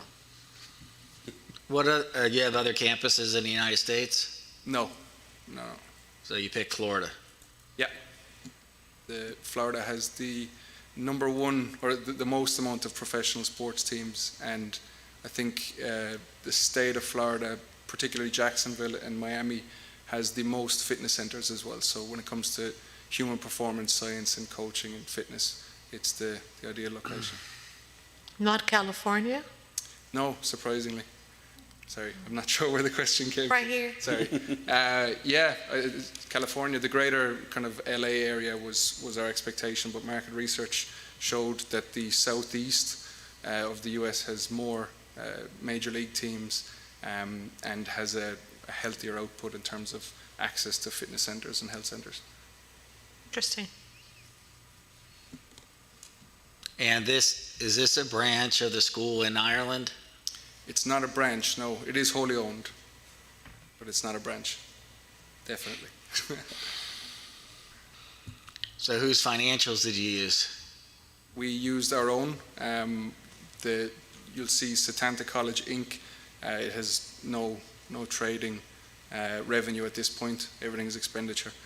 It is fully financed by the Irish entity, but it hasn't been set up, nor is the intention to run it as a branch.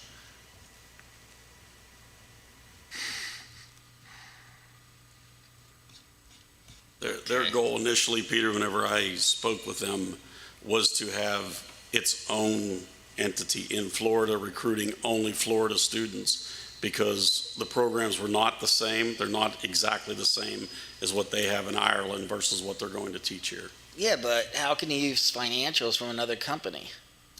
We submitted both, and we submitted the owner of the Irish company's personal financials on, I think it was requested? Yeah, requested during the application process. So it's more to see the solvency or the money behind the entity.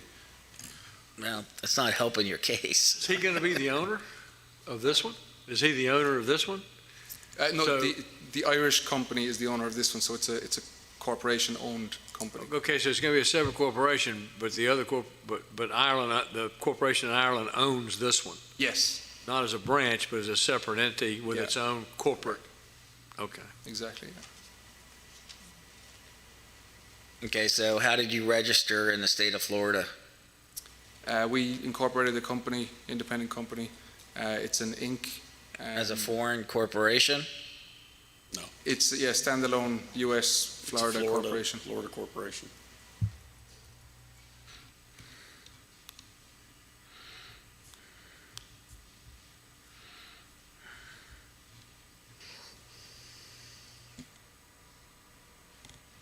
We just had a similar scenario.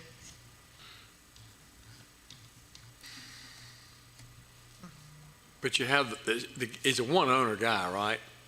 Yeah, well, it's 95% owned by him, the Irish entity. Yeah, it's a, I don't know how to explain that, but the guy, Harmon, or whatever the heck his name, what's his name? Hennessy. Hennessy. Whatever.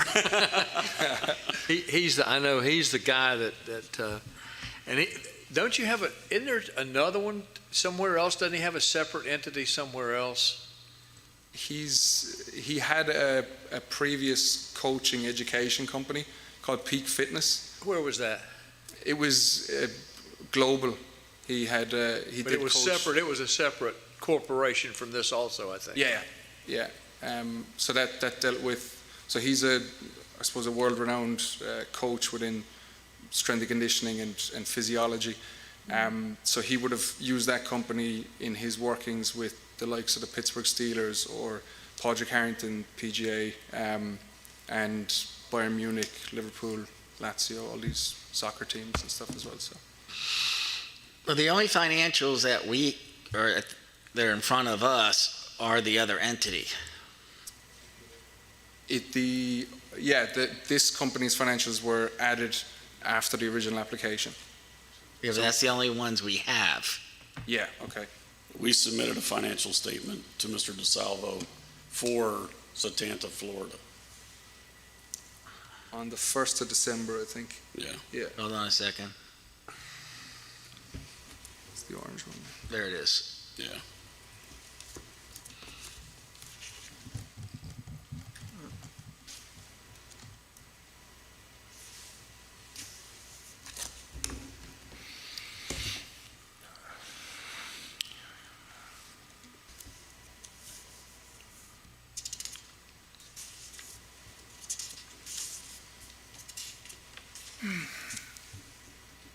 No, this can't be Florida because you have an accounts receivable.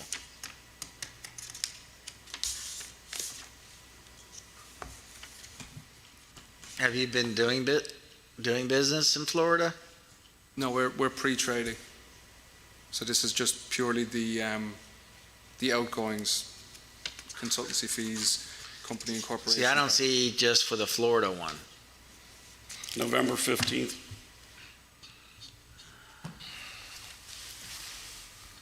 Hold on a second. I see the parent corporation. I just see financial statement for the parent corporation. I don't see one from Florida. Yeah, these were submitted. We have them here, and I know we did submit them as well. Yeah. So it was November 15th is whenever we submitted them to Mr. DeSalvo. Let me see if these are the same. Do you have a copy?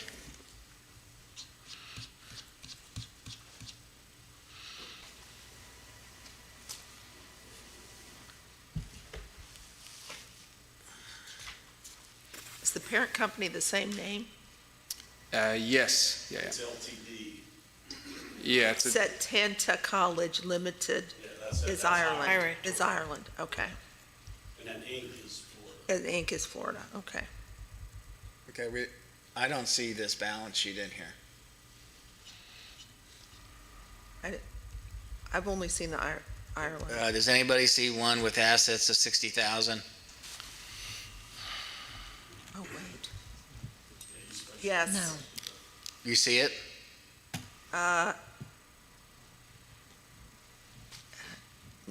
Nice. Oh, no, never mind. This is projected. This is projected. I'm sure DeSalvo had asked them to send the corporate, Financial statement. because we've asked for that in the past for some of these schools.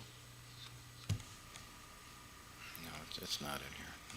I think one of the reasons we originally submitted the Irish version was as a pre-trading entity, there wasn't much to show. So it was, I think if it was an error, it was rectified through Mr. DeSalvo. We probably have that one in the office. Now, what's going to be your position, right here, what's going to be your position with the entity?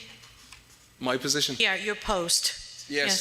so I suppose one of the main things that the Irish entity wanted to do was to ensure I'm sure that that Chris there had was asked, consistency and continuity with because there was management, some and that a confusion senior representative was as going to to basically whether, as be you in said, it was charge gonna be of a branch or a separate entity. the operation They kept in saying Florida. a separate So entity, but the we've had plan this at this issue point is before. for me to do a So 2-year they secondment do have a corporate to work entity entirely with the Florida that is entity. separate, but that So you are currently an employee of the corporation in Ireland? Yes, correct, yeah. And, okay. And what's your title going to be here? So at the moment, my title is Commercial Director, but my focus is on the finance and student account side of things.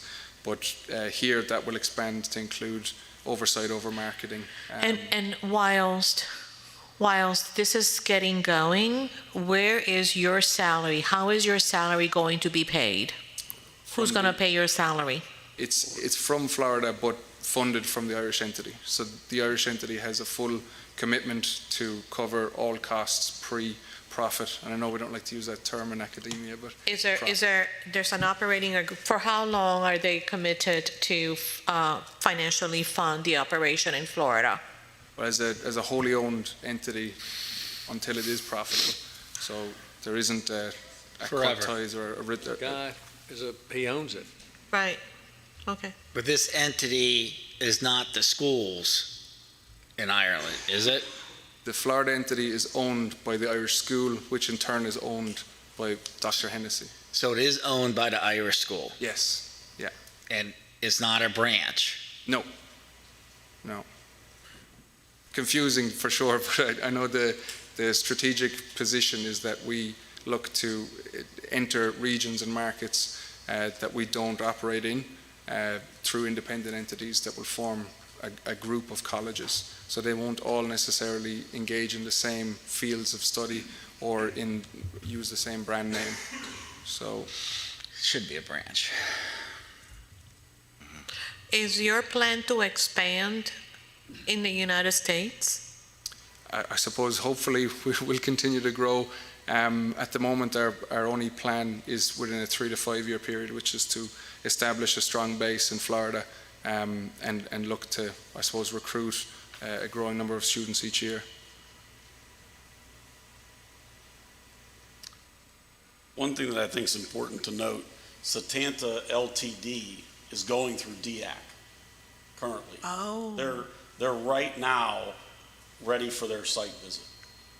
Nan pushed them, and so they're almost ready for that site visit. They're in curriculum review right now.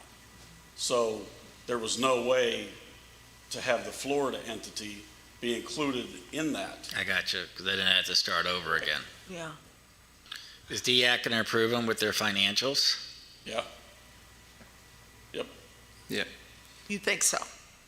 You I'm feel good about it? I'm 98% sure. They probably will.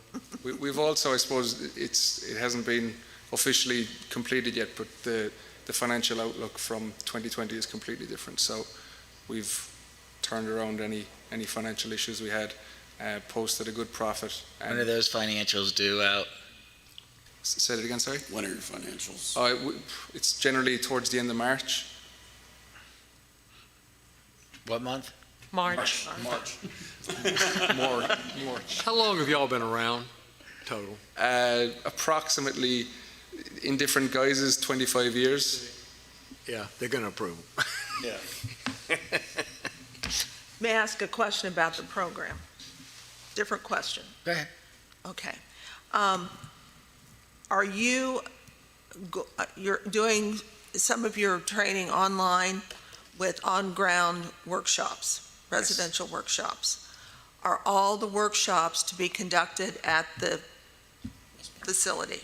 Yes, yeah.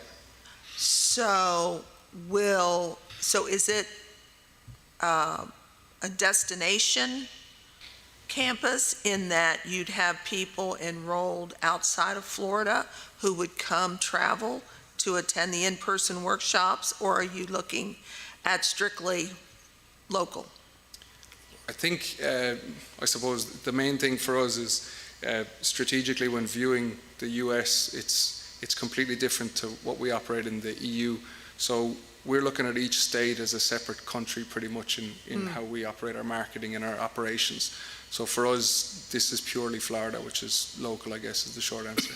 Okay, all right. I would venture to say there's a reason that you picked Tampa. What's the reason? I don't know. You'd have to tell me, but. For the fit team ballpark, Well, West Palm. And what else, and the other programs that are down there that you could probably get students out of, yeah. Well, I know IMG Academy is in Tampa, isn't it? So Sarasota. Sarasota's just right there, yeah. Well, There's another one down there too. Yeah, they're opening in West Palm, north of West Palm Beach. yeah, but we have looked at, I suppose, all major sporting organizations in the state and in the overall southeast. So we've linked up with the Houston Astros and Washington Nationals for their spring training center. Juno, yeah. Yeah, and a number of other organizations. We're in talks with PGA as well, so we're in the right place, I guess. Good luck with PGA National. Yeah, I've heard. Well, ever since they separated from the PGA and PGA moved to Texas, Yeah, it's run totally separate. yeah. So good luck dealing with them.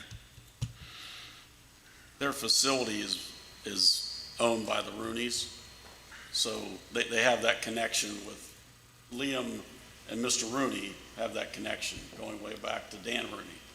So it was a way for them to get into the States. Well, it's a great facility. Yeah. I mean, there's no doubt about it. Fantastic training And facility. so is Astros and Yep. Nationals complex. That's where they're going to be at. Very, very nice.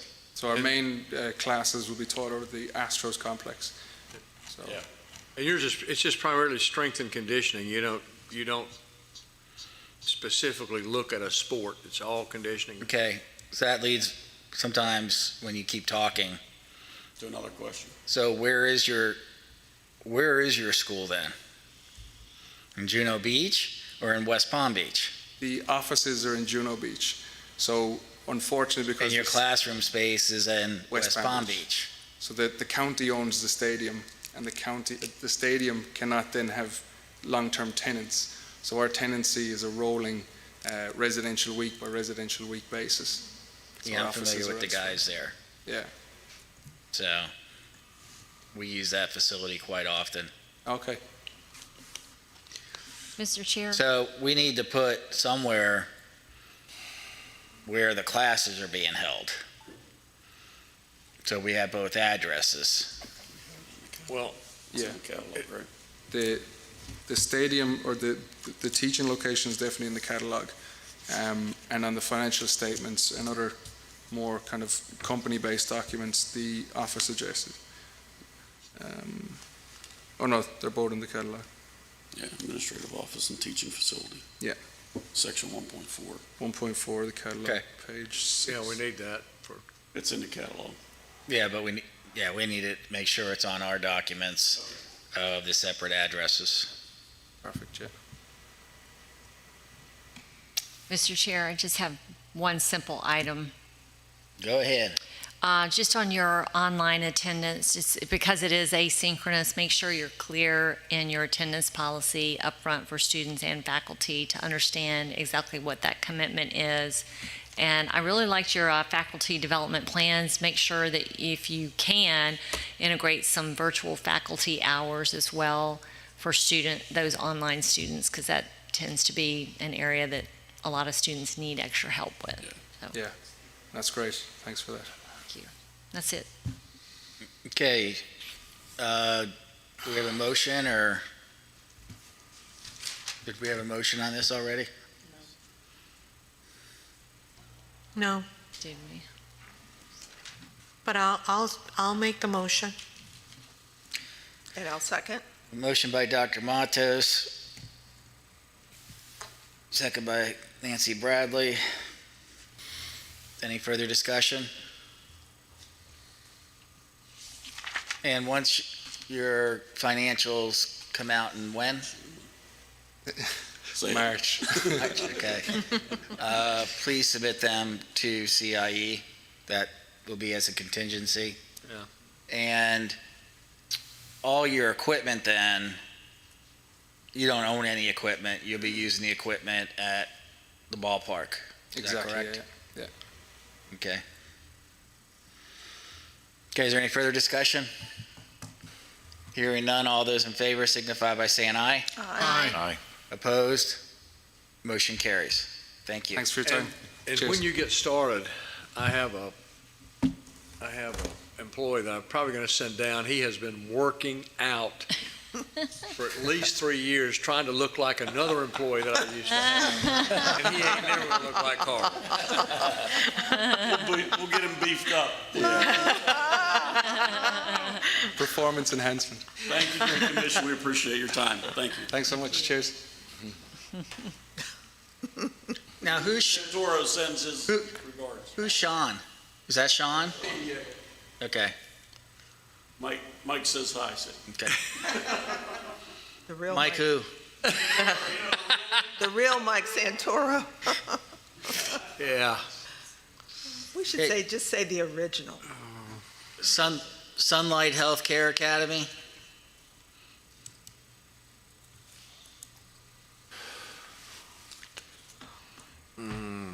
Nursing. We'll never get that school back up here. God.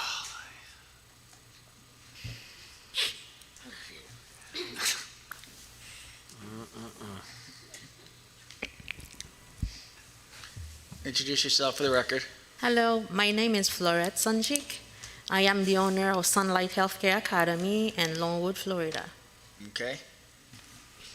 I'm Dr. Jose Otero Consulting Group. Welcome. Thank you.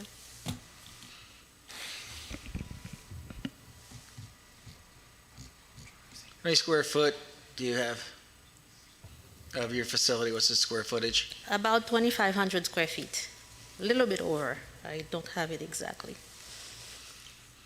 Okay.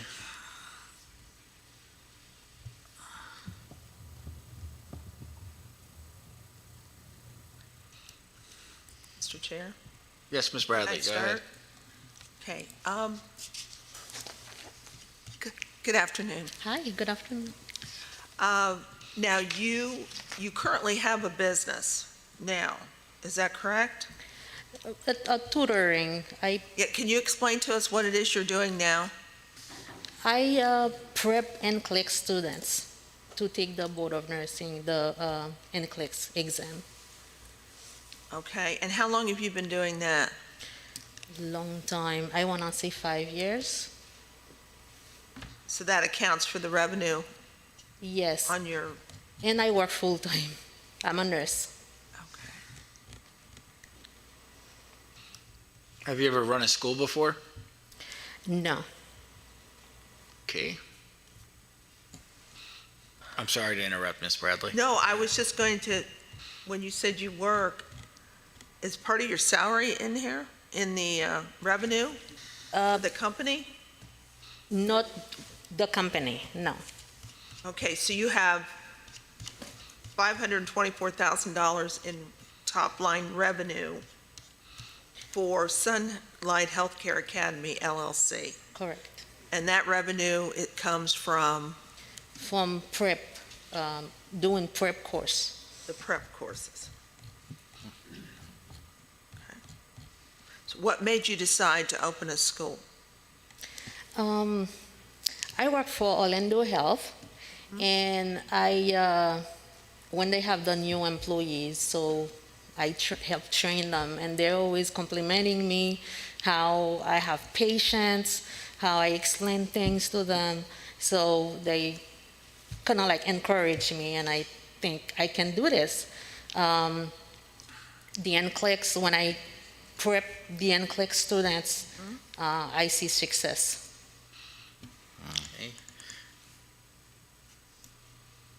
Are you going to hire somebody to run the campus? Yes, I did. You hired, Ryan Gaben. no, I mean, a director of the school, an academics person. I will be the director of the school, but Ryan Gaben will be the director of education and the programs. Okay, who's in charge of the marketing and advertising and admissions? I hire several people. I have the names, but I don't have the description what they'd be doing right now. If you would like, I can tell you the names of my employees. We don't need the names. But we do have someone for that. Have you purchased any equipment yet? I did. Okay. When did you purchase the equipment? I've been doing it I think I started in 2019, started buying some stuff, put them in my garage. So I bought some medical beds, mannequins, med carts. I listed, it's supposed to be somewhere on my It's also reflected. application. Yes, It's also reflected in your financials. Not enough yet, but yes. a healthy amount. Okay. Okay. Mr. Chair. Yes, Mr. Wagner. Thank you for being here. Help me understand how the mental health part of this. So I understand if you're a tutor and you're helping people with the NCLEX, do you have a background in the mental health area? Yes, I worked for Orlando Health for 14 years. Uh-huh. And I started as a tech, and then I got my LPN license. I worked for them in the mental health, and then get my RN. Now I'm a charge nurse at the behavioral health. So a total of 14 years. Okay, so you do have background in all the areas that you've submitted your application for. Yes. Help me understand the one clinical site that is in Miami. How come you have that listed? Is there no other places closer to where your school is going to be? I do the nursing homes and assisted living facilities. For the hospitals, Florida Hospital and Orlando Health are the biggest hospital here in Central Florida. So when I approached them, they told me, talk to me when you get accreditation. Mm-hmm. So I see. That's why. So once you get the education going, you think that might open the door for you to have a local, as opposed to sending students down to Miami? Yes.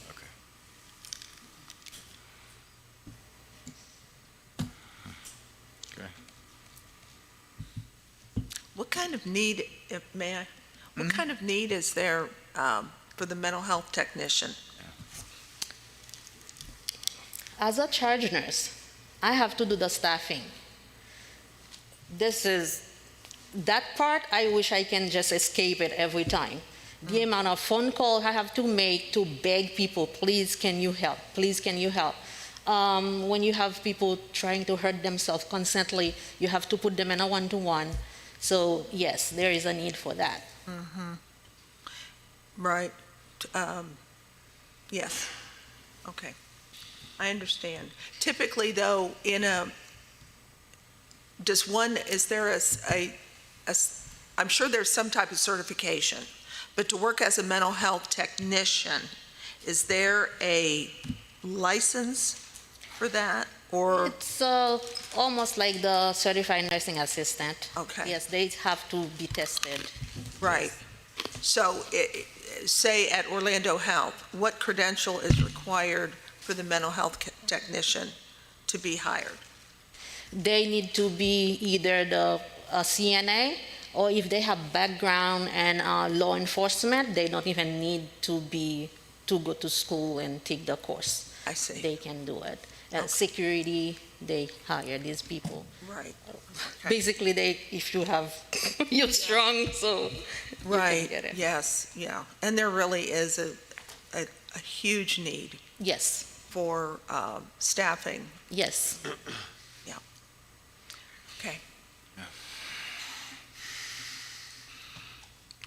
Chair will entertain a motion. Move to accept staff recommendation. Second. Motion by Nancy Bradley, Second. second by Mr. Wagner. Discussion? Further discussion? Hearing none, all those in favor signify by saying aye. Aye. Opposed? Motion carries. Thank you. Good luck. Thank you. Thank you. Okay, the second to the last school, the College of Films. Move to accept staff recommendation. I have a motion by Ms. Mulheron, Second. second by Mr. Wagner. You have some folk, I think, here. Also, while they're coming up, I would tell you that one of the issues we had was with the term college. Their credentials are not conducive with having college in their name. Mhm.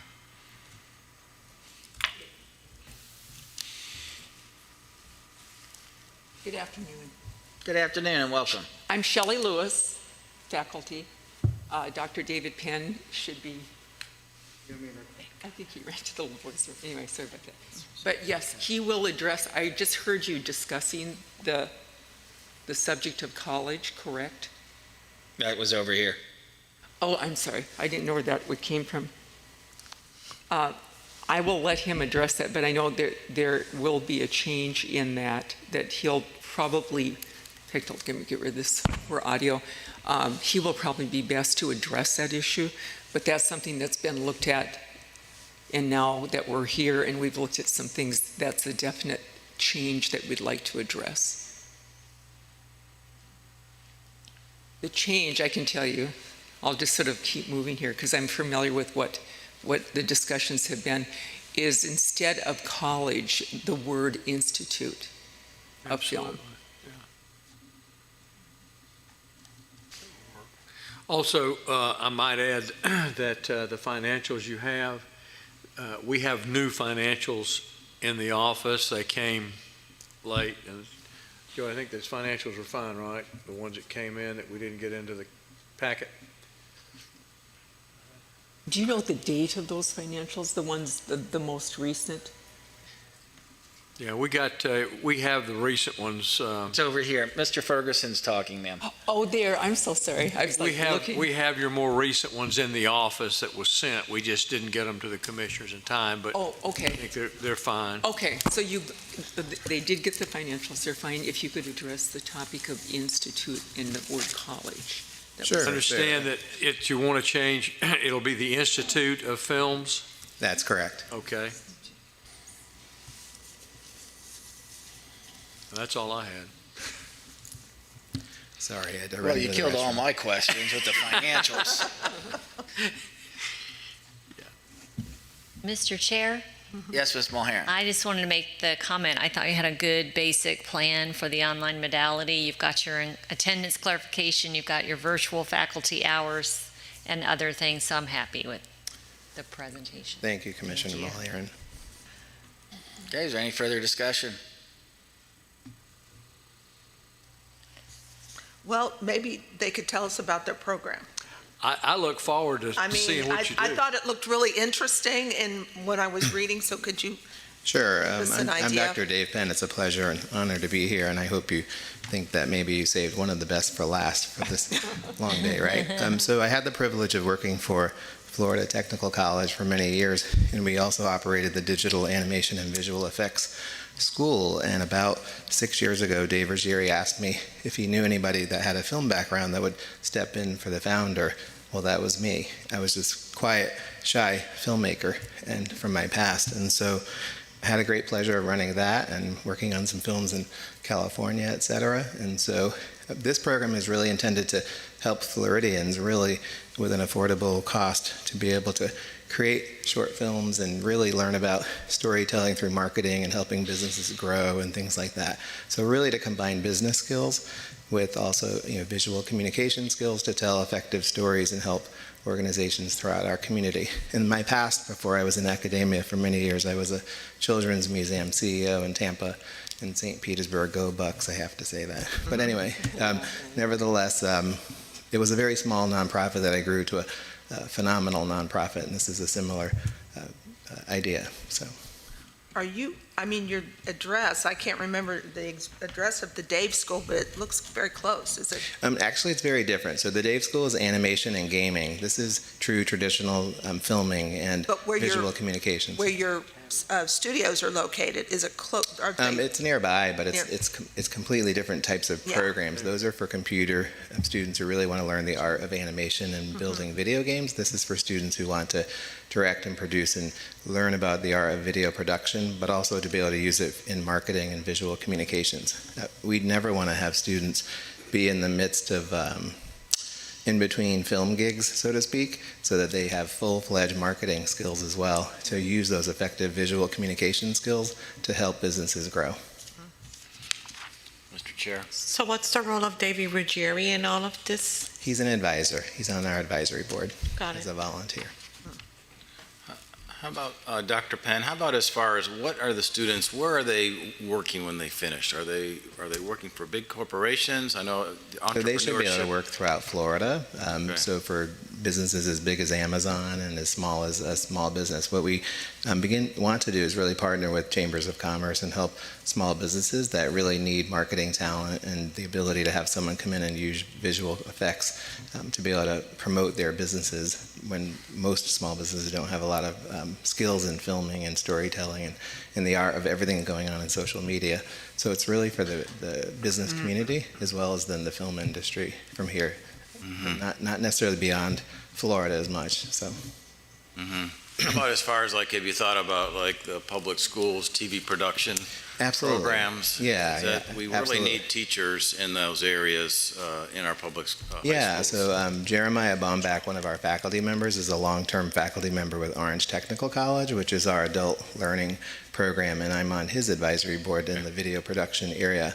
It's our aspiration that we'll end up having high school film festivals as well, to be able to recognize the talent from high schools as well.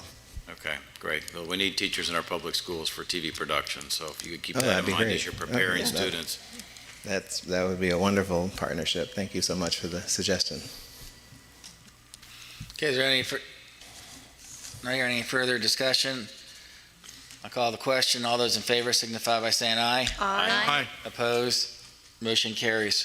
Thank you. Good luck. Thank you very much. And just for those of you who are maybe in my age bracket, today is Paul Newman's birthday. Would have been his 96th birthday. And since our school's mission is to inspire others, I thought I would tell you that when I was married about 30 years ago, I had a family full of divorce, and I looked to a couple that had been married a long time. And Paul Newman and Joanne Woodward in 1992, when I was married, had been married 25 years to Joanne Woodward. They were married 50 years before he went to heaven, and they had one suggestion for a great marriage, which was never go to bed with an unresolved argument, and I did that successfully, so thanks to him. So thank you, too. Well, Joanne Woodward's from my hometown, and All right. my wife and I have lasted 54 years, so I think it's going to There you go. And if you don't remember Joanne Woodward, she's the first actress to have a star on the Hollywood Walk of Fame, so thank you. That's a good trivia question. Yes, it is.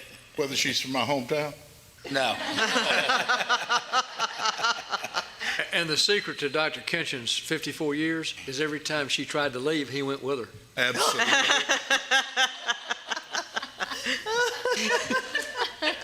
Yes, ma'am. Okay, Dr. Ortero. Yeah.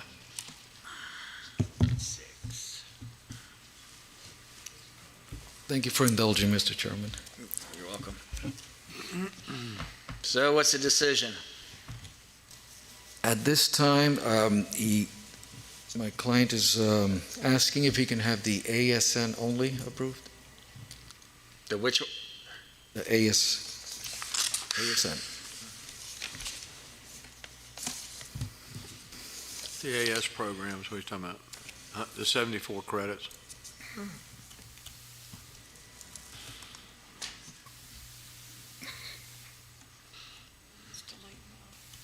So you delete then the nursing and the practical nursing for this application?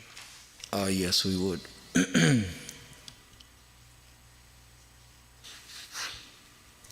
Which ones are they deleting? Nursing and practical Which, nursing. which nursing? And then Bachelor. AS would be the associate in science, one they want to keep. 74 credit hour. Actually, the AS 74 credit is the one we'd like to keep, and then the other two to be deleted.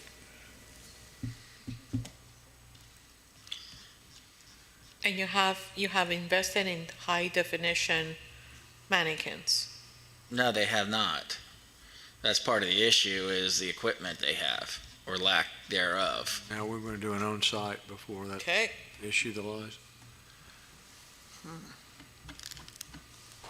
Going with the practical nursing. Yeah, if I can be your devil's advocate at this moment, you have inventory and your financials right now are, and I cannot speak for Mr. Cressito because he has a keener eye on the numbers, but from a pure academic standpoint, you have the correct inventory to launch a low-def program, which would translate into one of your program outlines, which is a practical nursing program. If you were to go into the ASN, you probably need to invest another $100,000 to $150,000 more into inventory just to launch the program. So, Just to be your devil's advocate, sir, that's all. and you realize before you get total approval, we might vote to approve you today, but there will be an on-site visit to make sure you have all the proper equipment for nursing and also for your sim lab. You get it? He'd like to go with that. What's that? He'd like to go through the AS one. Okay.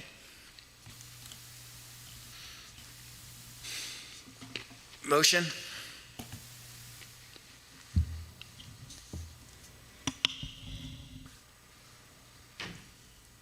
Move to accept the Associates in Science and Nursing program only. Motion by Ms. Mulheron, With all due respect, Mr. Chair, I'm not comfortable.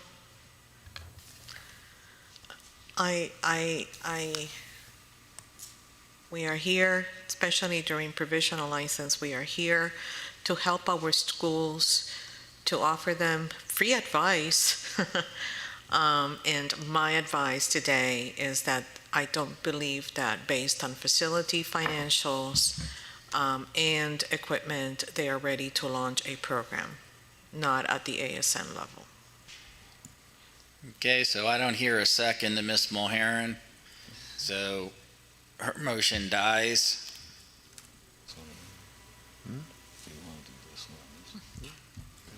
Is that correct, Counselor? That's correct. Do I follow Robert's rules properly? That is correct. Okay. Well, I'm only speaking for myself. I'm not sure about my other No, I feel colleagues. this, Well, I didn't get there was no second So- for Ms. Okay. Mulheron's Mr. motion. Chairman, is it possible that my client can suggest the other two programs be approved? No. The BSN and And the Practical nursing? you need labs for BSN as well.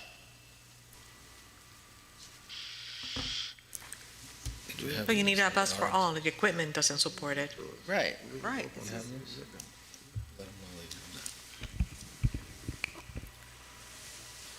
For the lab, for a clinical lab and all those, we'll be working on those. And at the time to start the school or your visitation, most of them will be in there. The lab will be set up, Yeah. you will see that. We're not here to say will be. I mean, our jobs are to protect the citizens of the state of Florida, and it's not based on will be's. You know, and we're trying to give you free advice here, good solid advice on your future, your financials, and the direction you're going. So as you can hear from the commissioners, you have the resources to support the practical nursing. Okay. If you decide otherwise, I have a feeling that a denial is coming your way. So I'm not forcing you or anything. It is your choice. May I say something, Mr. Chair? Sure, Dr. Matos. All the three programs are programs that are highly regulated by the Florida Board of Nursing. And those programs really are going to determine the strength of the delivery of your program and the management of your program. And that includes materials, that includes simulation, that includes faculty, how you train your faculty. So don't think that because it's a practical nursing program, it is going to be less scrutinized by either the commission or the Florida Board of Nursing. The success of your school is going to be measured on your pass rate on the NCLEX PN. And as far as I'm concerned, that will be your litmus test. So my recommendation is you have right now the right equipment to launch a program that is should be equally demanding as any other program that is regulated by the Florida Board of Nursing. Okay? So, Mr. Chairman, at this time, my client would like to be able to receive permission to license the practical nursing program. Okay. So move to accept with the practical nursing program only. Okay, I got a motion by Ms. Mulheron, I'll second that motion. second by Ms. Bradley. Still understanding that there will be an on-site visit to make sure Right. that everything is there. Any further discussion? Hearing none, all those in favor signify by saying aye. Aye. Opposed? Motion carries. Thank you. Good luck. Thank you. Build a strong foundation. We are in recess. Okay? We are in recess. All right.